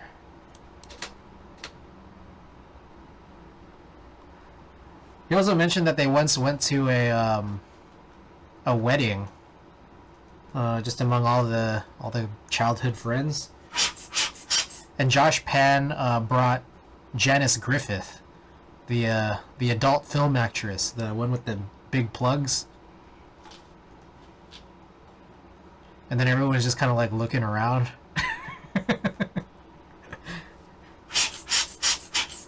And apparently, I mean, they seem to be good friends. I think this is pretty well established on the internet.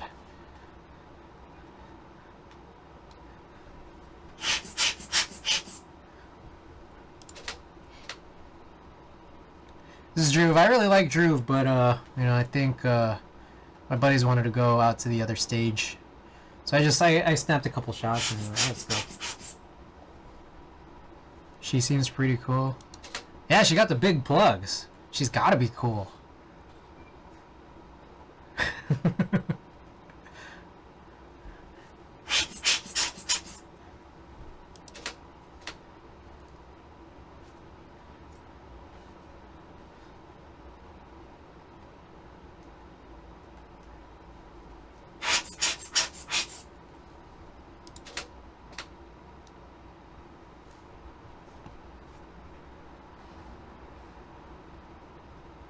It's at the end? That is the end.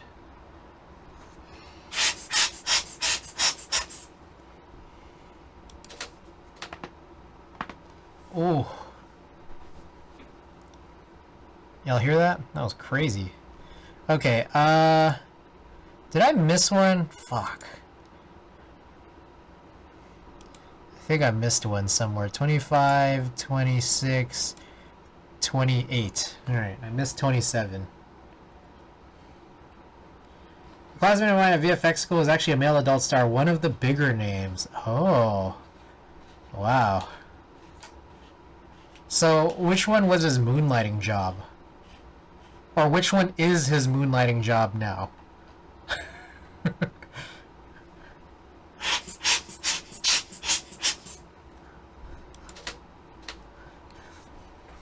Like, which one does he call a career?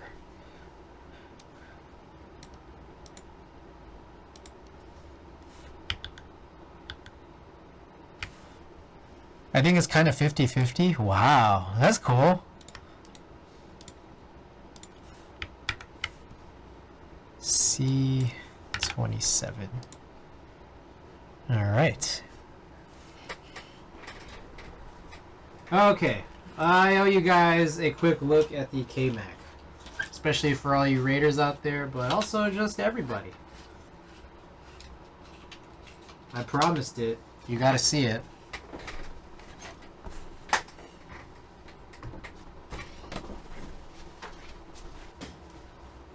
Alright, so funny story. Might need a rain check, because I actually don't know the physical location of my KMac. Yeah, it's not this. It's somewhere. I just gotta find it.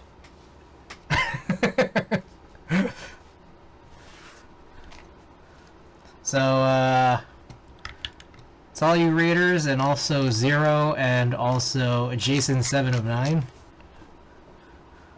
I'll locate it another time.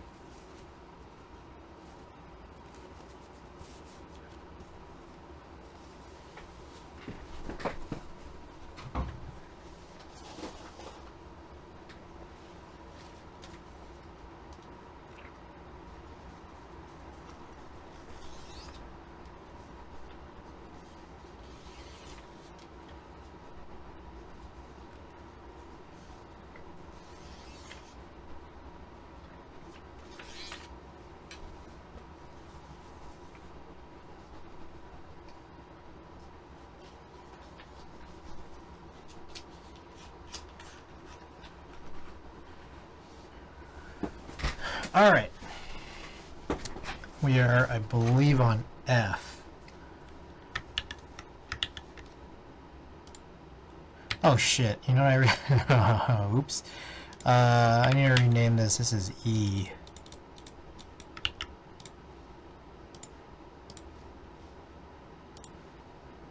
Alright, F1.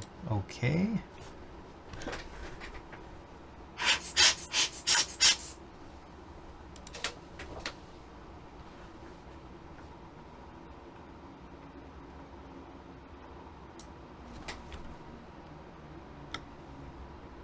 Oh shit, this is in reverse. Wait a second.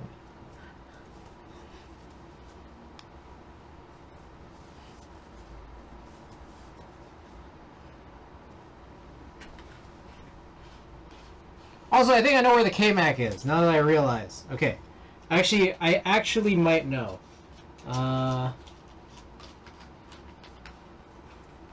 Let me go track it down. I have a better idea. BRB. Alright, I found it. Oh man, that was a tough one. Okay. Everybody wake up if you guys want to see a K-Mac happy. Or sorry, a K-Mac TKL. There it is. I'm not even gonna plug this in. Because, I would need... I can. That's a weird looking HHKB, right? That's what I was saying.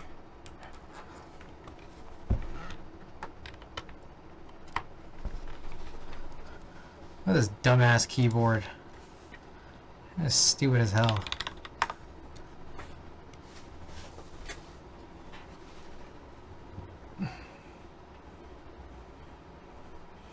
K-Mac TKL, this is GMK Monkey. Which looks a lot like, you know, the new Kaiju? I think it's on Novel Keys.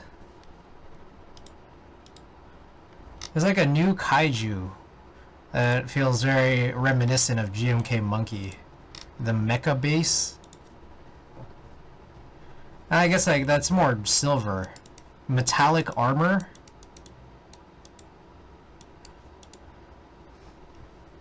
Oh, it's metallic ABS. Interesting. Yeah, I'm probably gonna cop this. This seems really cool.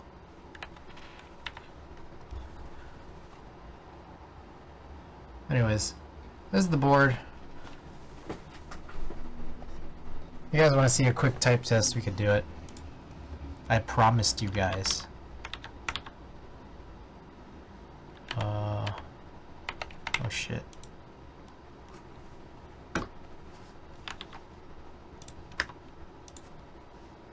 Alright, here we go.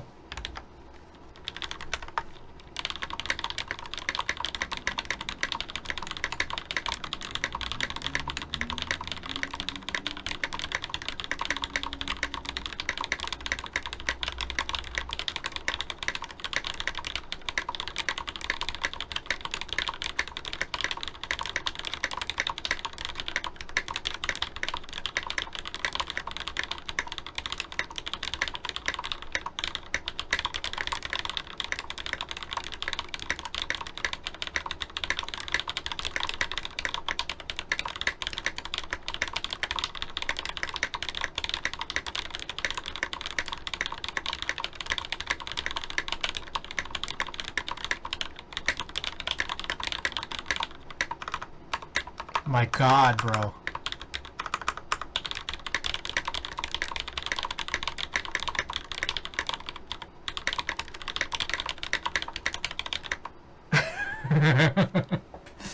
Alright. So... yeah, this is it. I think there's like a shelf liner at the bottom as like a case foam. So that's what we have here. And I believe these are just cherry blacks, like Hyperglides. So kind of like newer cherry blacks. So yeah, that's the board. Right, I was about to say you could hit 100% accuracy. Yeah, no, I kind of oops, blundered there. All right. Anyways, there you go. I used to run this with BSP, which is I think the same exact thing as CRP before it changed its name to CRP, and I used to really love it. But yeah, I don't know. It's hard to use now. It's not easy, but it's nice. All right, back to it.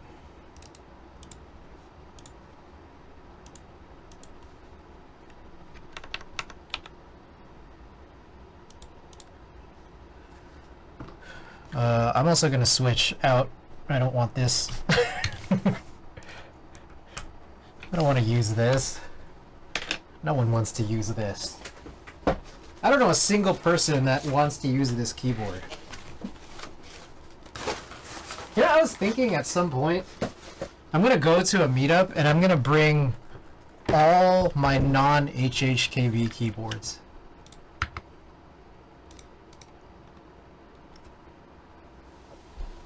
At some point. Maybe there's ever a there's ever a meetup that's scheduled on April 1st. I feel like that would be a good prank.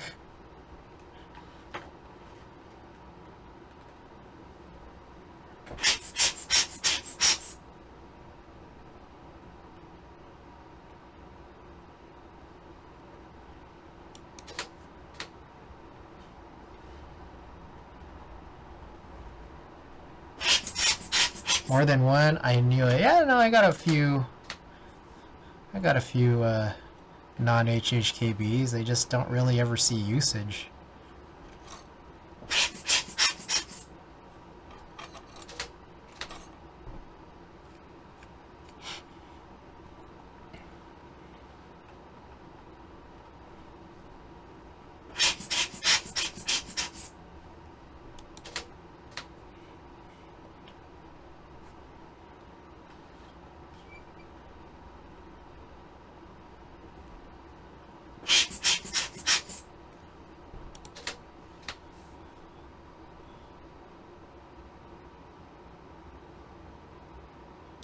I think this was at the point when Andrew had first come over, because I had some of these shots here were from, I think, the weekend right before. 40% build when? Actually, possibly soonish, because I'm trying to get that Splatoon PCB from Nap Wizard.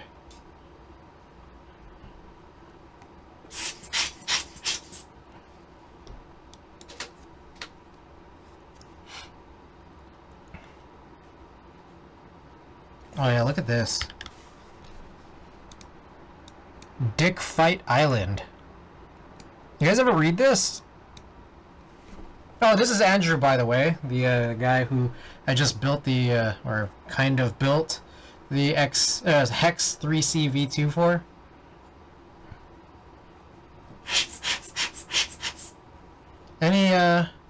Any Dick Fight Island fans here?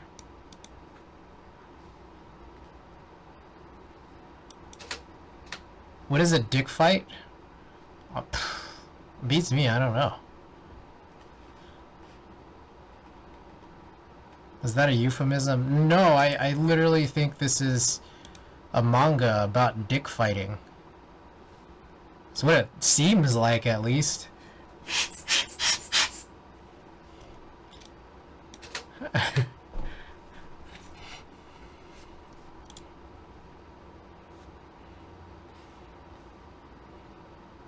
Yeah, crazy color balance outside.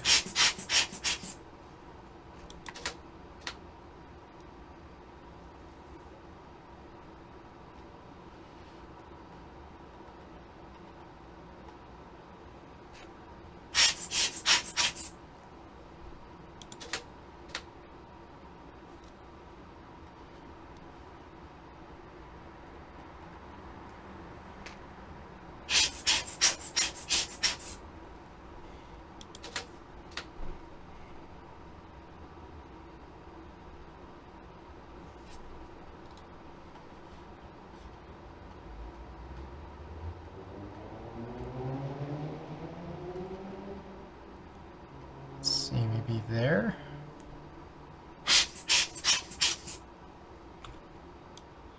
Oh, is this the hot dog? Oh, this is Andrew with the top dog. Oh, wow. This is gold 200. But the actual flash, it didn't turn out bad. That's nice. So here at this stage, we're touring the UC Berkeley campus.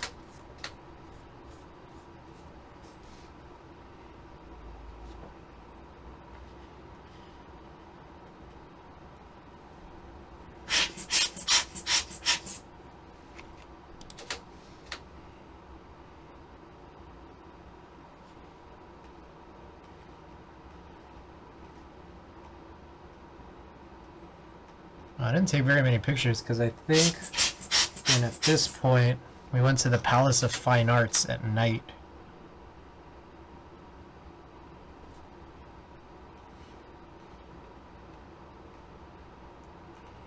Trying to get a shot here. Not easy.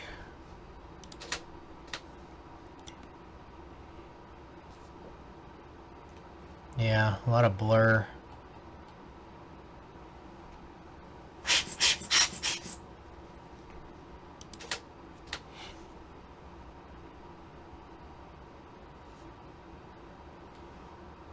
Where was this? Oh, I think this was the brunch spot. That's just a couple blocks away.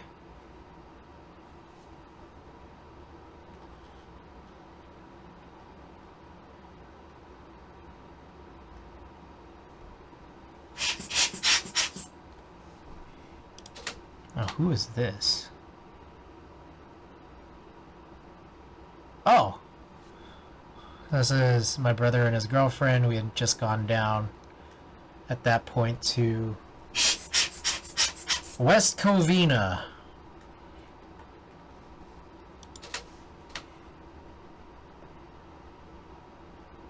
Oh, my mama.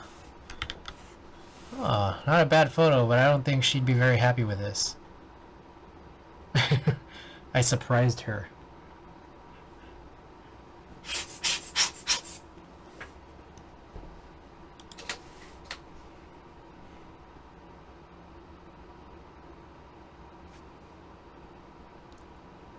Oh, this is a super short roll.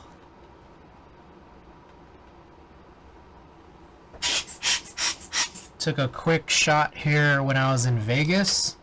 I was trying to see Katy Perry this night, but I couldn't get a ticket that I liked. And I think that was literally the only photo I might have taken my whole time in Vegas. Because at this point I went back to LA.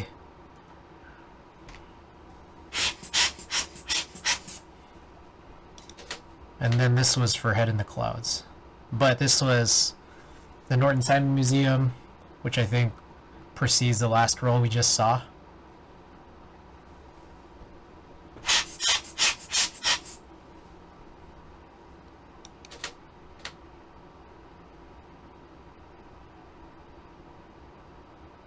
Ah, could not get a good shot of that, unfortunately. This is one of Andrew's.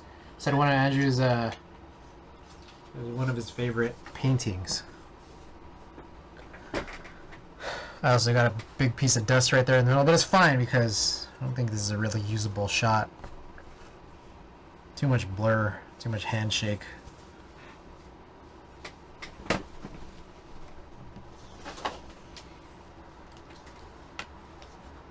Alright, we'll do all the re-inversions afterwards. I'll just get all the scans in now. Hopefully just be a little bit faster this way. Not having to stop and go.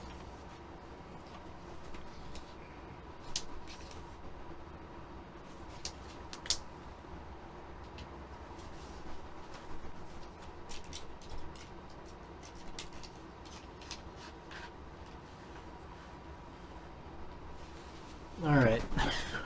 Have a weird order here, I think. We just did the first roll, or in sequence. The first one we did was the second. I need to sleep, thanks stream. Hey, Exploding Coin, thanks so much for being here. And then this one is actually positioned right. I think this is the third roll.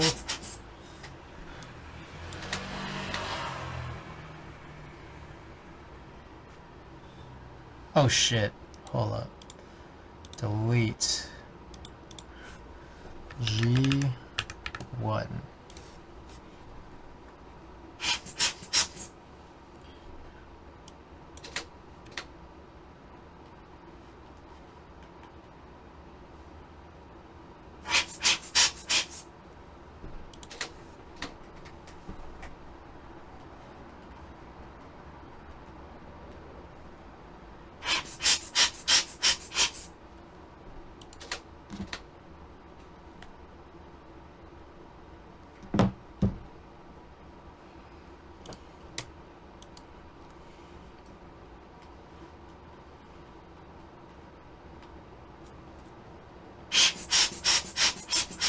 forget who this was.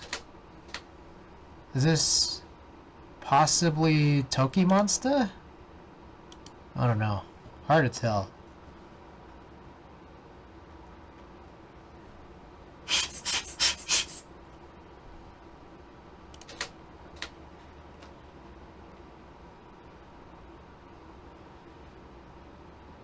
Oh, it's Keith Ape. Back to it, Mr. Keith Ape. One of the worst acts I've ever seen. But he made up for it the next night, during the closing act.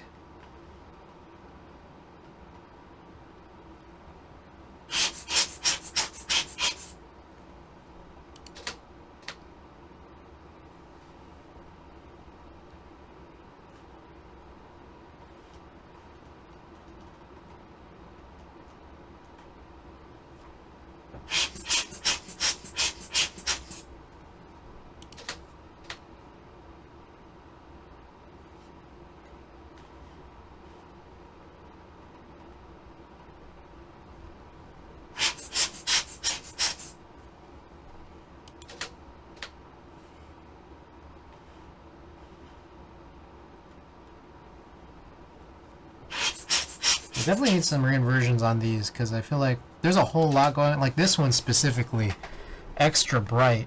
I want to see if now's our chance.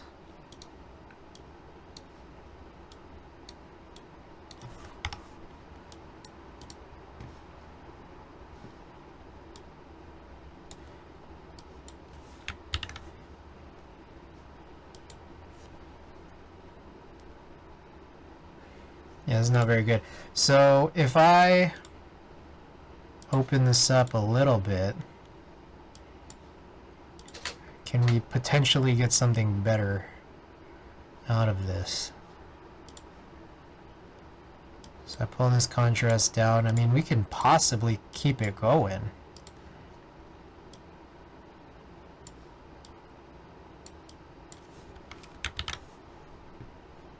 That said, there's also a chance this is just not a very good picture to begin with. It's like, what's really in focus? I think there is too much handshake or camera shake. So maybe this is just a nothing. Definitely that one is. Yeah, we could try. Let's see. We could try one more, but kind of would rather not.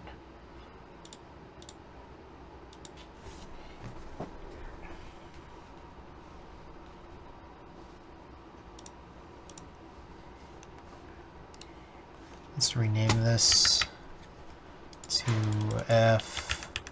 F10. Come back here, we'll change this to 11. Okay.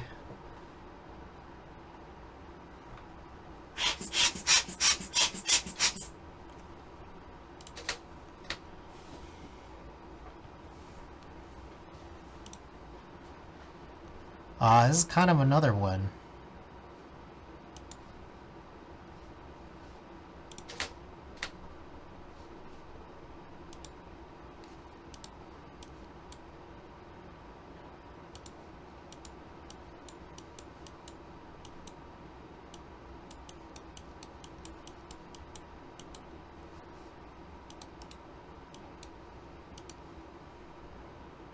I think I'll just...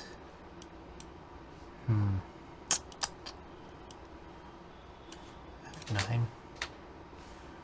I think because I can just do the sequence renaming, it doesn't matter for me, you know, whether or not these actually work out correctly. 1250.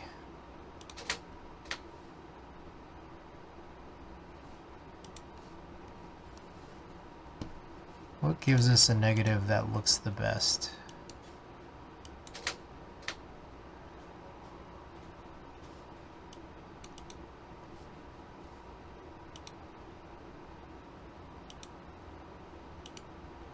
This is 160 F9. This is 1250 F5. Let's go with F4.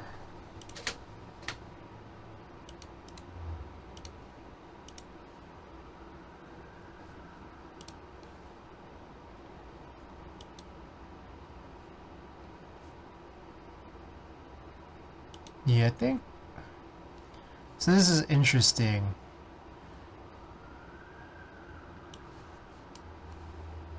It's like, this is not a very solid preview, but it's like when we open up that aperture, it does get a little blurry just because I think it's not perfectly in focus.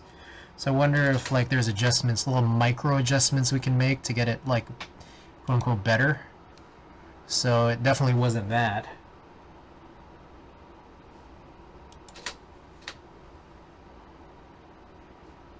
Wasn't that either.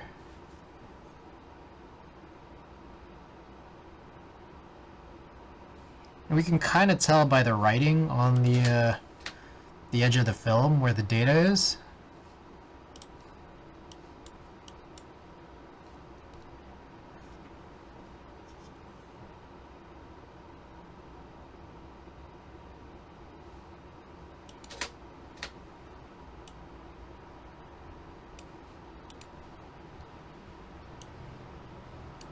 I think it's just going to be hard anyway you really spin it.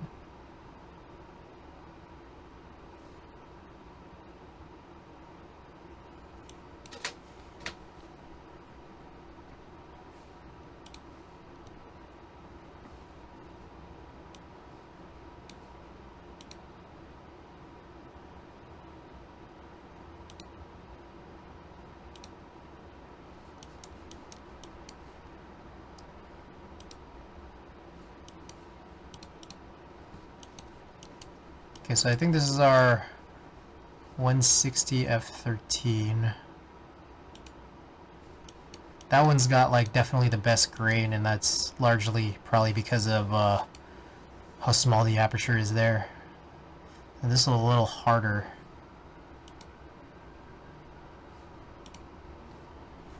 So we're just kind of experimenting now.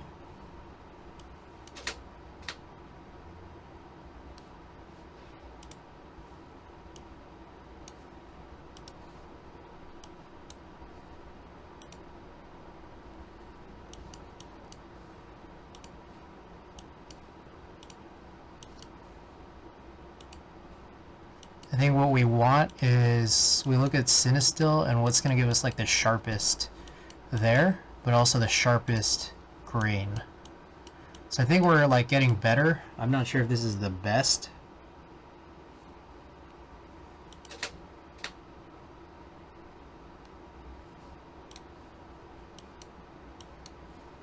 Yeah, I think it got worse.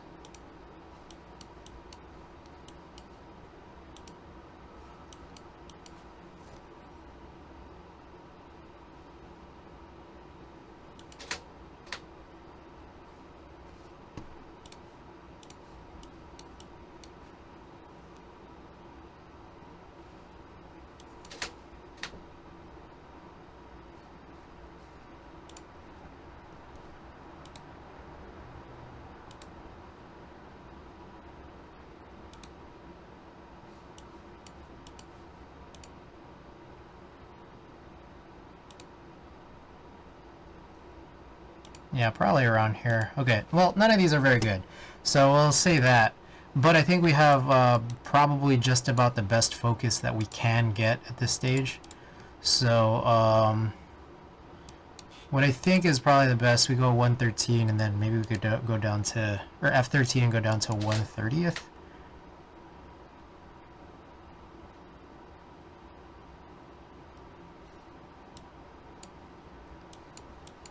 Yeah. Alright. Let's keep it going.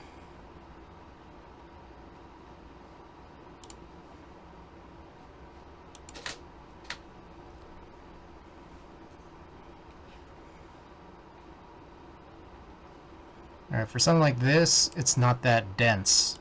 So we can come down here.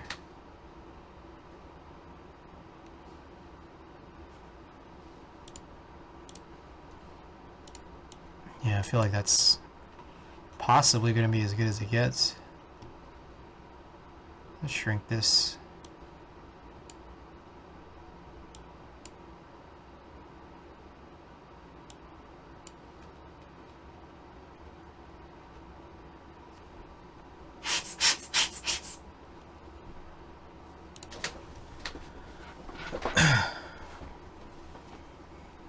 lot of Keith Ape.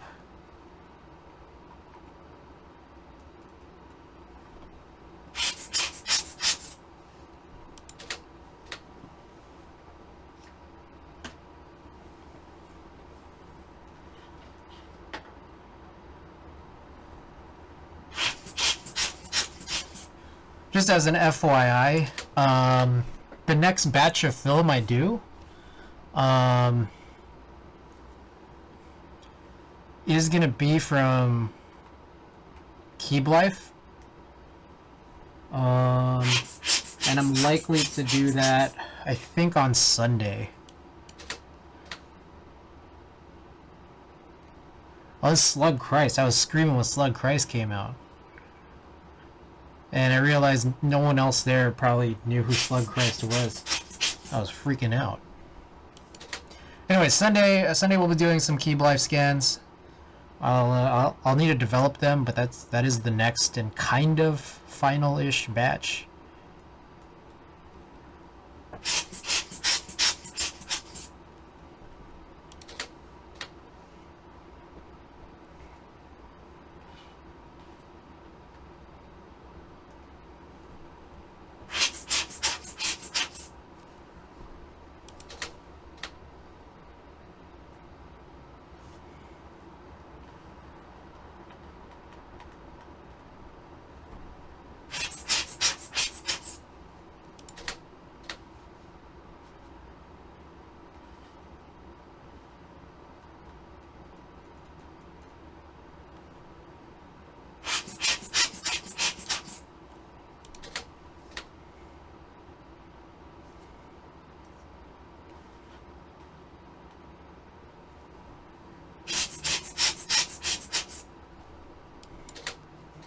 After this, I believe we have 2 more rolls.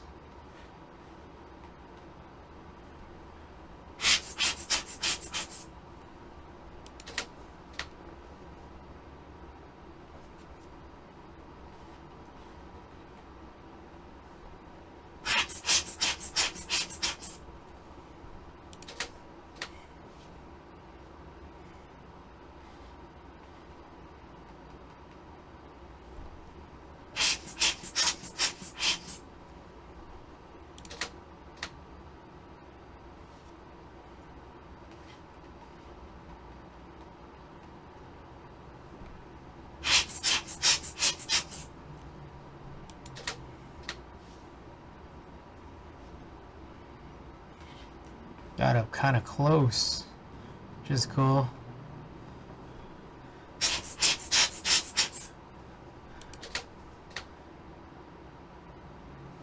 That was when all the homies were up there.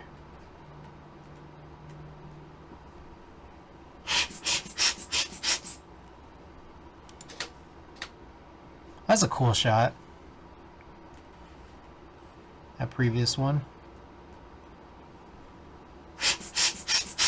Alright, and then I think this will be day 2 right here. Right after this one.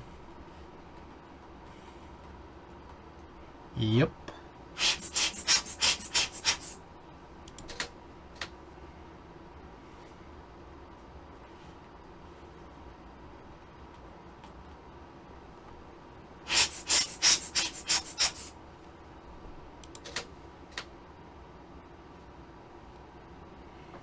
This is when a couple of my Arashi Gakko shots.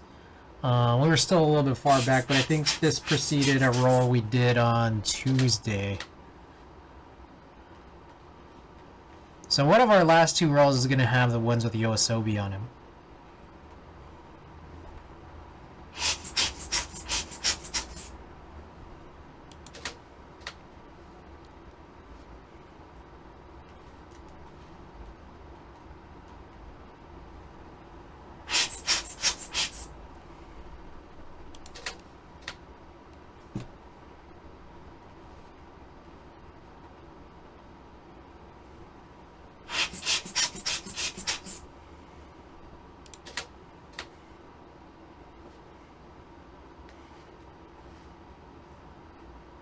Alright, and this will conclude Roll number 3 out of 5.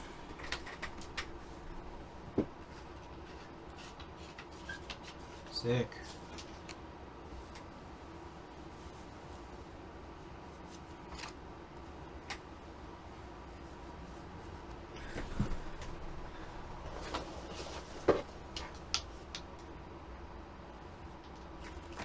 $400D. This one might be it.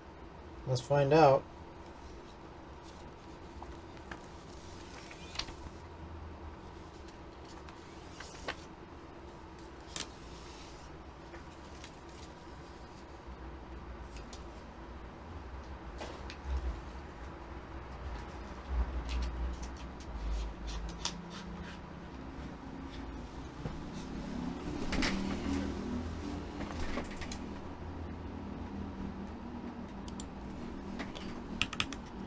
H1.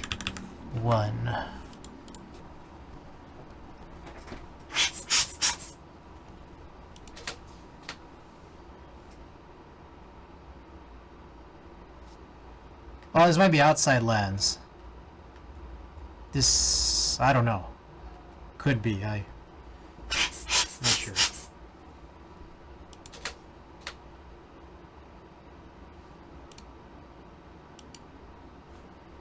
I don't know.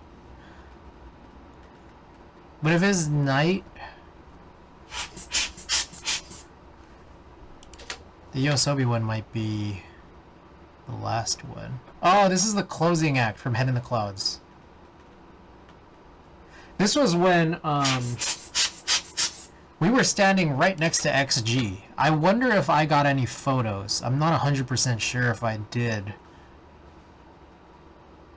Oh, this is 800D. It's not 400D.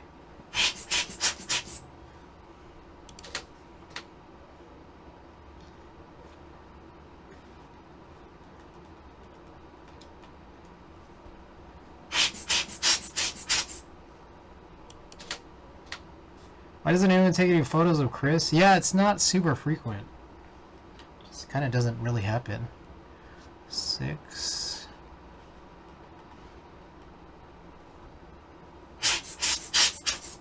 There are photos of me. It's just the funny thing is, like, I mean, if there are photos of me, I don't really have them unless someone asked me to take a picture of me with one of my cameras.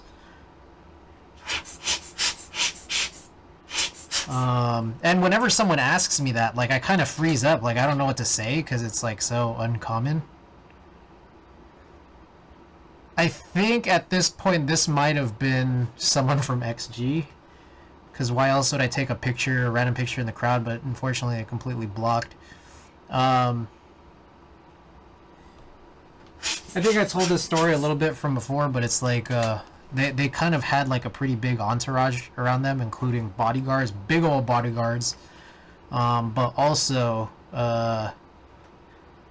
men holding fans to keep them cool, little portable hand fans, like electric ones. I think this is Rich Brian.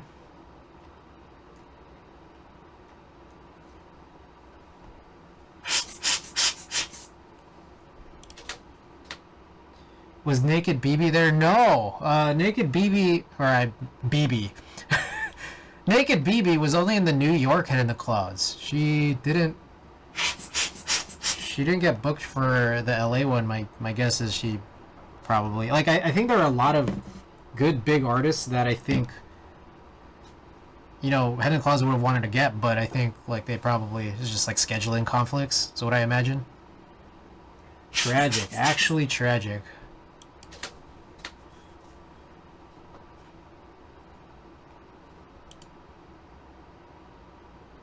Oh, this is... Okay, so now this is Outside Lands. This is Shaq. This is Shaq set. And I think this will have the shots of Espa. Just because I remember Espa was right after Shaq. That was a crazy back-to-back set. A sequence of sets. Nikki had a concert here last night. No, I didn't go because I just found out last night. Oh my gosh, bro. Bro, what's wrong with us? And they were dead inside? Yeah.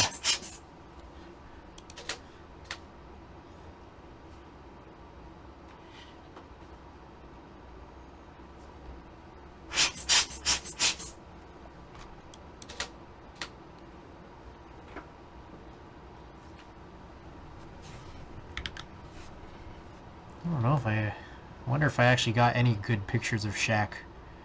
A lot of these out of focus. There was a point where I did get pretty close, so if I got any good ones, they'd come a little bit later. This is this is a picture of a hand. Oh, there's some fool with a Splatoon. I don't know. He had like a Splatoon doll on a stick. Then I was trying to like get up to him to talk to him, but then I think he exited. It's almost Shaqtober.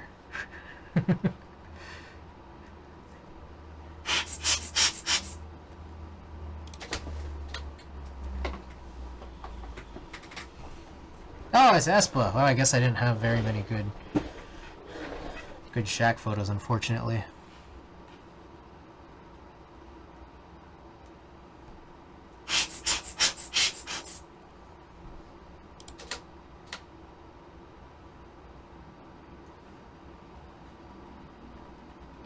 I think this is as close to Espa as I got. Which I think is closer... I was closer to them than I was for Blackpink 4 years ago. So, it's an improvement.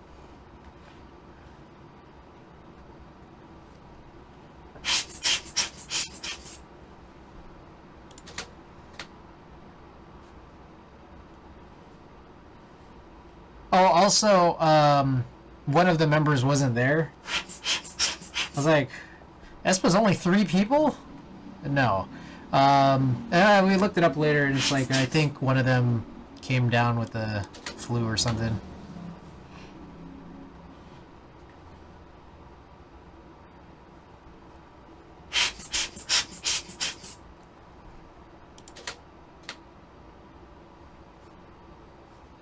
Yeah, we'll do some reinversions on these. Possibly should for this one. Yeah, that's really dense. Wonder how many of these are. Because especially for Espa, it's real crazy. I think I start on... Wow, same guy's hands between frame 15 and 17. Okay, I'm gonna sync all of these. So I need to see the density. Yeah, actually these might all need to be redone.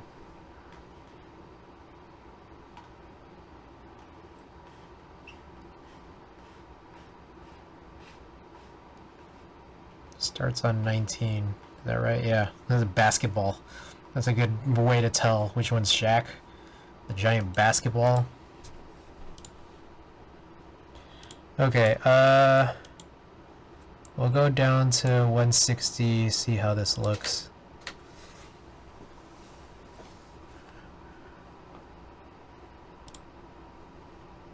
Better.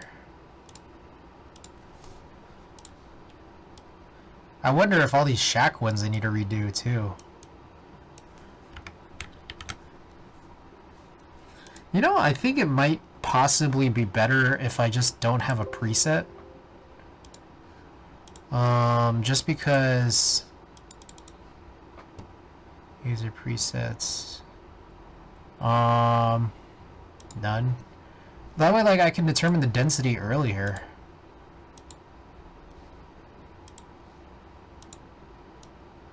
That actually seems okay. Yeah, that's fine.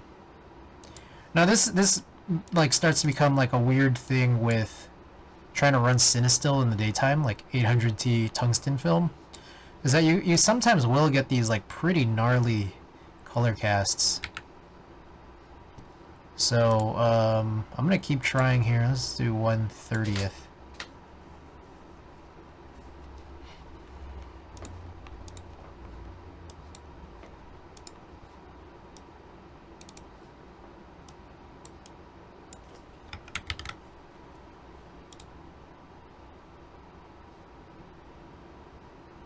Yeah, it's like, what the heck is this, you know? Try to warm it up. Pull contrast down. Smooth that out, which I think is worse. Horrible. Horrible.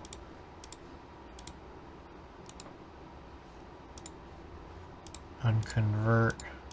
Very low. Pre-saturation. Oh, that's horrible. High. Pretty bad. Soften that up.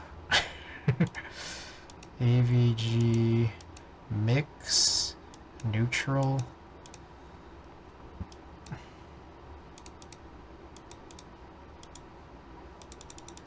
Wow. RX. Welcome back.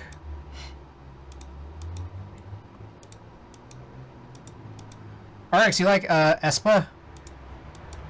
I'm trying to get these. Okay, I remember what happened here. When I finished this roll, that's when I noticed that my camera was kind of broken. So I got fewer pictures of Espa than I wanted, which is really unfortunate. But I mean, it was a half roll, so can't complain that much. But still, a bummer. That's like Espa. Yeah, I got pretty close to see Espa, San Francisco, maybe about a month ago. A month plus.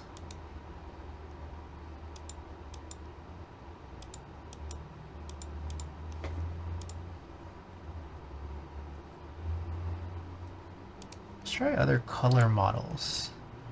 Noritsu. Too spicy. Oh, basic. Yeah, this shit ain't doing anything. None. Alright. Let's keep this going here. Let's try F9. See if we expose it even brighter.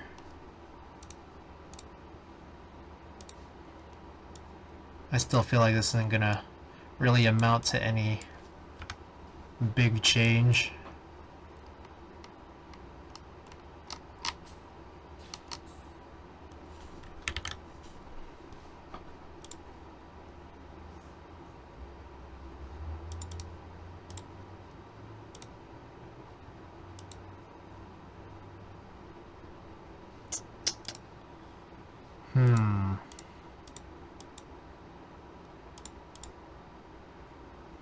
Oh, and I'm here editing my photos on Snow app.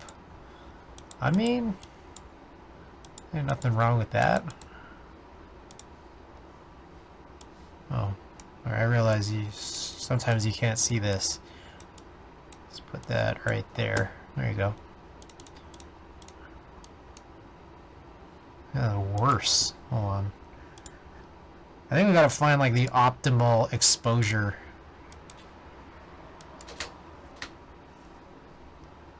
I know that like there have been times where I have had really good 800T inversions, even in daylight. It's very rare.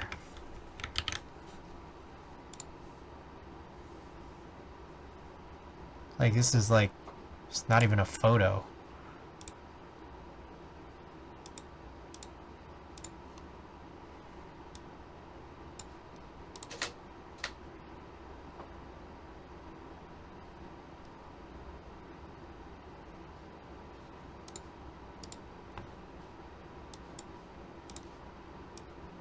Somehow I feel like that 160 or the 130 might be the best so far.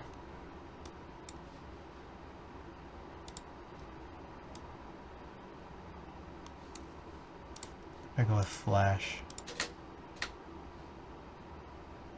Does it even matter? No.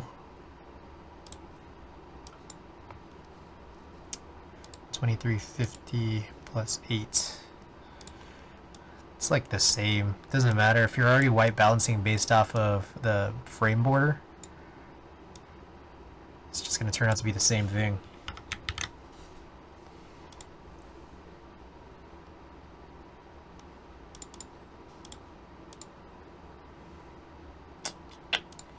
Frontier.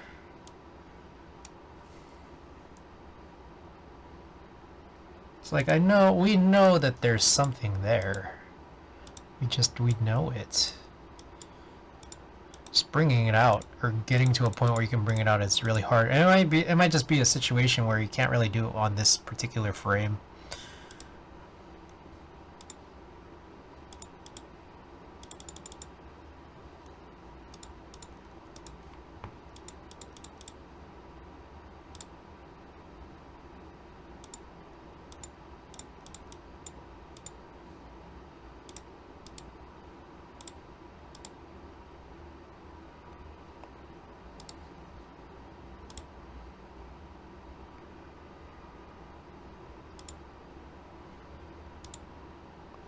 It's our F-13-130. Let's go back to Frontier. Presat 5.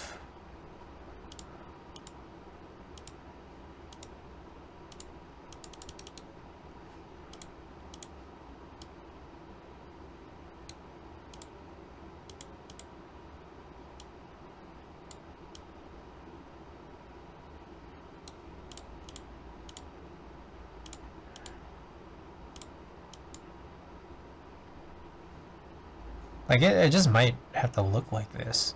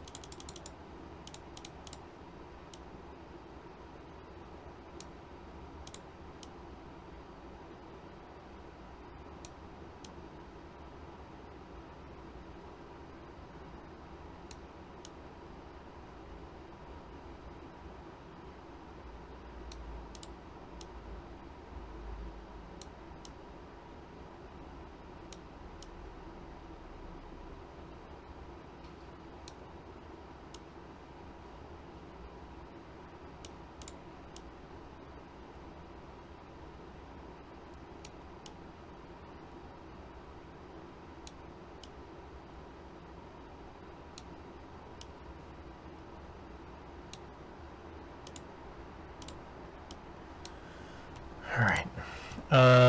This is our F-13-130. Let's try the 160 one more time. Oh, stream Tessa! Welcome. Hey Tessa, you like Espa? I got really close to Espa.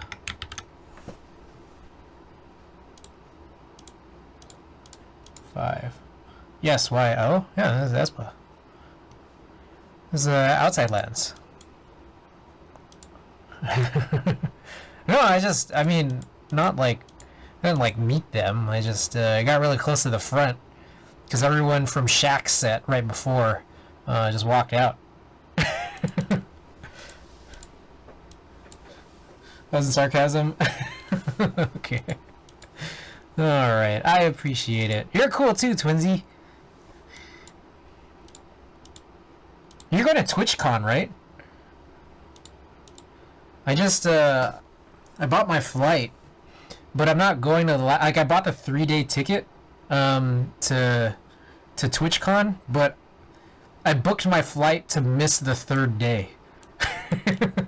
Because it was just like, it was the cheapest flight, and, I need to be back by Sunday night. Yeah. Cali Friday? Oh, okay. Right on. Warm.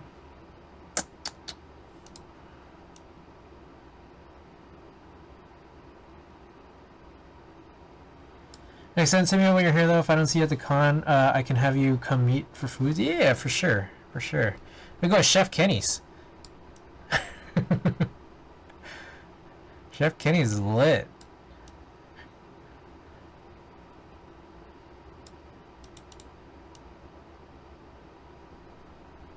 Did you like it? No, yeah, I've had it before. It's really good. I just forgot that it existed for like a year.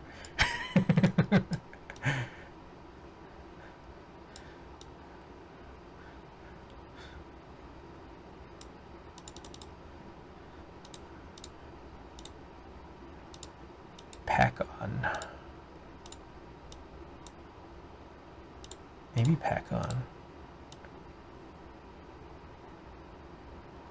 Alright, I like this. Well, I'll compare this with the couple of other inversions because this one seems the most promising, or is at least a top 3.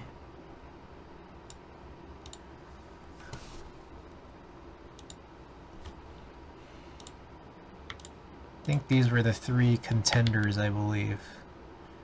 Not that one. It's 130 F13. 180 F13. I think this is the one.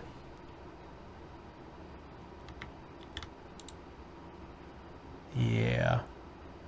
Okay. I'll delete all these. And I think the move is 160 F13. Slide this through and kind of just try to do the same stuff here.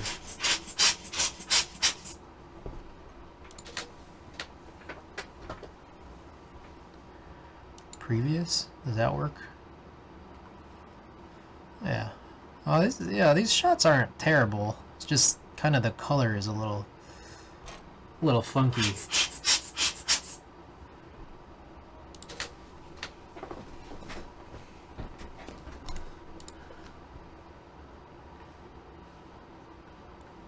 You know what's cool about like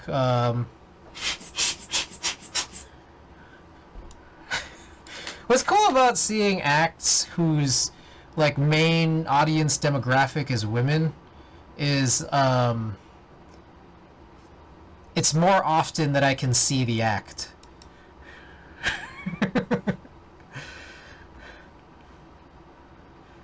And when I can see the act, then like when I take photos, like my hands are a little bit more stable. So then the pictures come out of it a little bit better.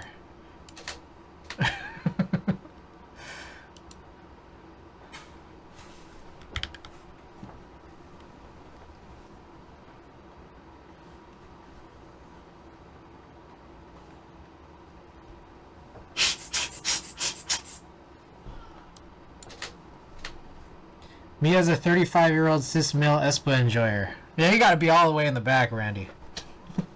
All the way. You gotta be watching from like a food booth. I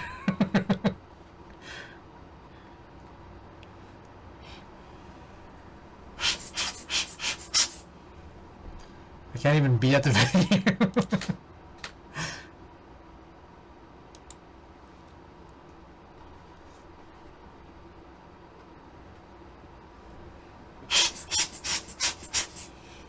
You can watch while you're buying a hot dog.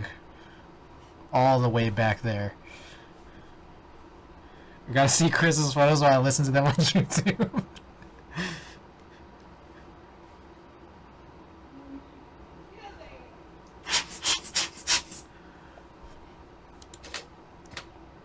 A little blurry on this one.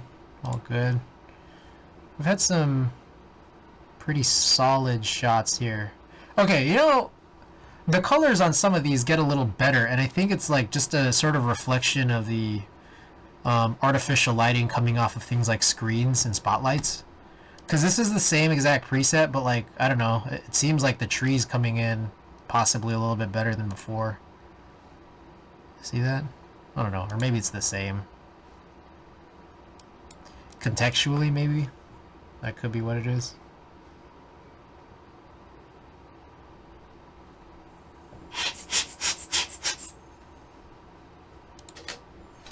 Oh, I gotta take note of this song. This is Laszlo, Keep Running. This is 21 Savage.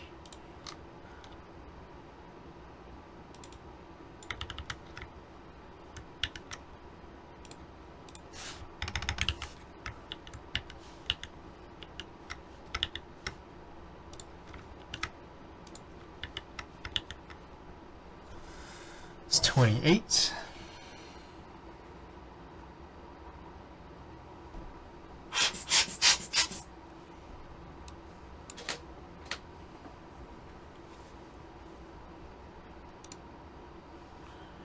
I think I'm gonna, like, especially when I look at, like, some of my concert and festival stuff, I feel like I look at this and I'm like, okay, I feel like I can make some, like, Instagram Reels content out of this. Oh, shit. And so I feel like, especially when it comes to, like, doing sort of music on film, just drop in, like, a, I don't know, a little clip from the actual show. Transition it to, like, the full song.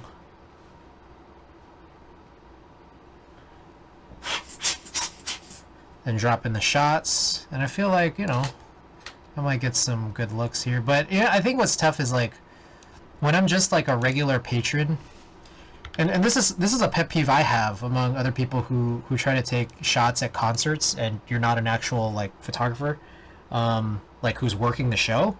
What I don't like is often, like, if you're trying to do a series of photos as just a regular person attending a concert, like, they tend to all be from the same position because you're standing in the same spot unless you're choosing to move around. And so it's like you can't really tell a story if you're trying to put in, like, a series of photos where they're all from the same spot. So I don't know that I can really take total advantage, but I guess when you're at a festival, then maybe.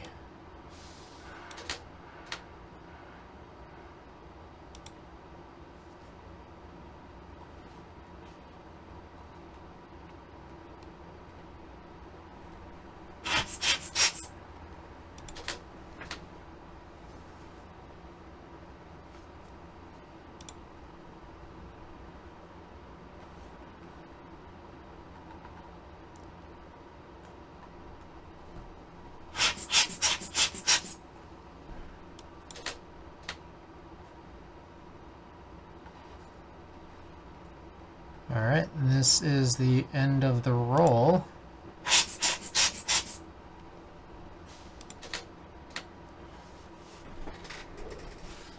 Look at these tanks. Excellent. Real quick, before we continue, I'm trying to do this thing where, like, I don't do reinversions until maybe I'm more done with. We have one more roll, and it's one of the rolls I'm most excited for. It's the last one, and I want to see it, but there's a part of me that's just like, I gotta see this though. Like, can we run this and get some good out of it? Let's find out. So not warm. Oh, pull that contrast down first.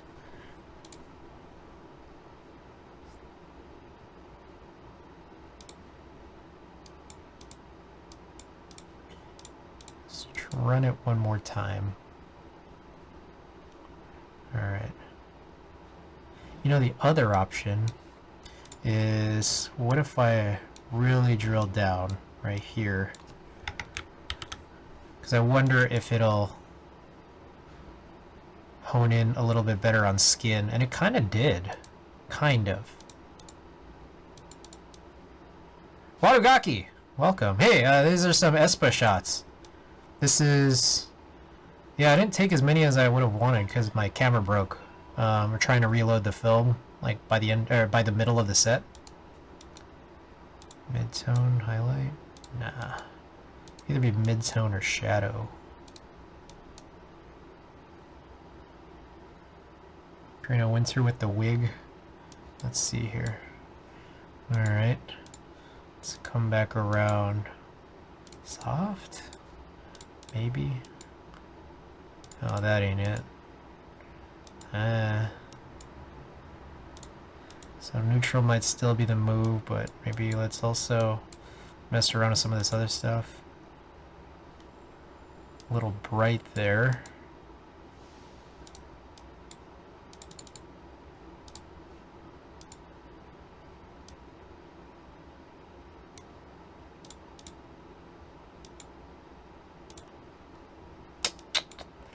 Kodak. I guess send it T.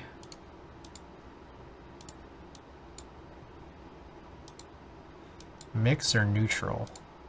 Mix has a little more to it. I think from here we can probably start to play with the colors just a little bit more. Obviously it's like, I feel like I was close, but you know, there's only so much you could really capture. With a 35mm focal length lens. So while I'm recognizing here, it's like this is not like the best shot in the world, you know, it's just full of grain. Seeing what we could do out of this, especially so we can try to apply it to some of these other shots.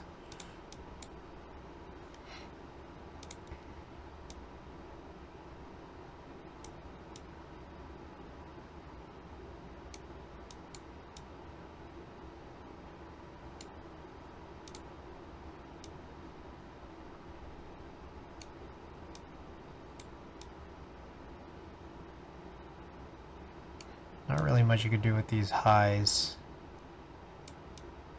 Got this whole fucking thing falling apart.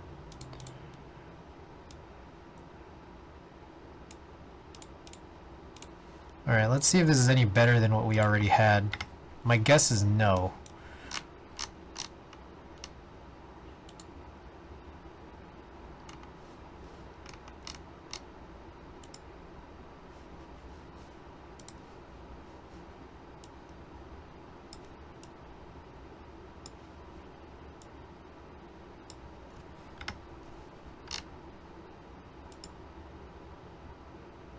This was fine as it was.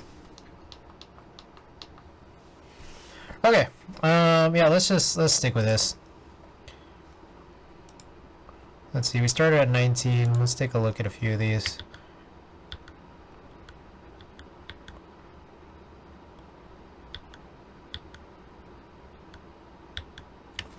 This one. This one. Yeah, maybe this might be a nothing shot. Just way overexposed.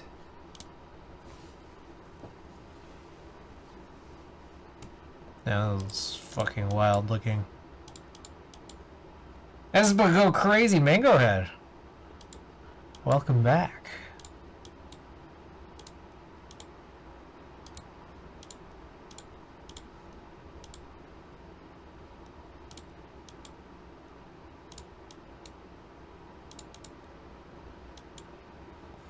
So here's one thing. We could also adjust the exposure of the scan. See if this does anything remotely positive. Did you make a 7 a.m.? No, I missed my last two 7 a.m.s, and there's none tomorrow. So, yeah, no, I blew it twice, but I don't know. They didn't seem to be mad. I just need to adjust my schedule, which hopefully should be better soon. Because you know what's going to happen is I'm going to finish these scans, then my streams are going to be a little shorter. And then I can go to sleep earlier, especially if I start my streams earlier because it's getting darker earlier.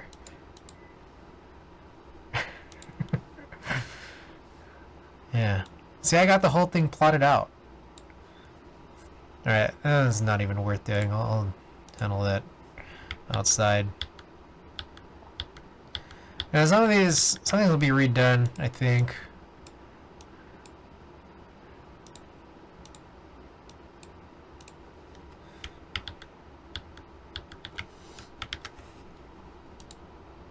I like when they finish songs and they all pose together, and then it's like every song. It's like my favorite.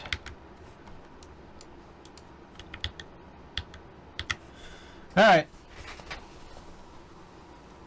I'm drinking you right now. Okay, we got one last roll. One last roll. And it's one I'm very excited for.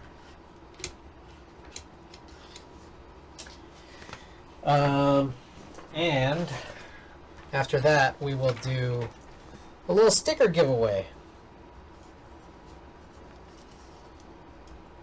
Just a little baby sticker giveaway. Oh my god.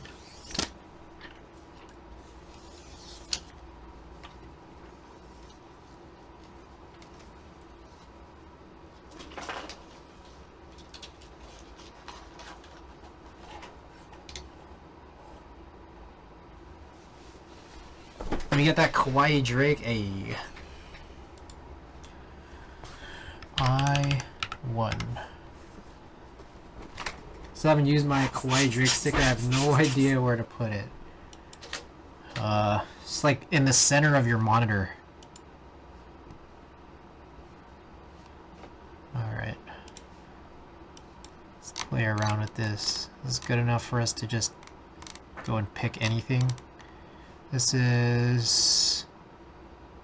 I'm gonna guess 400D, maybe? I don't know, or it could be Portrait 100.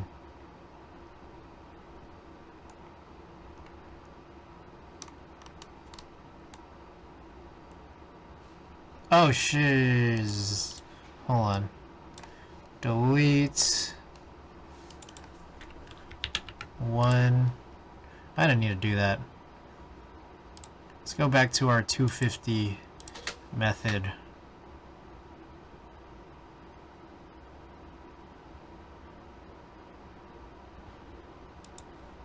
I think this will work.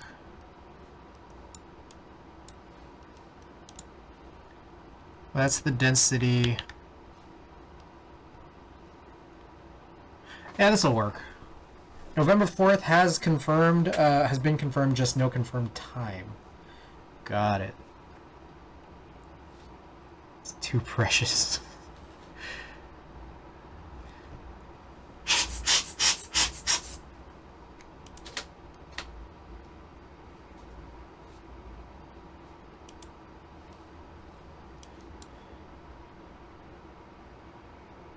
Oh, maybe. Oh, that's where we landed. Okay. Any other F-13 800s? I guess not. Apologies for this. I know it's all crazy. All right. Yeah, let's just go with this. Wait, what is this? Oh, this is GC400. What the fuck? Hold up.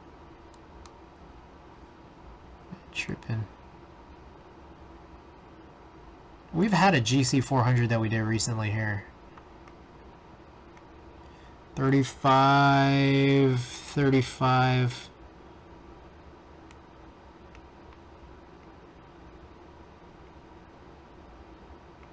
Come on.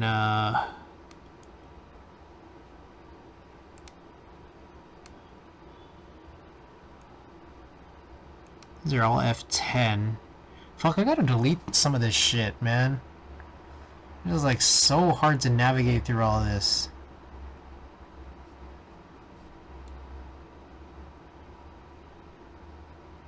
Whatever, I'm over it. Okay. I'll just keep it as this.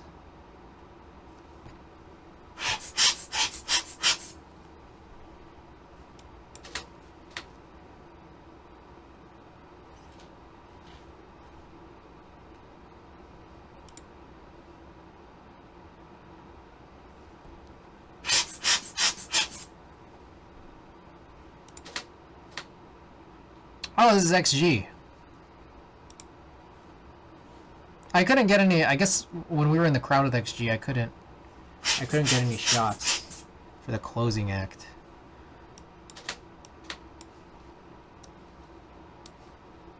Just will raise that so I could read it.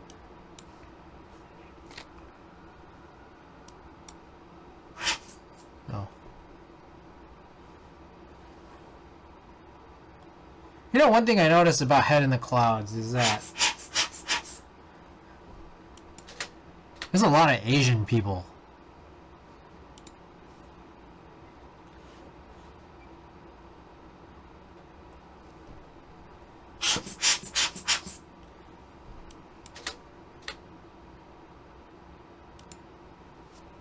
That's crazy, right? You know what else is crazy? Like, you know, twins look alike.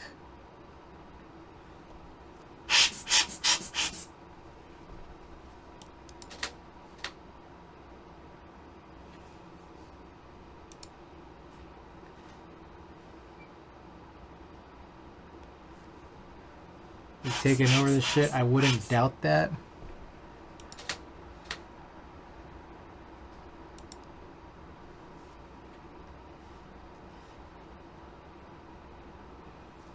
Sometimes they don't. But sometimes they do. And when they do, it's amazing.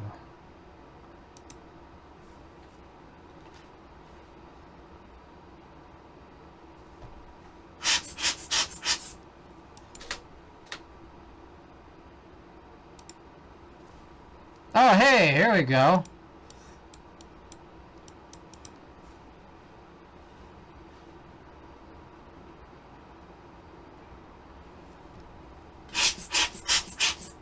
This is what we've been waiting for.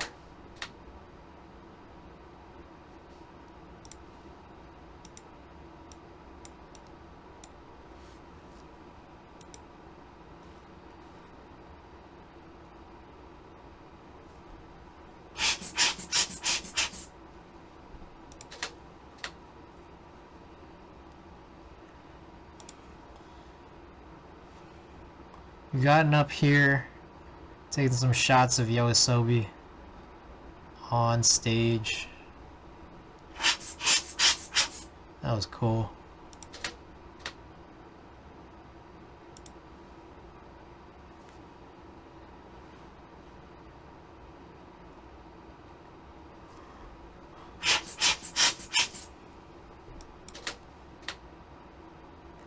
You were there the whole day? Mostly just for Yoasobi's set on the stage, at least. We were on stage for a little bit of Zion T's set too.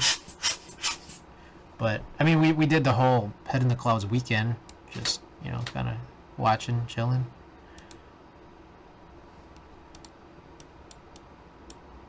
This is cool.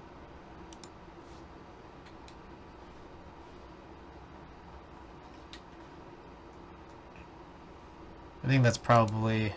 I think that was kind of the internet. I didn't take too many while I was on the stage. What was your favorite set? Yoasobi was really good, and I got to be on stage with them, but I think the closing act was lit. Lynn Lapid was good.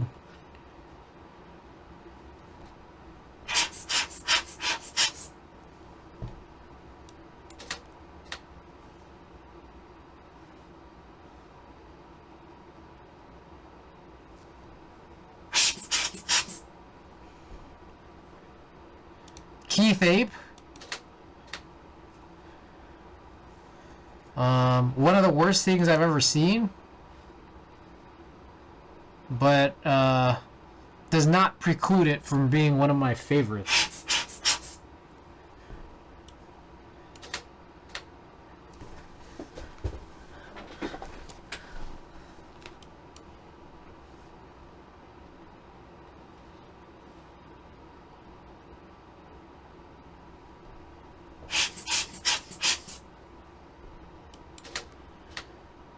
Watched like maybe one song of Nicki's and then just kind of dipped.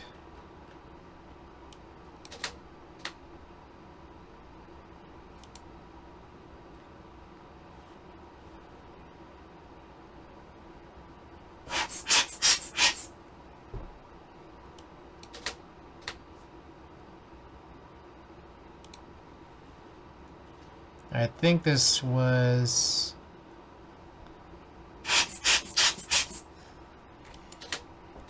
the final act.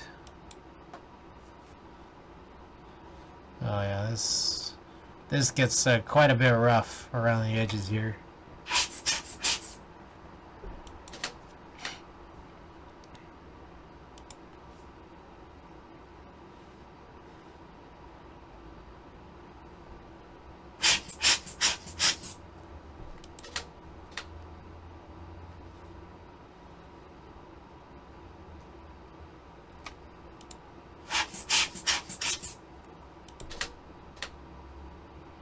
Yeah, not very good photos. I think that's sort of the downside. You hit a nighttime set. Still got a consumer 400 ISO film in here. You get, getting this. Some of those Cinestill shots will turn out a little bit better, but obviously colors can be kind of crazy. When the artificial lighting hits, though, that Cinestill looked pretty good, and that's what we saw. I think it was one of these previous rolls. No, this is like a, not even... It's like, what is this?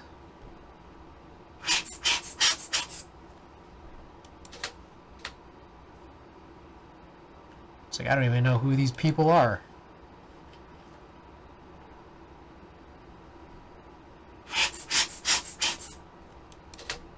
No, I kind of know. This one Viverite, I think. Rich Brian, Masiway. 31.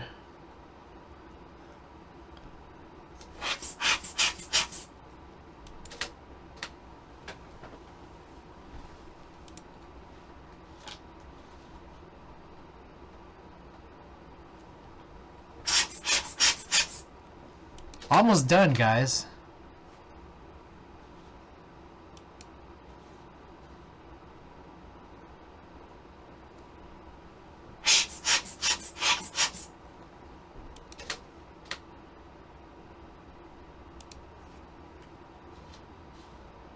Oh, hey, is this possibly a possible shot with limited camera shake? Let's find out. Still pretty horrible. Out of focus, overexposed act.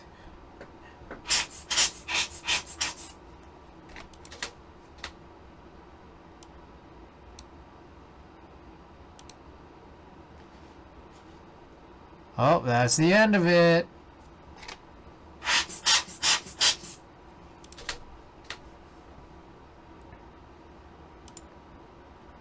Alright. That is it for the actual scans. Let's do some reinversions. Some quick ones. Wow, there's one of these Yoasobi shots I really liked. I think it might have been this one.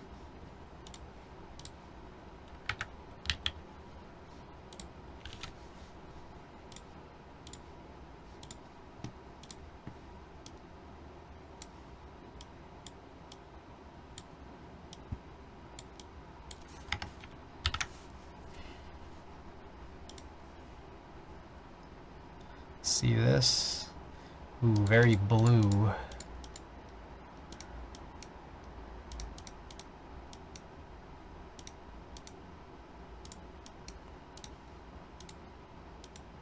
Warm that up. Ooh. Whew. That hits. Yeah, that warm's got to be it. Either AVG, warm. Yeah, probably warm.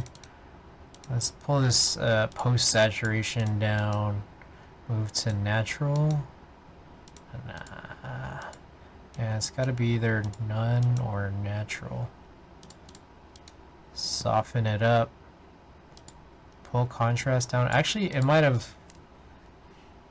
This might have benefited from pre-scan, pre-inversion contrast down. So I'm going to do that.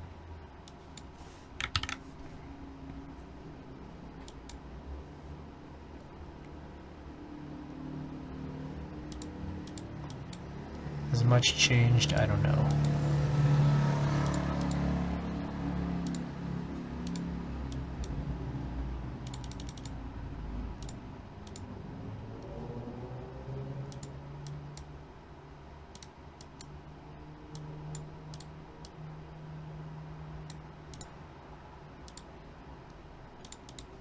Shadow soft.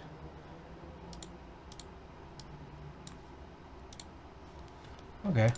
Yeah, I don't hate this. It's good. Let's sync this with everything.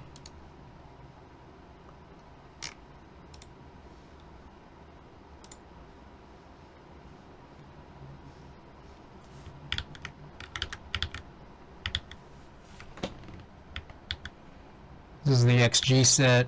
Coming back around to some of these.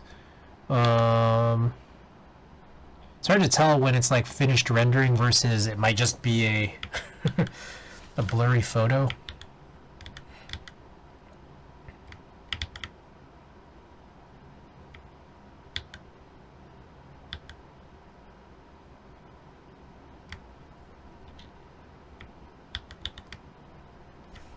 This one, okay, there it is.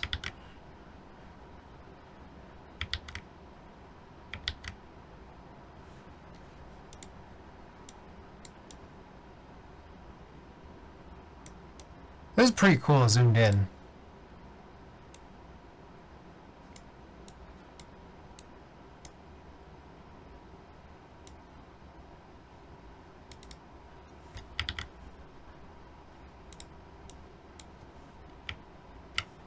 I like this as a shot better, but when I punch in a little close to this one's pretty cool.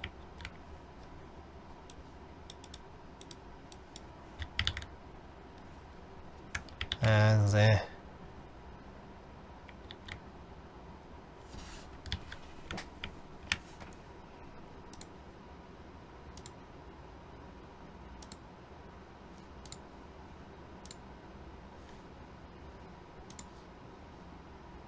cool. Alright, let's work backwards from here. We did a lot of the ESPA stuff already.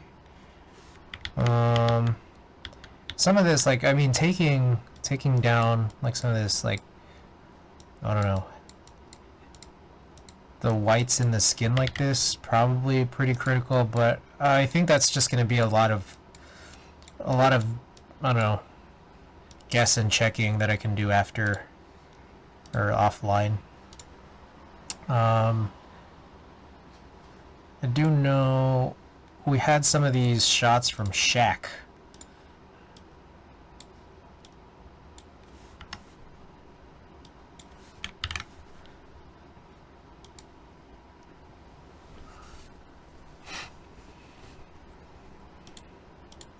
Let's warm him up.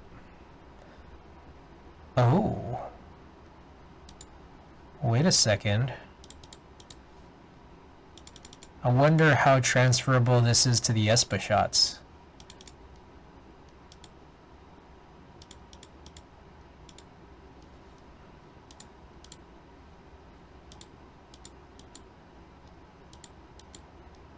Nope.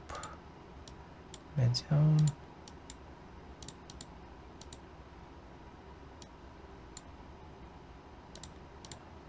I probably want to keep that shadow weight. Contrast down a little. Darks, we could leave that. Alright. Let me try to push this onto ESPA. Oh. What the fuck? Oh, you know what it is? Totally different exposure, but that's... We needed to adjust it because ESPA's... Like, the exposure that came out of the ESPA negatives was, like, kind of nuts. So this was never going to work, which is unfortunate. Alright, well... Let's push all of this backwards. So this is 800T. I believe this one is part of the closing act from Head in the Clouds again. We gotta definitely order all of this stuff properly, which we can do. Yeah. Not the best picture, but could be something worthwhile to actually run the inversions for these nighttime shots.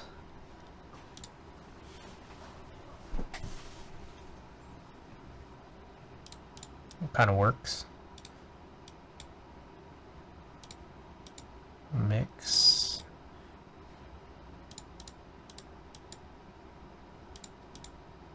It's a little funny. Yeah, this is, I wouldn't say this was the best.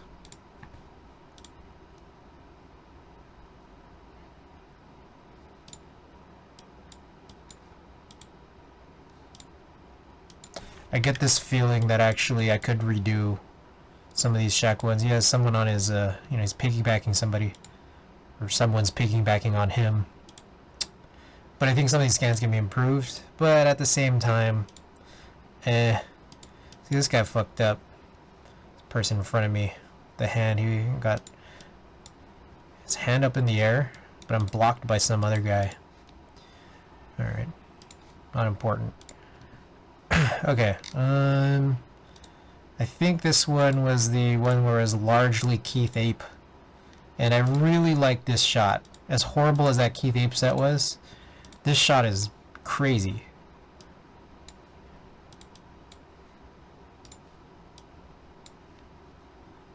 So let's see if we could get something good out of it.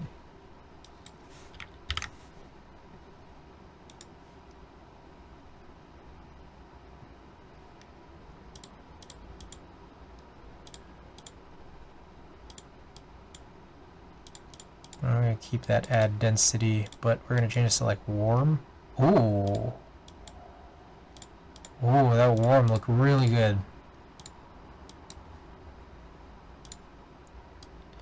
Highlight soft. I'll bring the darks up just a little bit.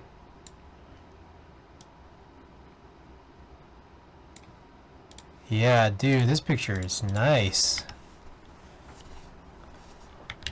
I mean, I kind of like this cropped as it was. Got someone's big ass head in the way.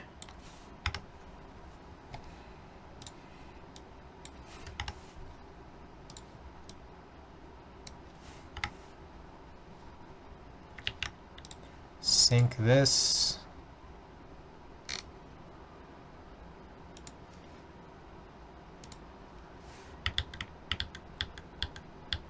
Alright. So this doesn't work for every single one. Works for some. Oh, especially considering some of these I scanned them at different exposures and then I eventually went back. You can tell by the film borders.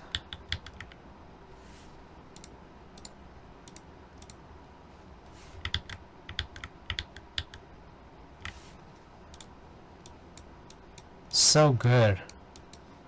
Slug cries, Hanja!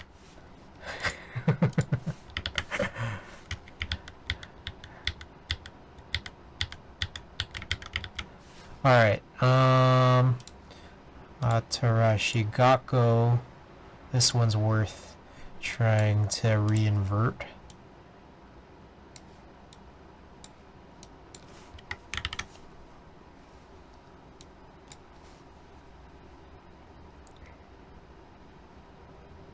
That is not good. Alright.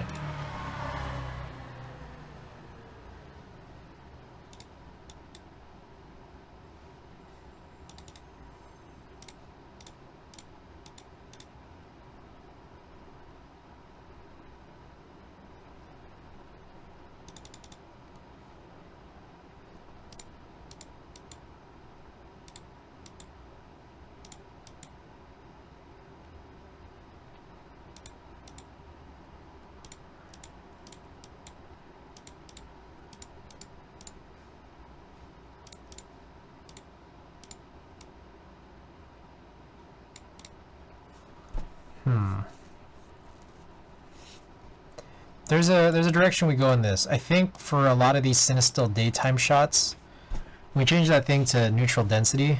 There is something that resembles an improvement.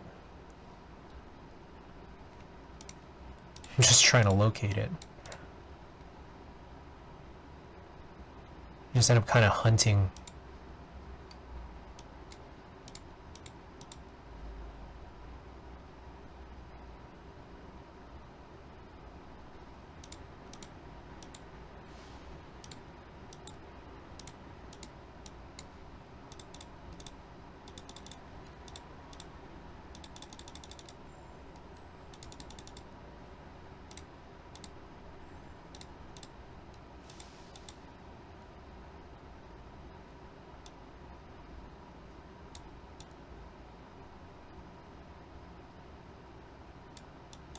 It's not this though. That's the problem.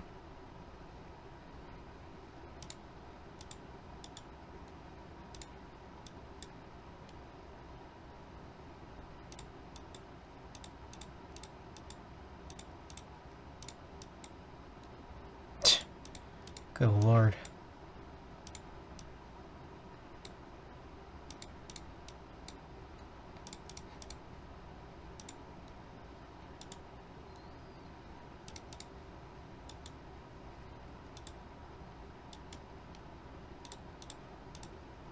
Cine T, Cine D. Alright, not really much we can make out of this. I think this also has to be, try to make something out of it. We'd have to do a series of rescans, just to try to, again, hunt for that proper pre-scan film negative density.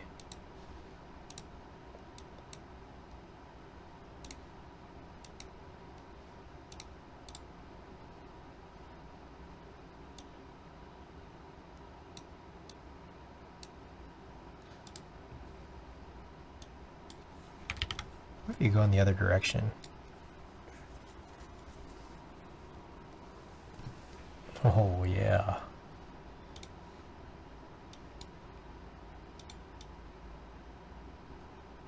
What if I just go all the way up?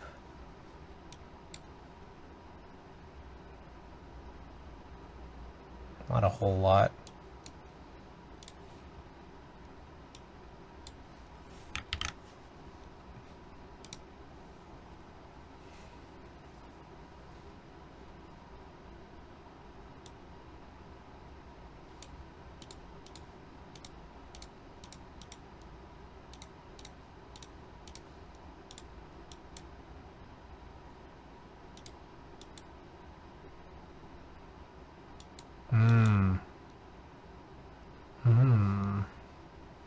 What's funny is, like, some of these skin values actually do get improved, but this sky is fucking, I don't know. It's like, what is that?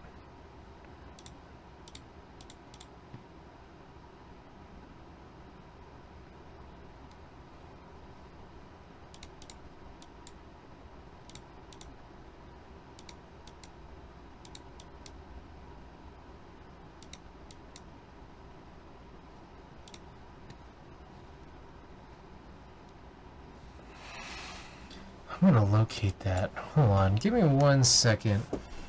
There's a picture I need to look for. Because I think if I find this picture, it'll kind of unlock a lot of information.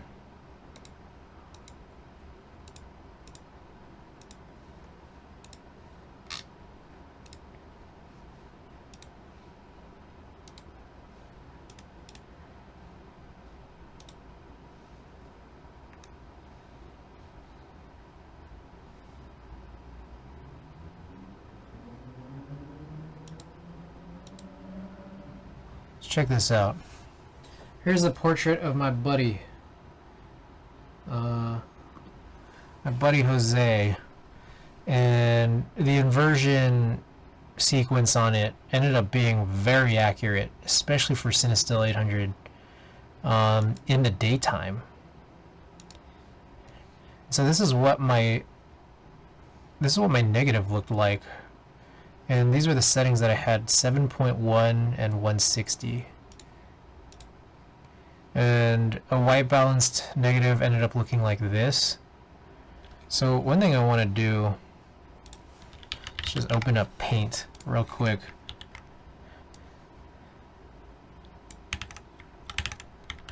I'm just going to paste this.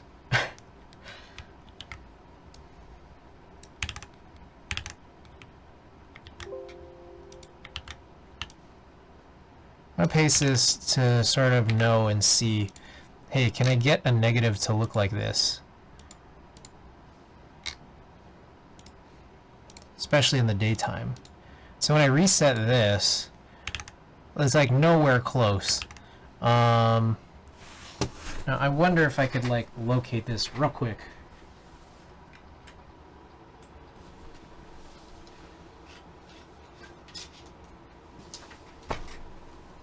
So it'd have to be a Cinestill one without something that's outdoor. This would be like one of the a pretty decent example.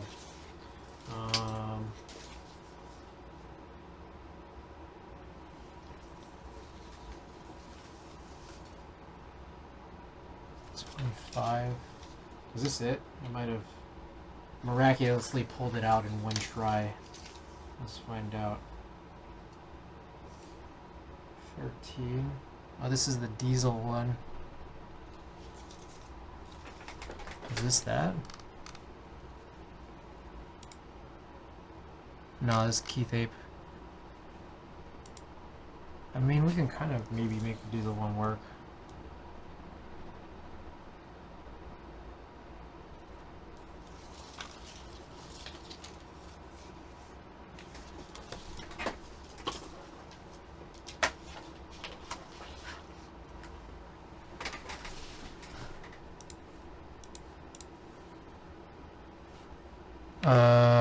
This one, I want to go to, I think it's H. Is this where, yeah, this is where we saw ESPA. Tethered capture. Let's go to H. Yeah, 38's fine, whatever. Try this.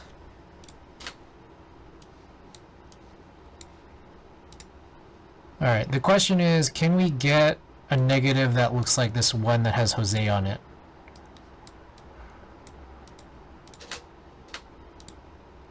We want this negative to look like this.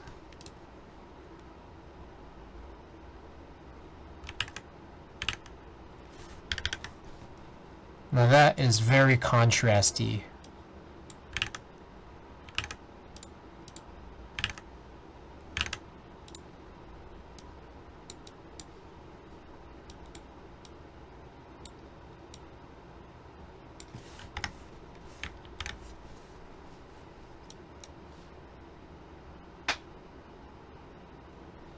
Okay, so that didn't do exactly. Hold up.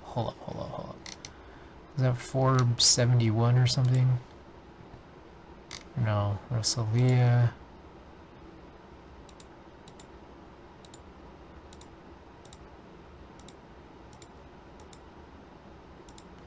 $477.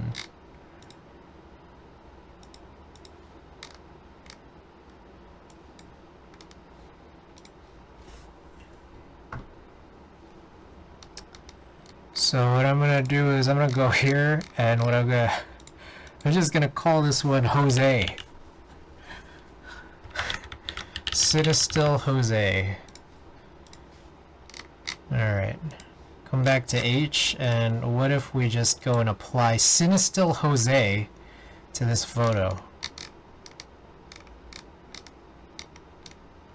Where is it?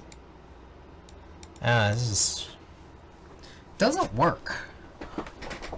That's what's confusing. It's like, what has caused this to look this different?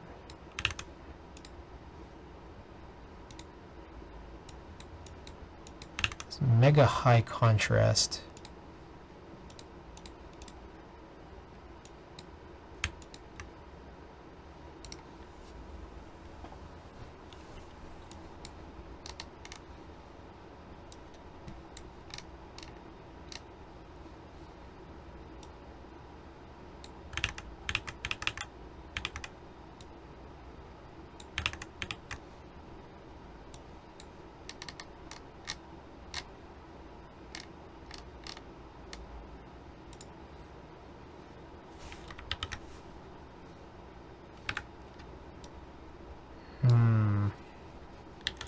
Let me play with this.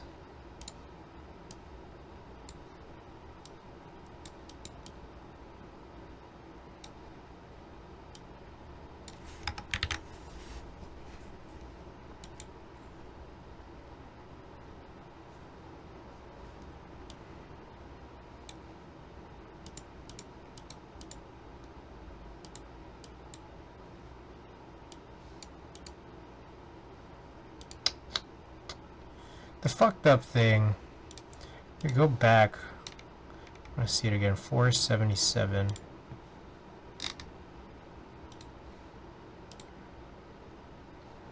You look at this, We could see what the tone curve is doing. But we don't have any of the actual regular settings again from an LP. Now, maybe I can duplicate this photo. Is that possible? Create virtual copy.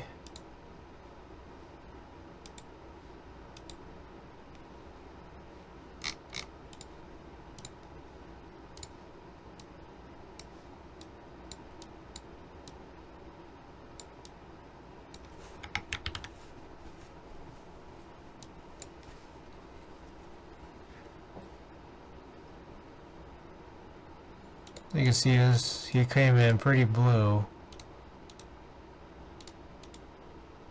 What allowed us to get to this point is what I'm curious about. Midtone, highlight.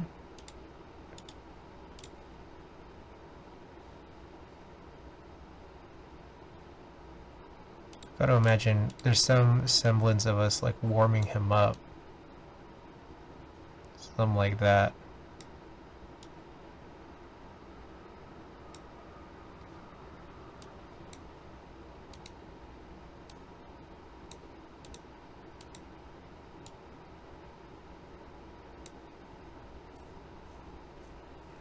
So this is what this found. Cinestill Jose 2. And the reference we have is, it was auto neutral, but we changed to 5637. That's kind of it.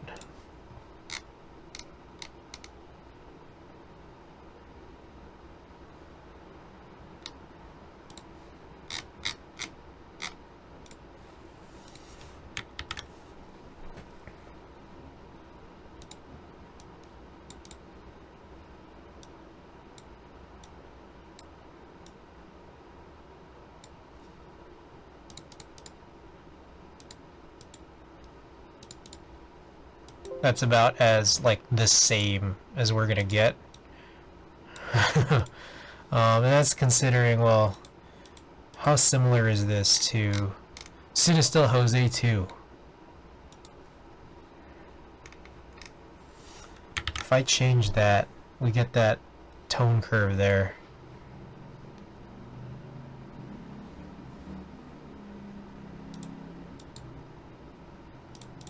This is crazy. This is ridiculous. I'm not gonna lie.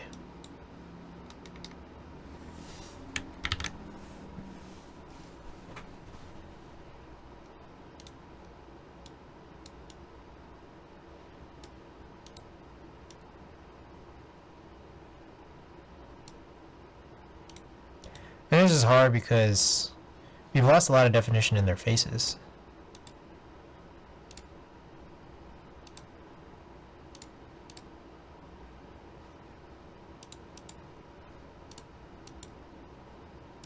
Oh shit.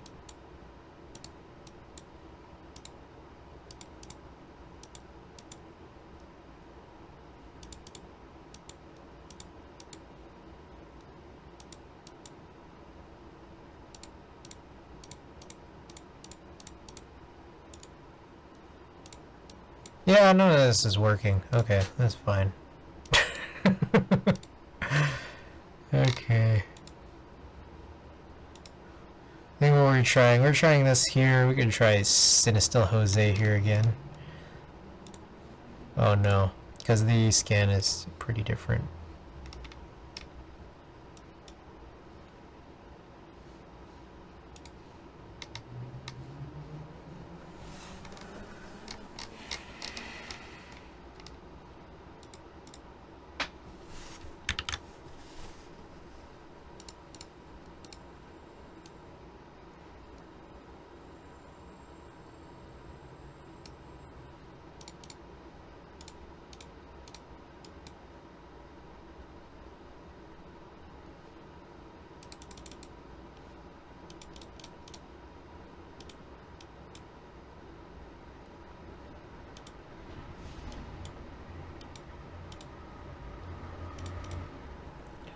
Frank, Welcome.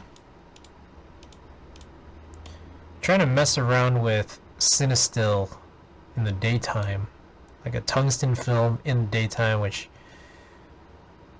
has occasionally produced good results, but in these cases it has not.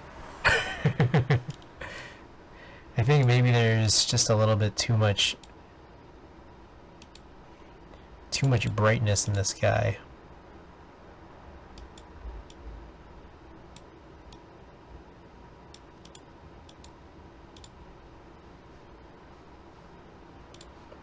Alright. Getting out of that.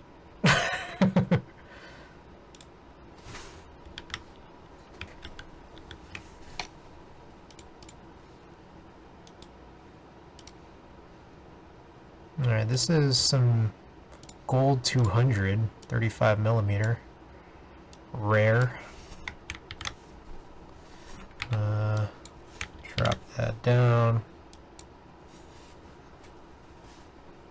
Yeah, gold 200 is a really interesting film stock, that's for sure. I can see why a bunch of Instagram people would love it. It does work really well with enough sunlight. But that's the key.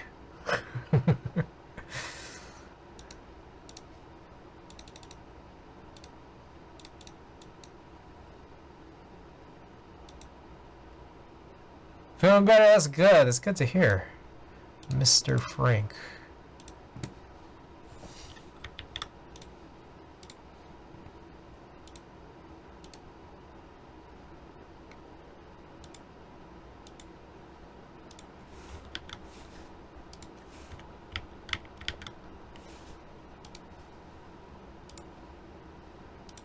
See if I can get something better out of this one. One would hope that's the case. Kind of enough light in here.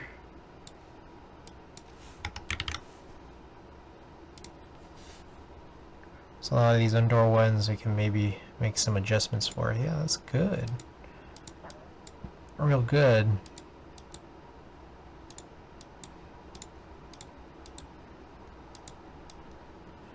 Highlight soft.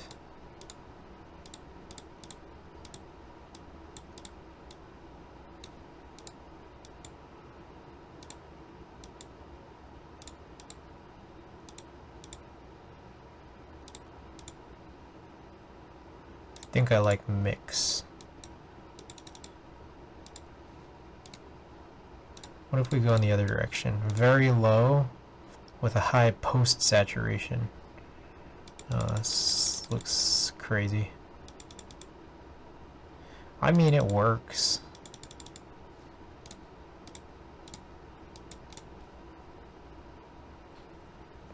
High pre-saturation, low post-saturation. That's fine either way. Okay. Let's see how many of these indoor ones are sort of more dark exposures might look with this.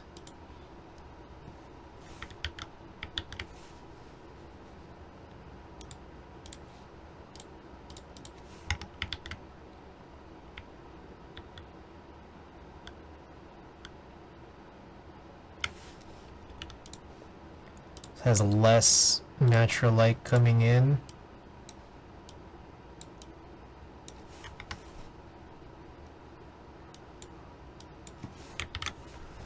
You're gonna grab soda? Alright, well.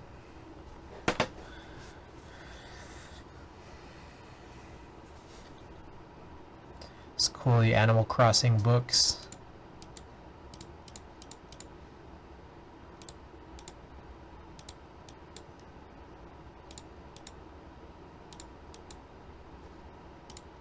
Natural's good.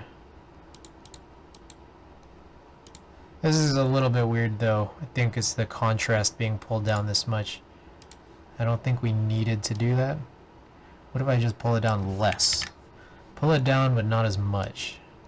That also could be the pre-saturation too. I do like this a little bit better.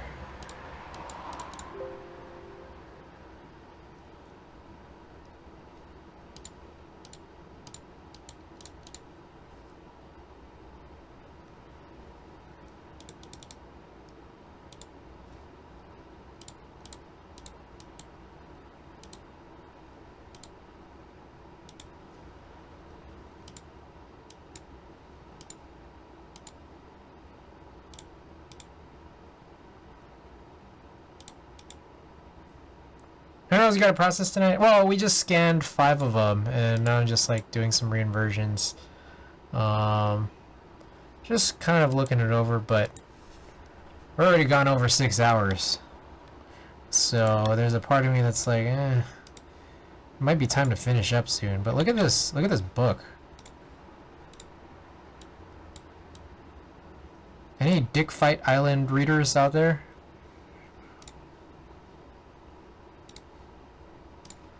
Play with this.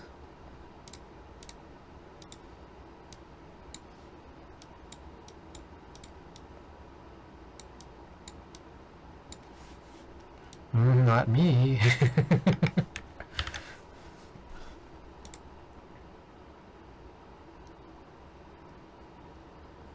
Oh, that's nice, actually. Good color.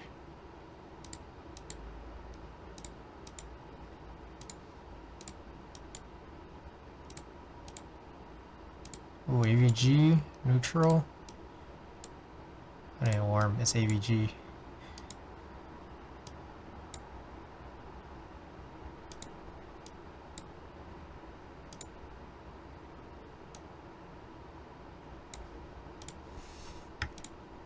Let's try this one.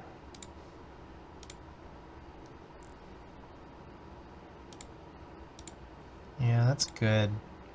That's not.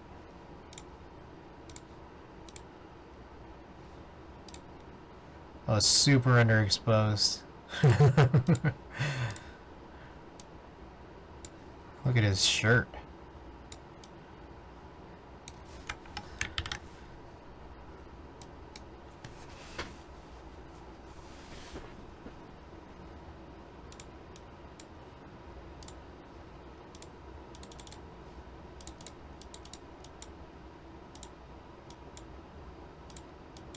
I'm gonna weight that like that. Let's do neutral.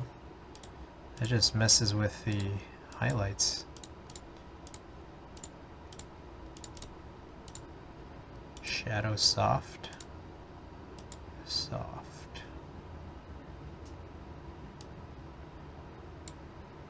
Yeah, this is like, can't really do much with that.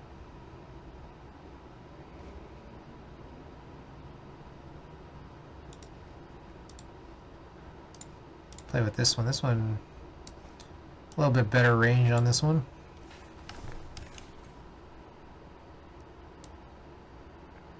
Let's do the partial contrast pull down.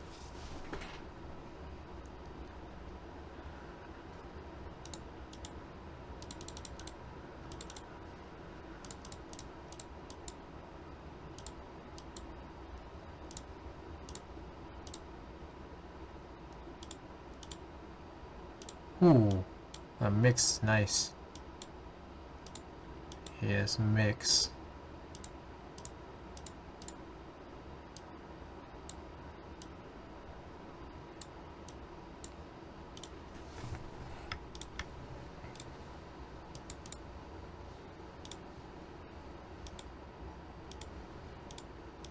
Better colors on this, so you just can't see anything. Can't see shit.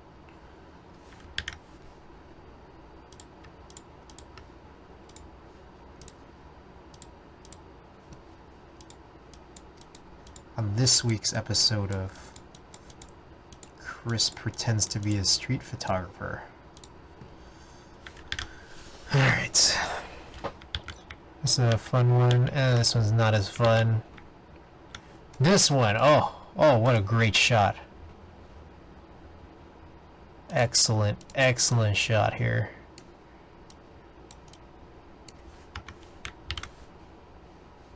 Let's see if we need a contrast pull down on this one.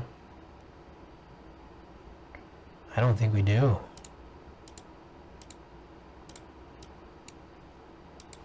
Alright, let's try.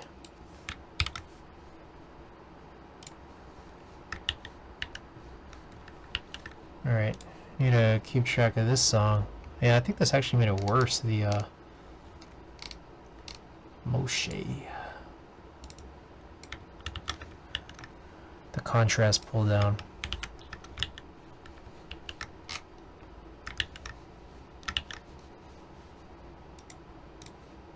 What if I do 30?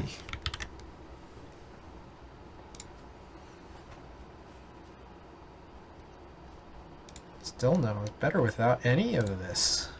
Amazing. Amazing.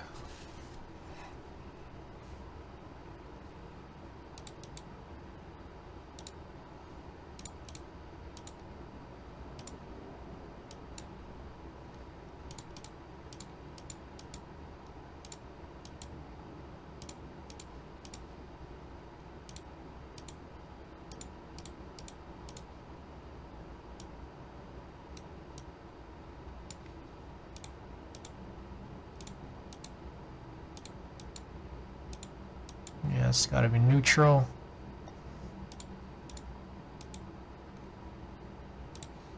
Oh, excellent.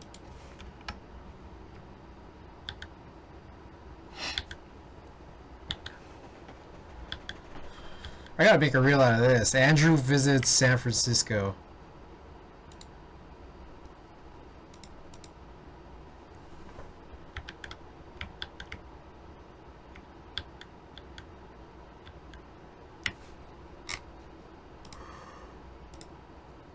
Oh, baby.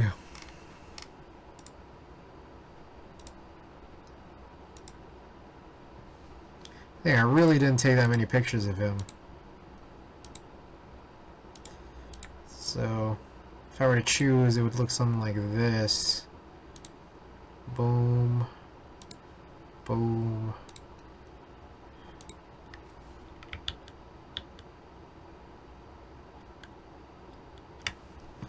Yeah. Sick. Alright, and I think this is the last-ish one. Last-ish. That's where we started today. Fuck. Damn, what the fuck? It's already 2:30? Y'all believe this shit?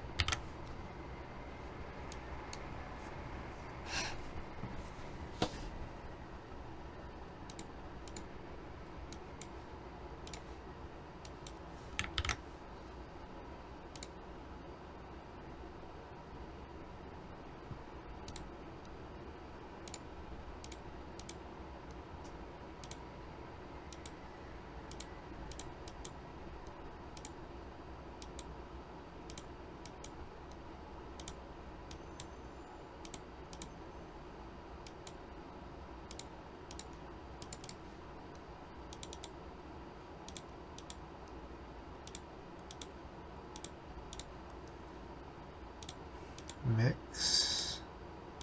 I like that better than neutral. Maybe a little. I don't think it's warm though. Okay, let's go mix. I'm gonna sync this.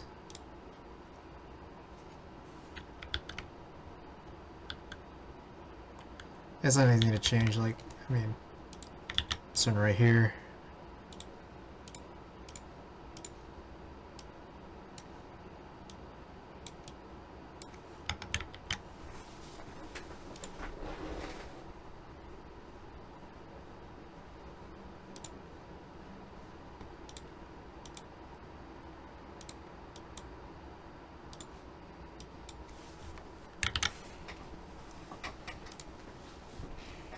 Whoa! Oh shit. My AirPod's dying.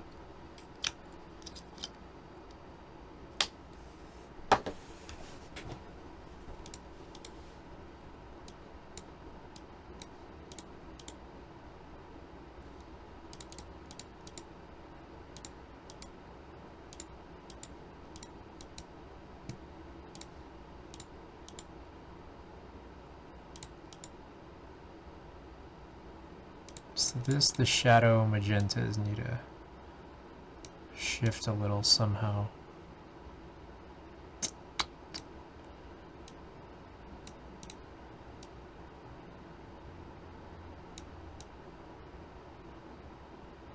Something like that.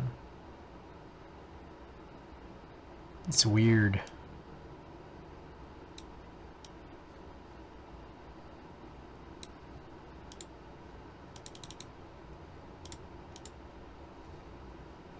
Whatever. I mean, this is not that significant of a shot.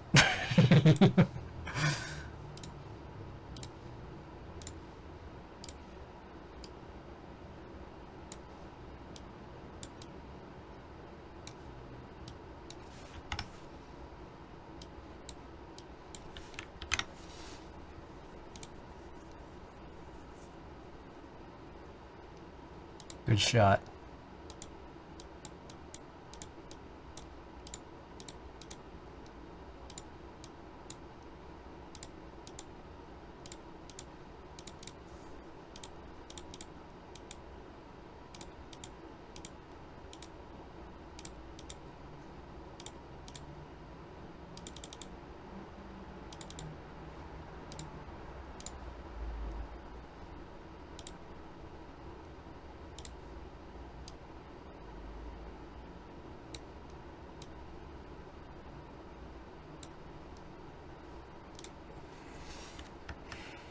Good shot.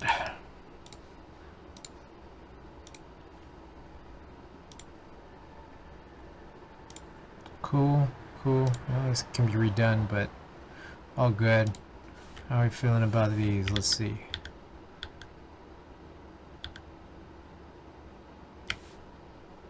This one could be worth redoing.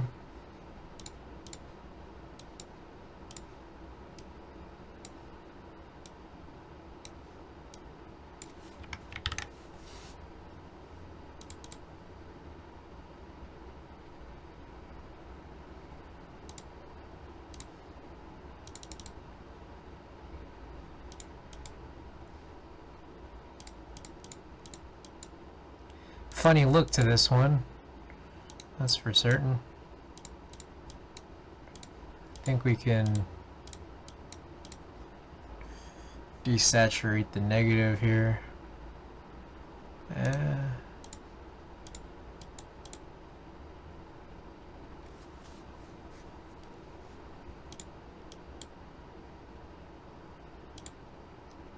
Ooh. Go with crystal, hit that high contrast.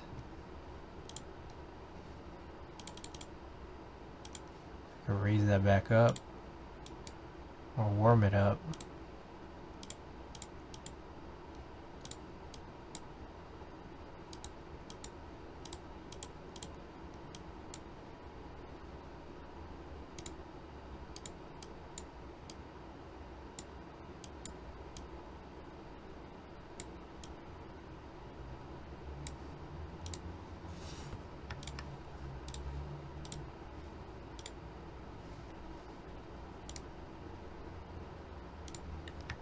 Damn, that was fucking crazy. Holy shit, these visuals. And the thing is like it's like one of those live filter kind of things. Crazy.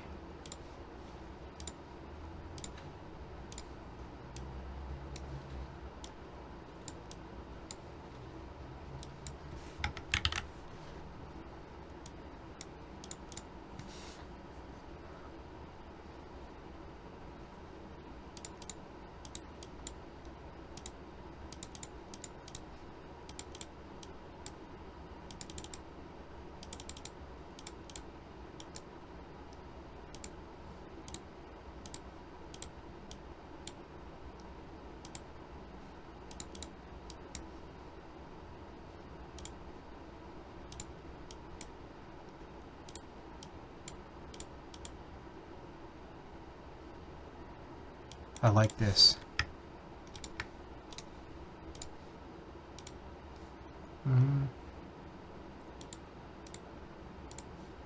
Maybe just for that one. It's a cool one. Carry on. Maybe a lot of these other daytime ones will adjust.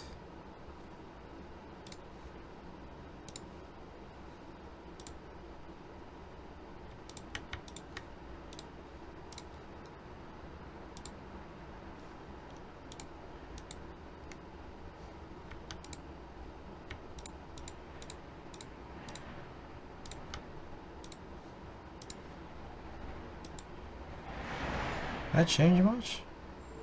Maybe not.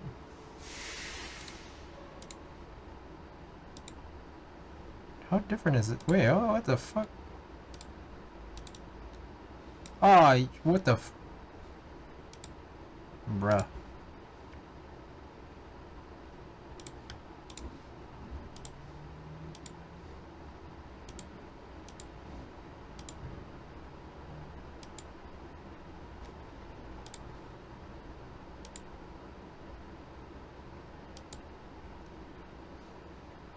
Alright, whatever.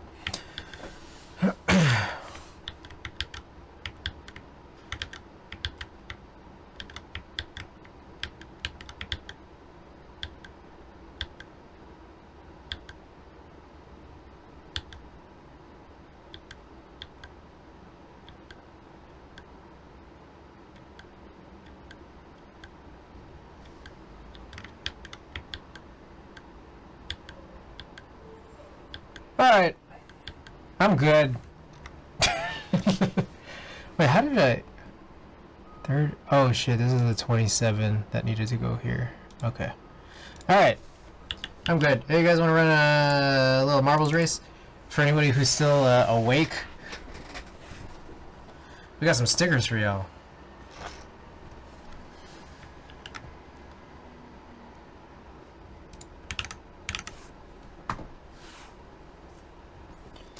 Alright. Lurkers, wake up! We got some stickers. You already know. Do I still have any more Piccolos? Hold on. Oh, I think we're out.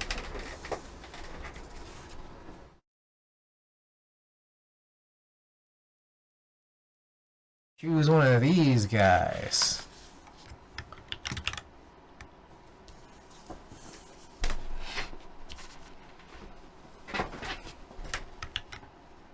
Oh shit, I never paid out the prediction. I typed really fast that time, so it goes to the winners. Gian, oh, Gian's on? Alright. Let's do it. Are you sure you don't want to raid, Cute Boss?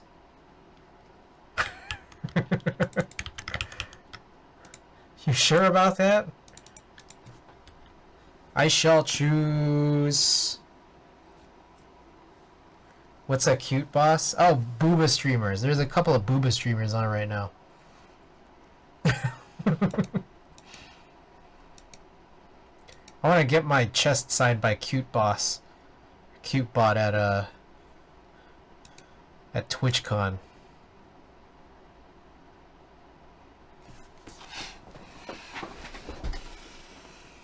Anthixius, gotta choose.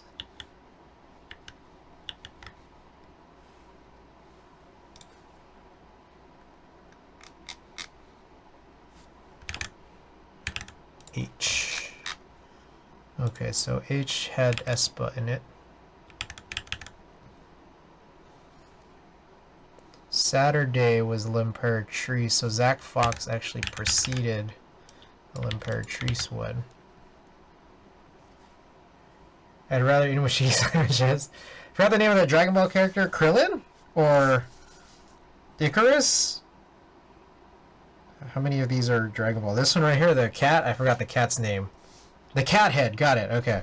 Hey! Alright. You got it. Sick, okay. Let's try Gian. Shit. Gian. Okay, make sure you follow or subscribe, whatever he has this restriction for. Okay, and also, here's all the commands: YouTube, Wadagaki, Discord, Raid 1, and Raid 2. Alright. So yeah, first one if you're a sub, second one if you're not. I'll be back probably Sunday. Yeah, taking tomorrow off, and then I'm kind of busy on Saturday, so see you guys soon.